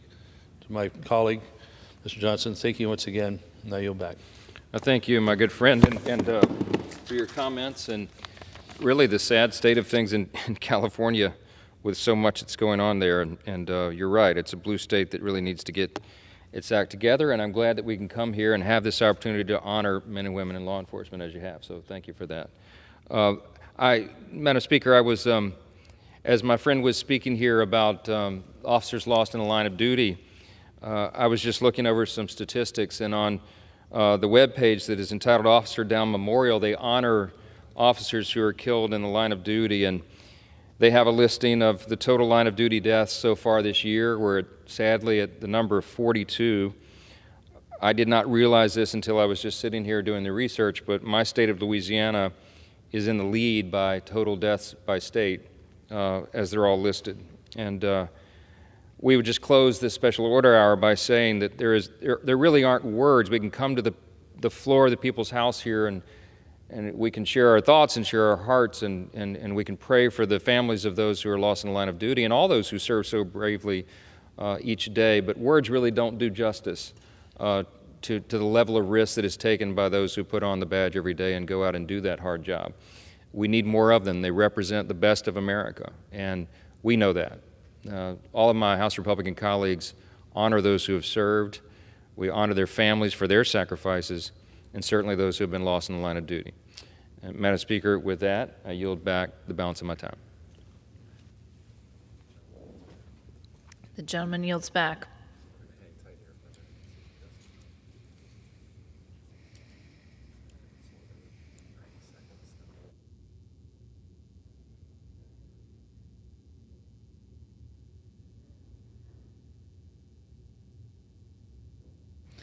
Under the Speaker's announced policy of January 9th, 2023, the Chair recognizes the gentleman from Arizona, Mr. Schweikert, for 30 minutes.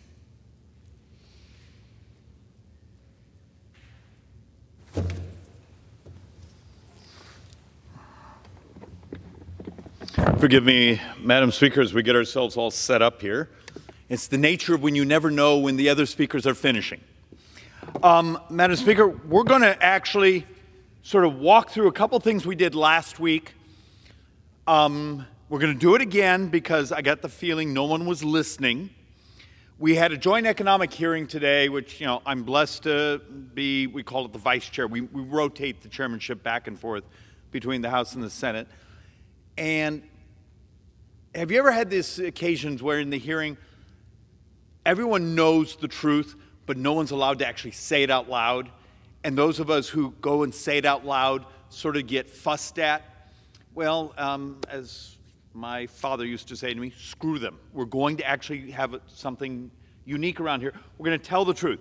First off, had my heart broken. If I have a Bloomberg reporter, this morning you broke my heart. I was listening to one of the newsreaders, and they go, well, the U.S. is going to default on maybe in the beginning of June. Okay, once again, someone go get your financial dictionary. Default is when you do not pay the interest on your bonds. 30% of our spending is borrowed. That basically means 70% we have receipts, income, tax revenues. We have plenty of cash to cover the interest on our bonds. Now, that doesn't mean there's not disharmony, unhappiness for that 30% that wants a check. But if I hear one more idiot around here, we're going to have a default. That's not the definition of default.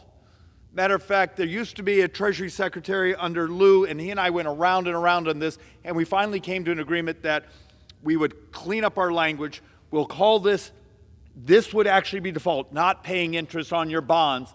And we created this magic term called a technical default. That's when we don't send the check out to the worker for the agency, or that goes out late. But that isn't default. The financial markets care about U.S. sovereigns having their consistent cash flow because the fact of the matter is that is the basis of much of the world economy.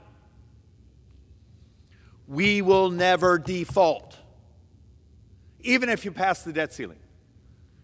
Got to stop making things up around here. And I was going to bring in the charts of the cash flow and showing what happens in mid-June tax receipts and how that is a quarterly spike and may produce another 30 days and what other extraordinary measures have capacity.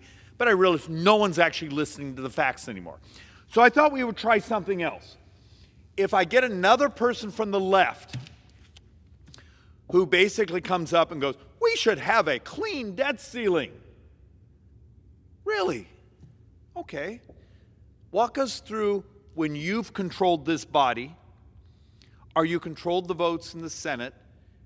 Is that what you asked for? Well, the fact of the matter, if we go back to 2017, when they didn't actually control the body, but they had enough votes to extort things in the Senate, they required about $15 billion of additional spending, and they still voted against it. But how about 2019? You remember Wayback Machine? 2019, way back, oh no, that was only a couple years ago. 2019, Speaker Pelosi, I won't give President Trump that increase on the debt ceiling without raising the spending caps and a cash spend. So the cash spend was $324 billion plus functionally another $300 billion on that by raising spending caps. That's a clean debt ceiling? Now understand, what the Democrats wanted was more spending. They always want more spending. And we're trying to bring some fiscal sanity. But come on. If there's any reporters out there, if there's anyone who wants to just sort of tell the basic story of how this place actually works, stop running around these hallways saying, are you supporting default? Come on.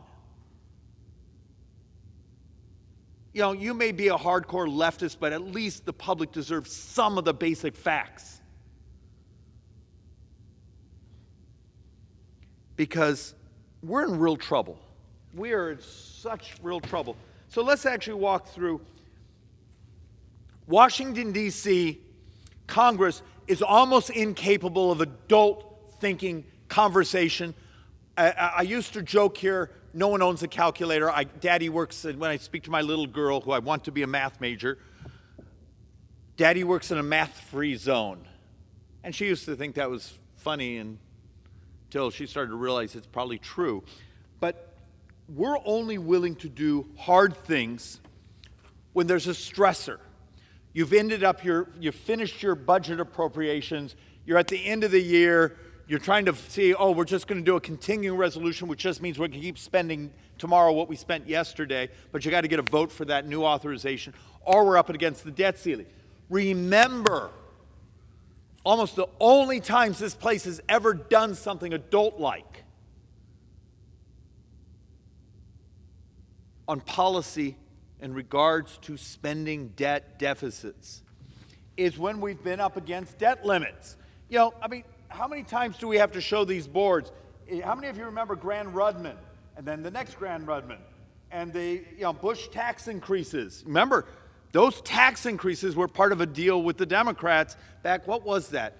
91, 92, those.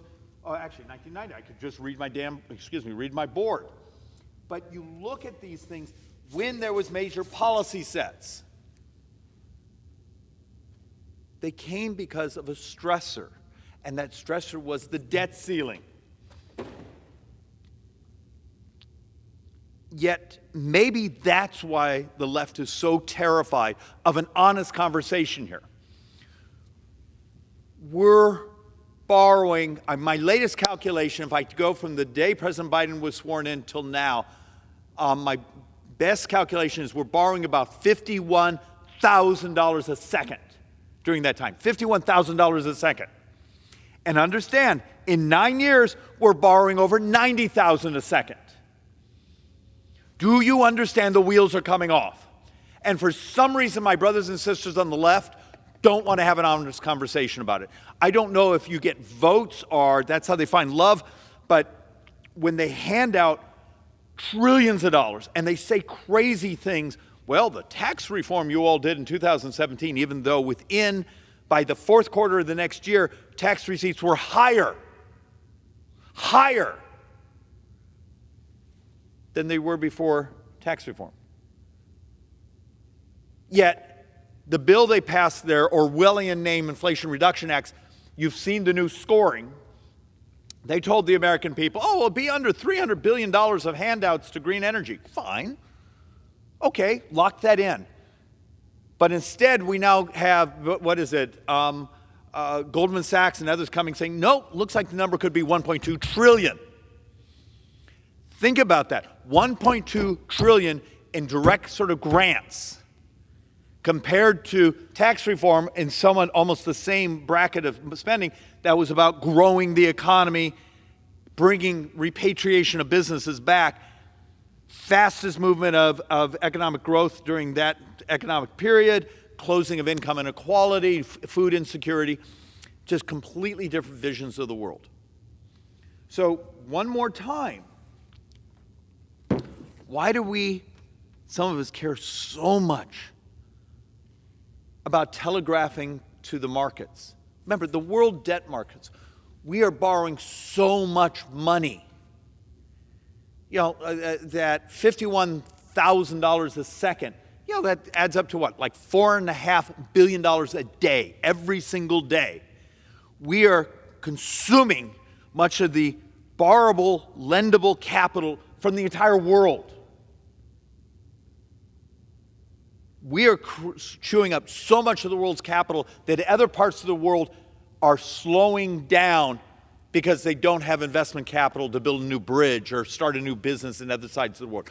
Do understand the scale of what the United States is doing. And if we do not telegraph to those debt markets that are choosing to collect capital from your retirement to people from all over the world, if we do not telegraph to them we're taking our debt seriously, you expect someone to go buy a 30-year U.S. bond at what? Today, that's what, about 3.869 or something like that. I was looking at one of the postings earlier.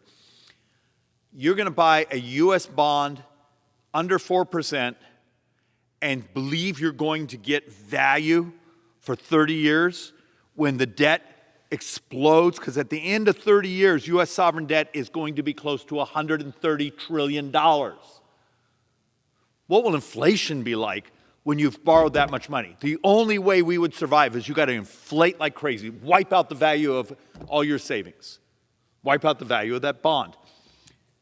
So, how many of you, let's go in the Wayback Machine, 2011, U.S. sovereign debt got a one-tick downgrade. Standard & Poor's came in and said, nope, you guys are AA+. I remember the Biden administration just being enraged. How dare you do this? And a bunch of the folks, liars, a number of the folks who wrote about it ran around saying, well, this is because of the debt ceiling.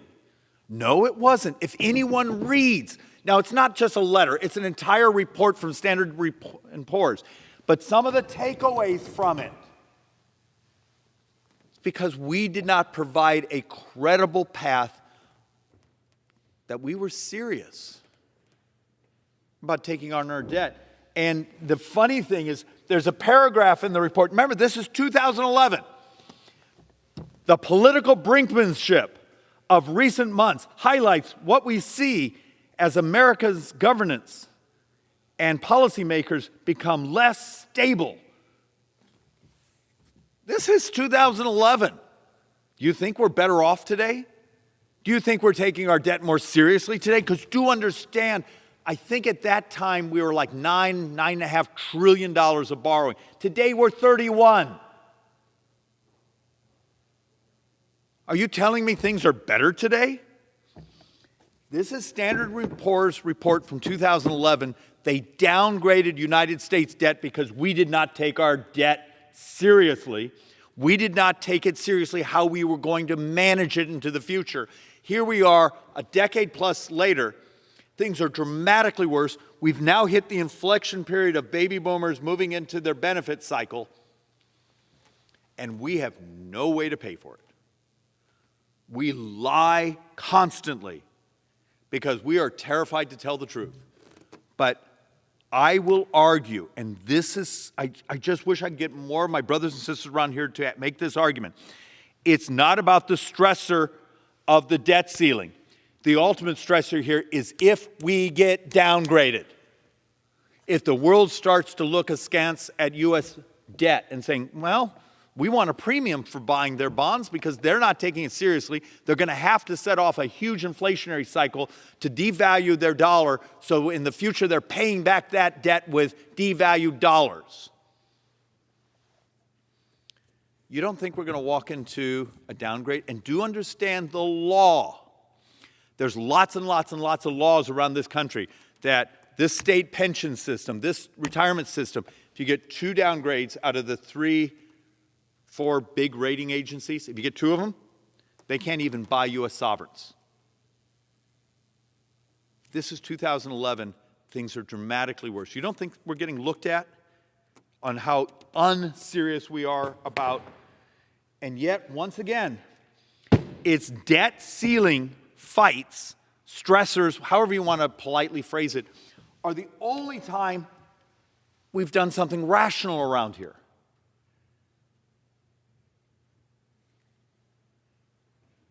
You know, I don't know if I just need to buy the Financial Times or the Wall Street Journal or Bloomberg subscription or something for my brothers and sisters on the left to read what's going on and understand we are going to be punished unless we take this seriously. So let's go back to some of the very basics. Why do we care so much about the debt and what's going on? I've been using the same board, and I need to get an updated one. I just hate to spend the ink printing another one. Ignore 1965. I need you to look at, this is 2022. Take a look at this pie. Do you see right here the green? That's domestic spending. Do you see over here the blue? That's all of defense.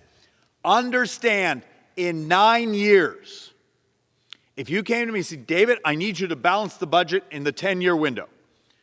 In 9 years, you can get rid of every dime of defense, every dime of discretionary. And let me define discretionary. Discretionary is functioning everything you think in government. It's the Park Service, it's the FBI, it's the White House, it's the Supreme Court, it's Congress.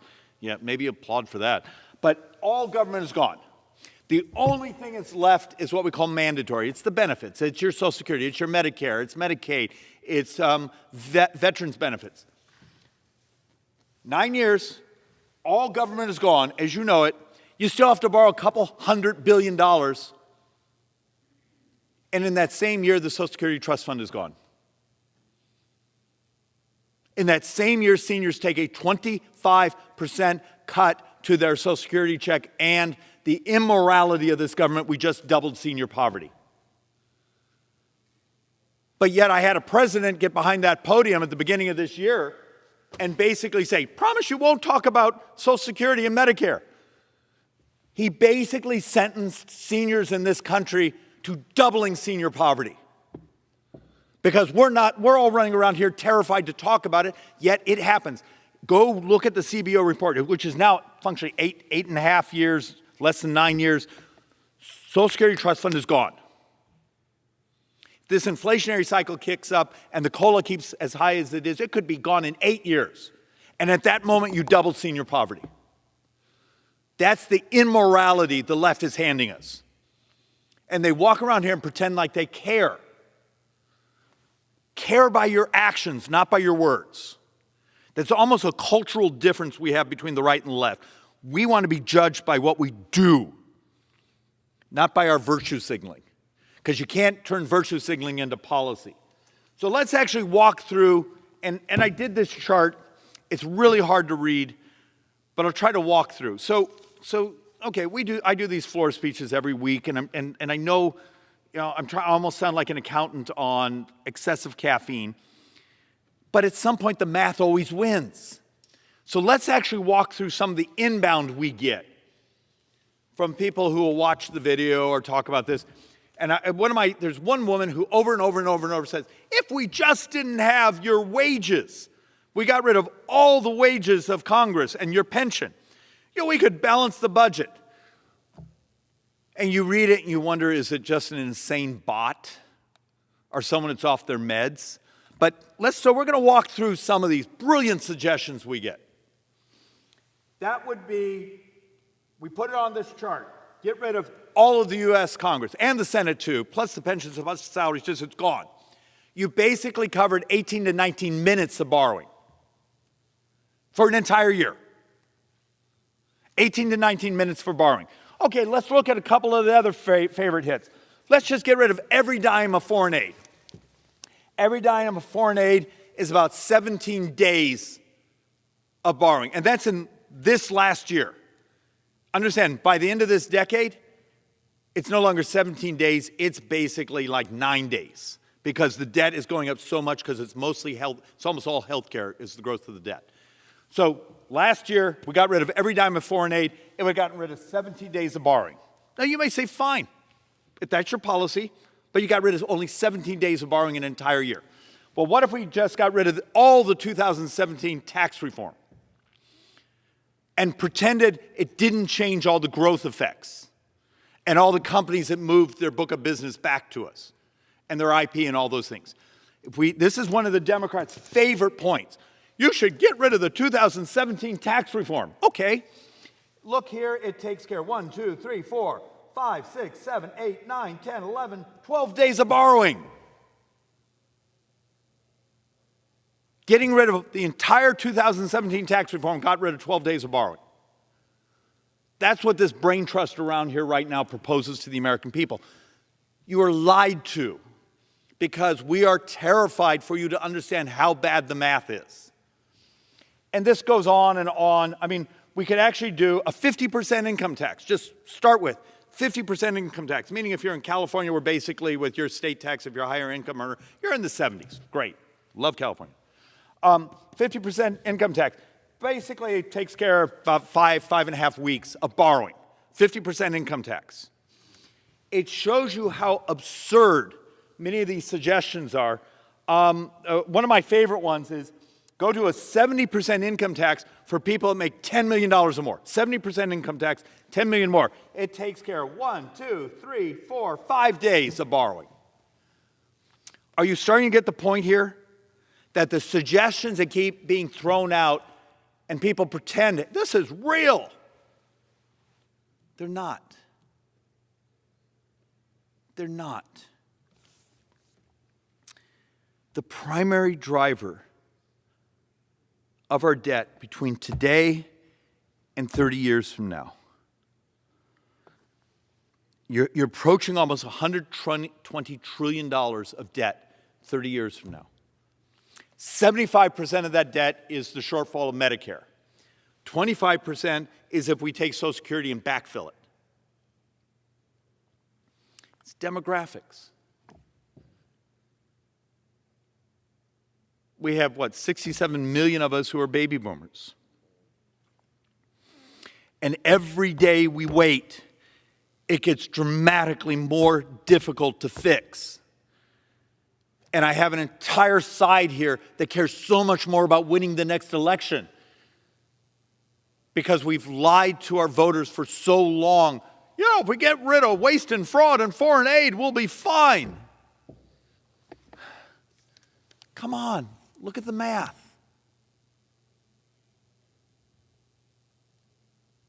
It's not that hard of math.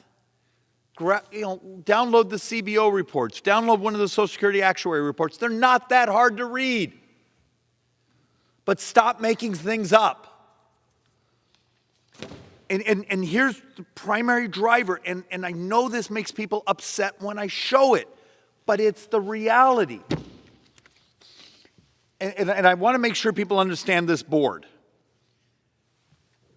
Percentage of people age 65 or over relative to the prime working age. So there's this whole body of economics that basically says, hey, people between 25 and 65, that's their prime working years. That's their productivity years, when they pay taxes, do family formation. And I've done presentations on the collapse of family formation, which is just making a mess of our future economics. But how many people are 65 and older as a ratio compared to those who are in their prime working age? And you got to understand, we're already basically here. We're already crossing over to 40% of the population. So 40% will be 65 and older compared to the number of population that's in the prime working age. That is the math. That population has earned benefits. We made a societal promise. We promised Medicare. We promised Social Security. Now we got to figure out how to pay for it. But understand, we're right here. We're 2023. We're right now 38. We're about in, looks like in 2028, just a couple years, we crossed 40%. And then as you start to get in, another 25 years, you're up to 46% of the population is 65 and older, and compared to how many you have in the prime working age. Now, this is a combination of baby boomers and the fact that fertility rates functionally started collapsing in the early 90s, and we didn't want to talk about it. So now I'm going to show the couple boards that enrage people. But yet the math has been vetted and vetted and vetted and vetted. So board one. This board now is already a couple years old. The new scoring, I'm just too cheap to print another board, it's not $116 trillion of borrowing, it's 128, so almost 130. 75% of the borrowing over the next 30 years, Medicare. 25% of the borrowing is if we backfill Social Security plus their interest costs. The rest of the budget is calculated to have a positive balance, meaning if we hold discretionary for that 30 years, basically in the formula that's already in law today. This is the law as it is today. Just the shortfall in Medicare is somewhere between $80 to $90 trillion during that 30 years. And yet, I've had town halls where I go, how many of you would raise your hand if I would just give you back every dime you put into Social Security and the dimes you put into the Medicare trust fund? Would you take that? And a bunch of the people raised their hands. We should take that deal as a society because most people don't realize what the actual underlying math is. So this is for a couple. Social Security, you would have made so much more if you'd been allowed to put some of that money in the market. But let's be honest, AARP, the Democrats, others, back when George W. Bush proposed it, went to war, they crushed the idea. Now we're 20-some years later, and we look back and go, we were idiots for not actually doing it. Your life would be dramatically more secure. Your retirement would be dramatically more secure if you hadn't given it to the trolls who fought it. But the basic math on Social Security, this couple will have paid $625,000. That's the mean over a 40-plus quarter work life.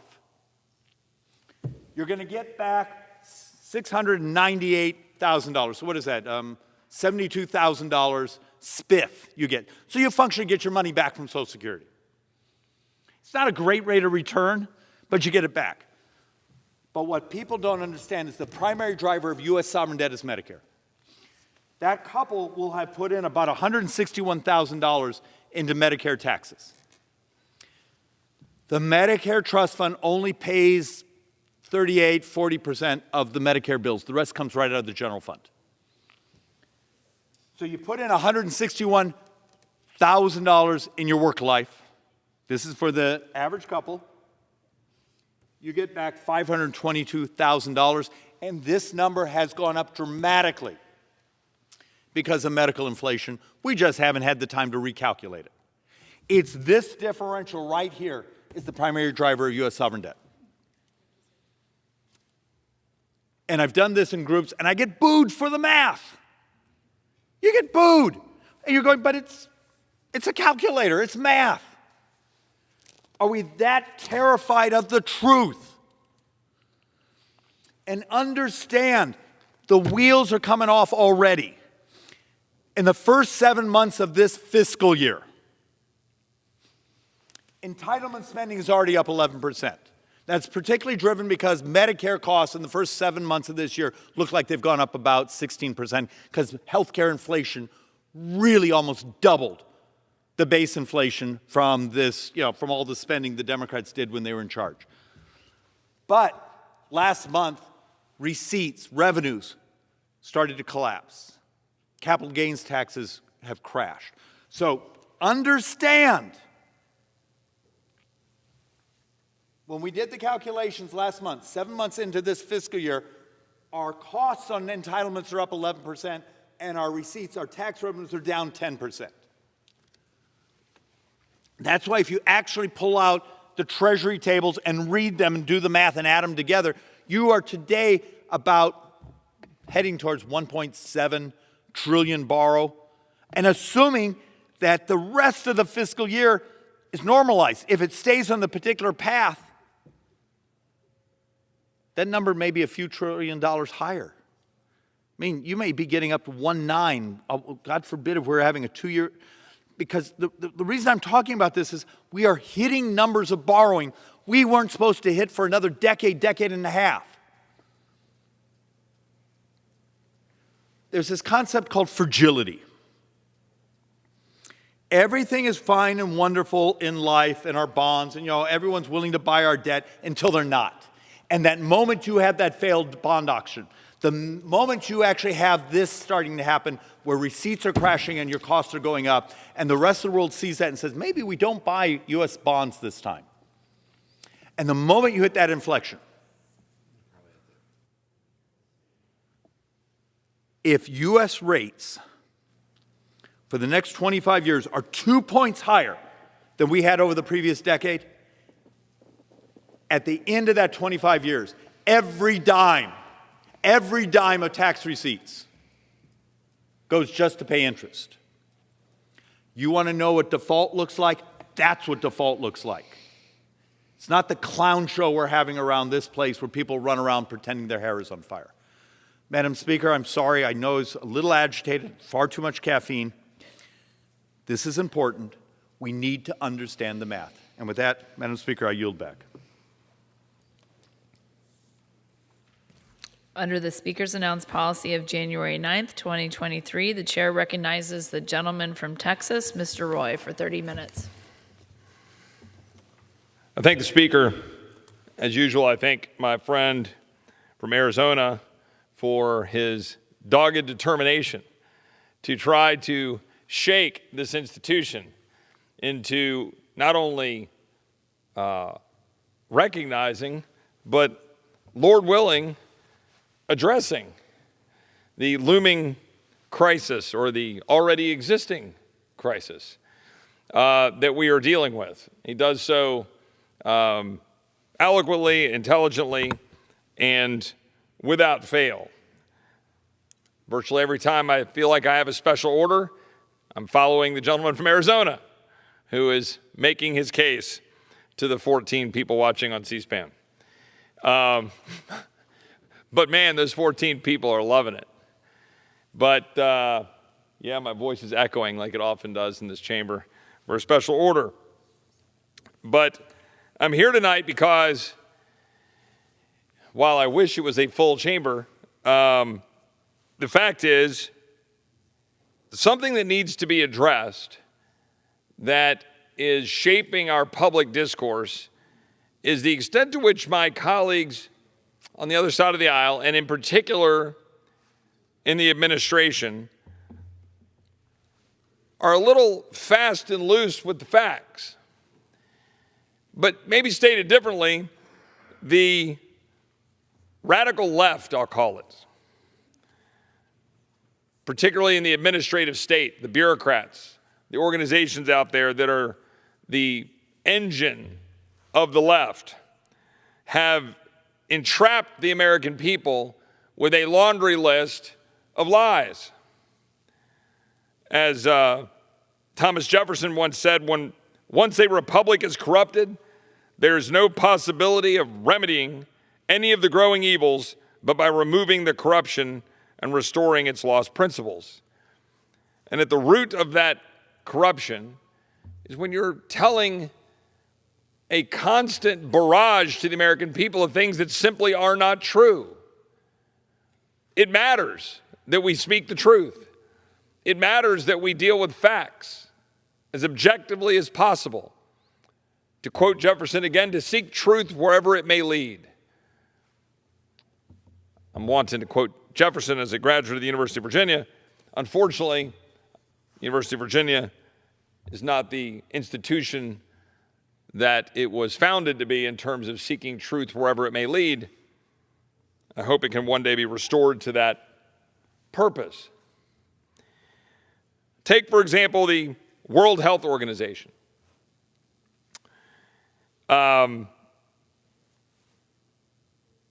Stipulated by the radical left as being a trustworthy organization worthy of the United States giving well over $100 million in American taxpayer funding every year.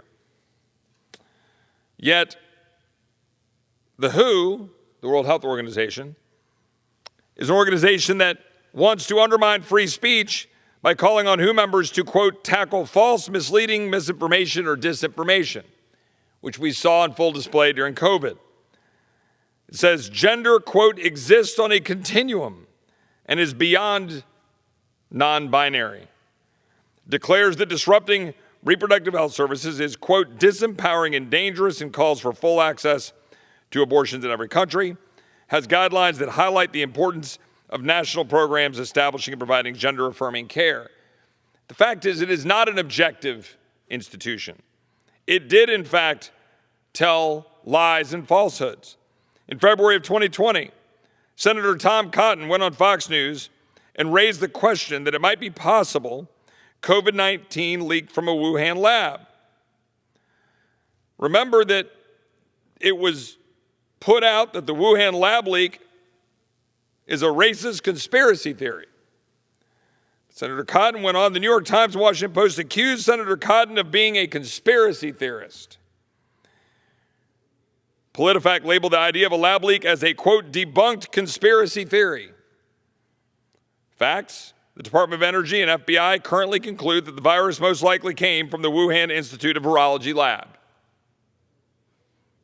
But that was literally months of back and forth.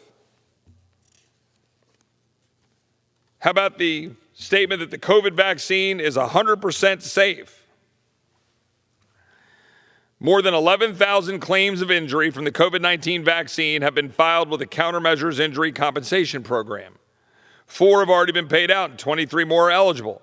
The CDC has an entire webpage dedicated to myocarditis and pericarditis.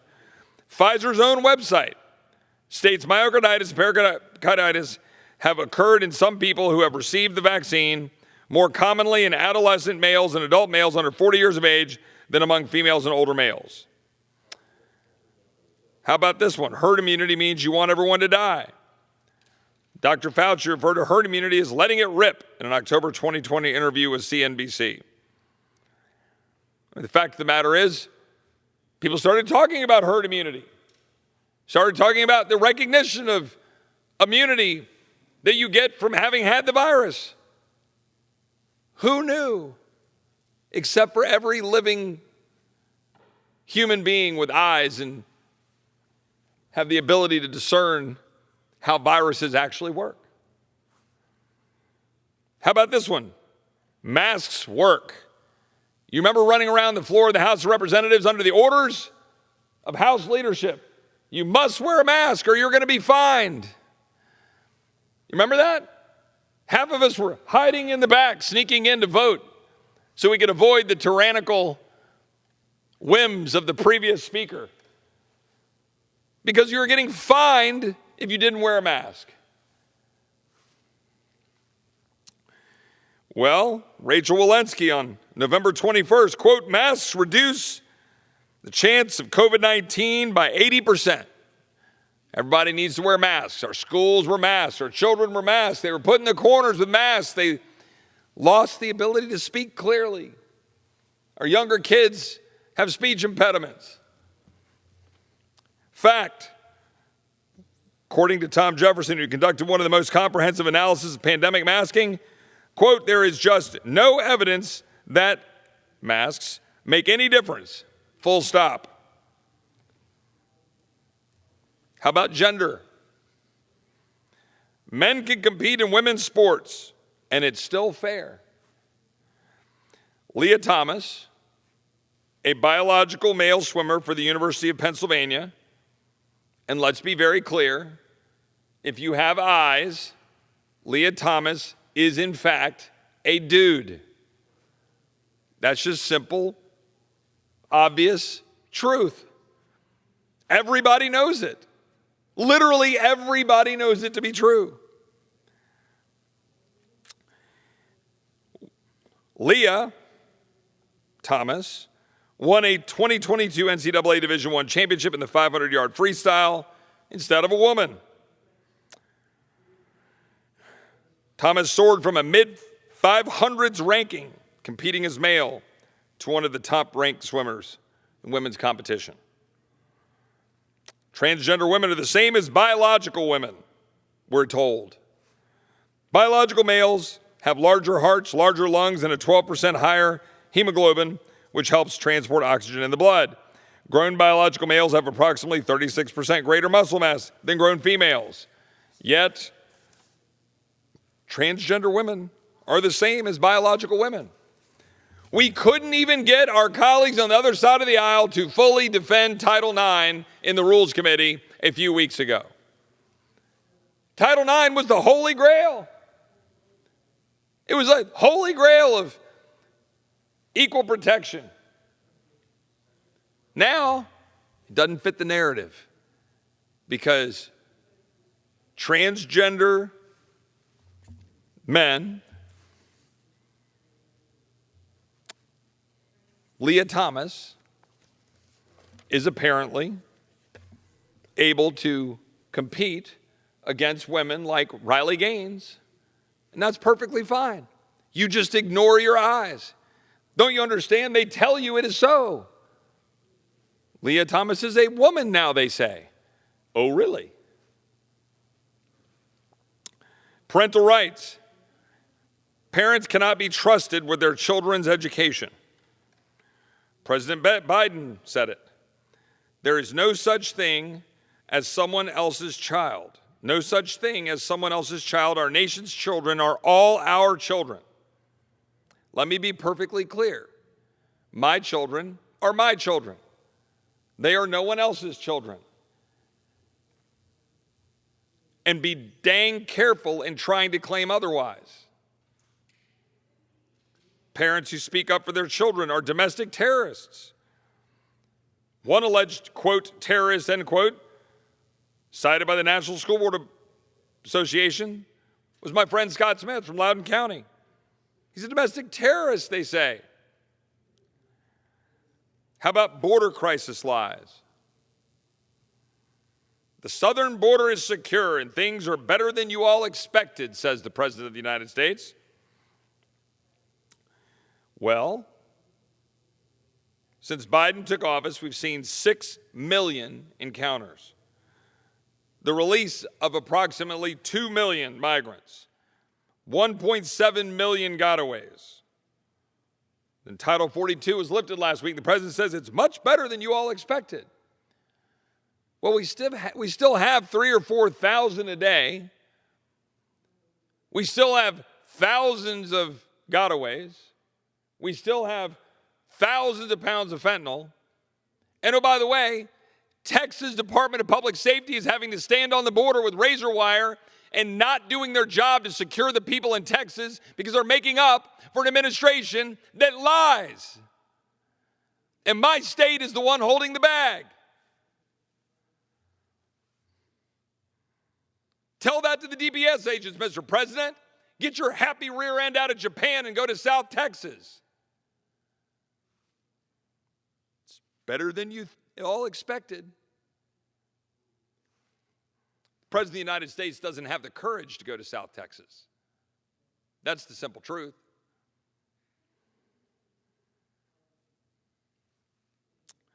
According to the New York Post, migrants are being released in the interior with court dates that are as far out as 2035. Yet the president and his mouthpiece at the White House are trying to tell the American people, using every channel of communication, that the border is secure. It's, quote, better than you all expected.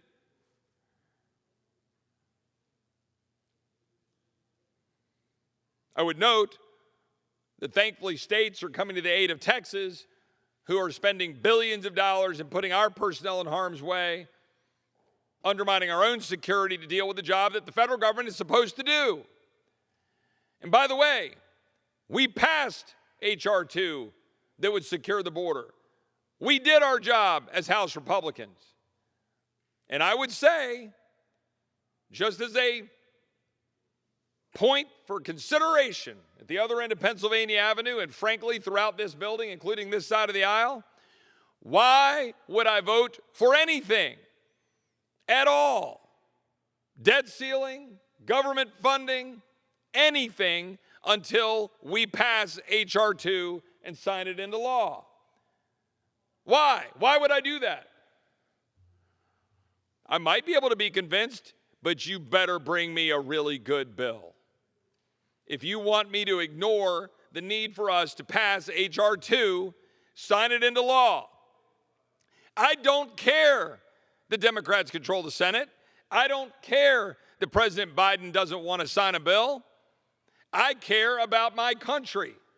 I care about my state. I care about the kids in my county dying from fentanyl.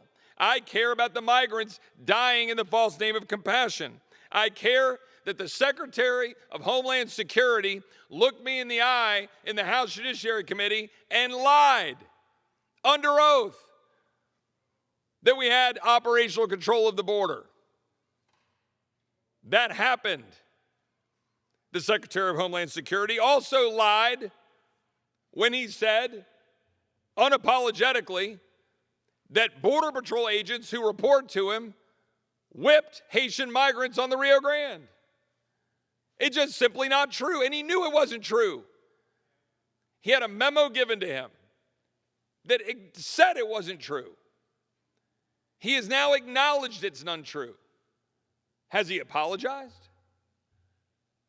Has he apologized to the Border Patrol agents? Has he apologized to Americans? Has he apologized to Congress? Of course not. And with all due respect to my colleagues in this chamber, what do we ever do about it? We haven't impeached him yet. Have we, my fellow Republicans? We have not impeached him yet. He should be impeached. Are we going to limit funding unless specific riders are included? Are we going to hold funding for the Homeland Security Department unless we pass H.R. 2, forcing them to actually do their job?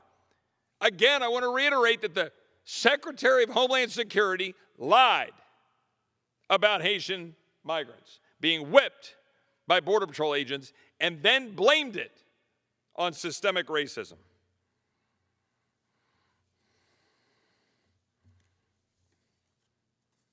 Over the last several weeks, as the Biden administration has been increasingly on its heels, unable to explain why they do not want to take up our very responsible legislation that would increase the debt ceiling about $1.5 trillion in exchange for actual fiscal reforms that would save $5 trillion over 10 years, $1 trillion in year one, would end the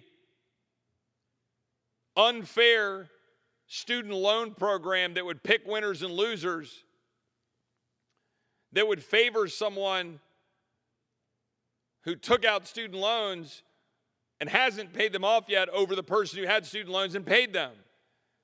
It would favor the person who took out student loans and hadn't paid them off yet over the plumber who set up a business and never took out student loans. It would favor the person who took out student loans and hadn't paid them off yet by granting them the same benefit you get if you serve your country put yourself in harm's way, put your life on the line, get a GI Bill benefit, you're treated the same. Oh, you got your degree in gender studies from Brown and you're sitting in your parents' basement on your frickin' parents' insurance program at 26 years old while you're tweeting out leftist garbage, and you get the same benefit as the guy or gal who went overseas, sat in a foxhole, serving in the United States military. Oh, that's all the same. That's all fine. No problem. And you know what? The president is going to fight us on stopping the $550 billion that they've got set aside for student loan bailouts. I think that's unacceptable. I think we ought to shove it down their throats.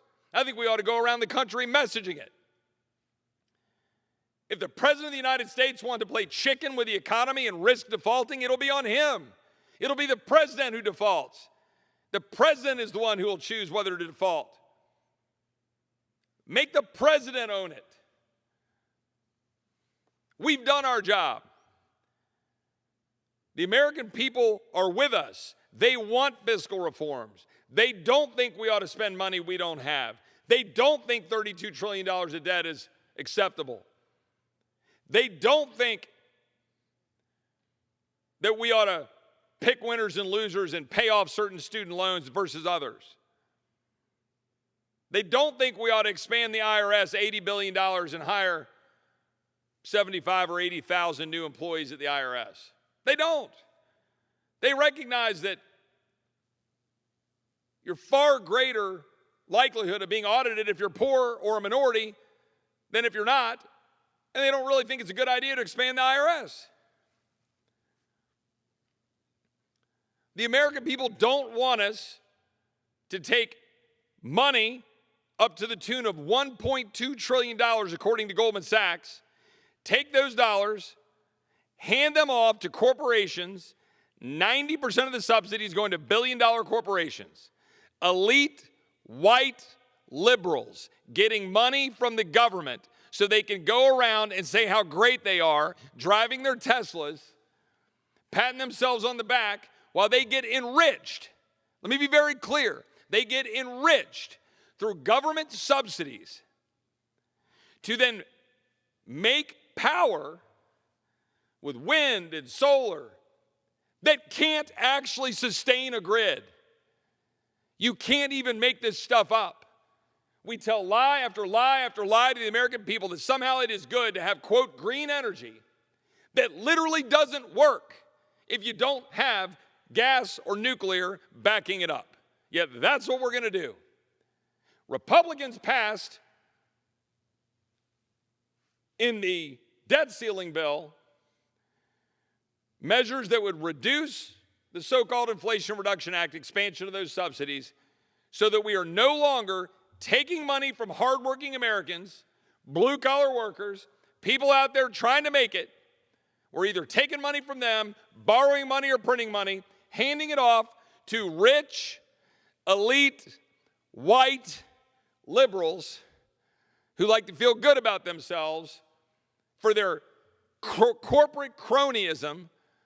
It isn't capitalism. They're literally taking government money, getting rich for it. And if you're out there working hard and you're trying to get by, you're trying to put your kids in a private school so they actually can learn that this country is good, you can actually learn and talk about God, you can actually recognize, and I'm going to blow your minds here, that there is man and woman. Oh gosh, censor me. That there is in fact man and woman. So if you're out there a hardworking plumber, you and your husband or wife, whoever you are, you've got multiple jobs, you're working hard, you're trying to do right for your kids, you're driving a 15-year-old car, you're trying to get by, and these radical leftists come out and say, don't worry, we're going to subsidize Teslas. And you're like, oh goody, how much does that cost? Oh, that's it, $95,000. Oh great, I'll just go buy a $95,000 car. Well, how does that work? Well, you plug it in. Well, what does that do to my electricity bill? Like triples it. Oh, well, that's great. I'm sure that'll be affordable for me. And, what do I do? Like, if I need to drive from, Austin to Midland. Well, hey, you want a prize. You get to go hang out in San Angelo for 2 hours while you charge your car. Who the hell wants to do that? Yet that's what we're going to do. And I listened to one of my colleagues sitting out on the steps earlier today. One of my colleagues on the other side of the aisle. Whole class. There's like 100 minds full of mush sitting there just ready to be informed by the genius of my colleague on the other side of the aisle, informing them about how great it was that we were passing all these laws that would stop the production of CO2. They're, oh my God, thank you. Oh, you're saving the world. It's a lie. It's literally a lie. And we all just sit around going along for the ride. We go, well, what bills can we get passed? I don't know. You tell me. What bill can we get passed? But we got kids out there being told by members of Congress that we're saving them because we're somehow limiting what cars their parents can drive to actually go achieve the American dream, which they're no longer able to achieve because we actually knock their knees out from under them. And then we say, oh, don't worry, the solution for your problem is a government program. We're going to just keep giving you more money. We're going to pay you not to work. Don't worry, we'll subsidize your, we'll pay for your schools. Oh, don't talk about choice. We're just going to pay for those public schools because how else are you going to indoctrinate the kids with the lies? That's what's happening. Oh, Chip, you're a conspiracy theorist. Am I? What did we learn during COVID? Parents started looking. They're like, hey, my kid's sitting over there and they're looking at this little class on an iPad or a laptop. You're like, wait, what are they teaching them? What did they say? Wait, that was wait, we're a racist country? Oh, you mean oil and gas? Well, that's evil? But I thought our country was built on oil and gas. Wait a minute, I thought China has 1,100 coal-fired plants, and they're building 2 a week, and yet we're just going to decimate our ability to have a functional grid so we can have brownouts while we pretend that, you can have power on a, windless, cloudy day. They're out there telling the kids, oh, don't worry, we'll have windmills and solar panels everywhere, but no nuclear power. But I thought you hated CO2. Oh, no, never mind. Don't talk about that. That's literally the kind of garbage we're talking about, just constant lies. If you eliminate every internal combustion engine, every single one of them in America, you dent CO2 by less than a percentage point. Yet, that's what my colleagues on the other side of the aisle are telling Americans, particularly kids, we're doing this for you. Because if you do it for the children, everything's fine. If you do it for the animals and the children, the puppies, then everything's okay.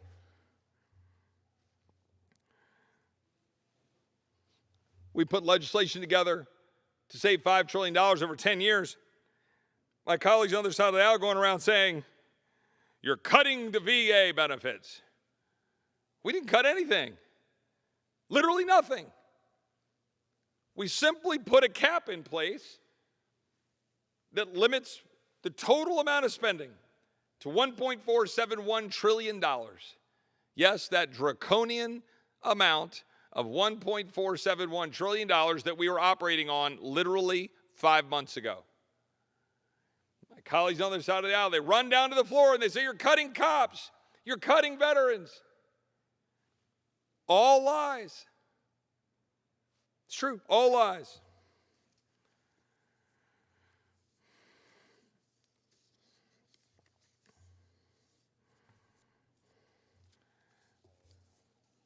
The fact is, the American people are sick of it. They are. The American people right now understand that the American dream, right now, the American dream is increasingly unattainable for them or their children.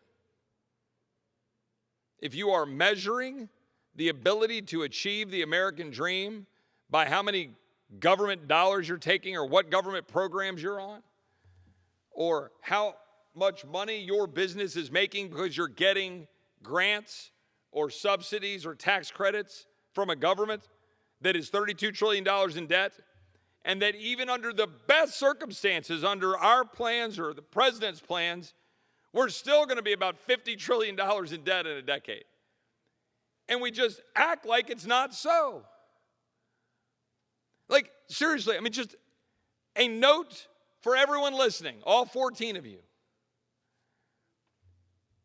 To my colleagues on this side of the aisle, we've been going around patting ourselves on the back because we passed a really strong debt ceiling bill that we should be proud of, and a really strong border security bill, H.R. 2, that we should be really proud of. I am proud of both of those bills. But now we have to fight for them. Don't blink. Stand together. You can't keep doing what we're doing, and you can't go home and campaign on irresponsible spending and balancing the budget when you won't actually do it. My friend from Arizona just walked through all of the mandatory spending problems.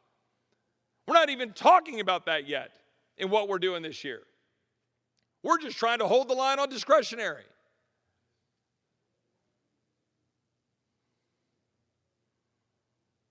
Madam Speaker, how much time do I have left?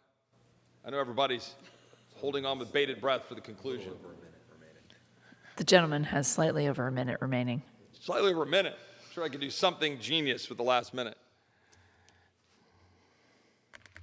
Look, the fact of the matter is, this country is hanging on by a very thin thread, and we all know it. Our job in this body is to actually represent the people. It is, in fact, the people's house. To my colleagues on the other side of the aisle, where are you? MIA, offering no plans to deal with spending, offering no plans to deal with the border. To my colleagues on this side of the aisle, I'm glad we've passed a few bills, but they don't mean a thing unless we force the president and force the Senate to do something with them. And that gets hard. And it's our job. Madam Speaker, I yield back. Gentleman yields back. Does the gentleman have a motion? Madam Speaker, I move that the House do now adjourn. The question is on the motion to adjourn. Those in favor say aye. Aye. Those opposed, no. The ayes have it. The motion is adopted. Accordingly, the House stands adjourned until 9 a.m. tomorrow.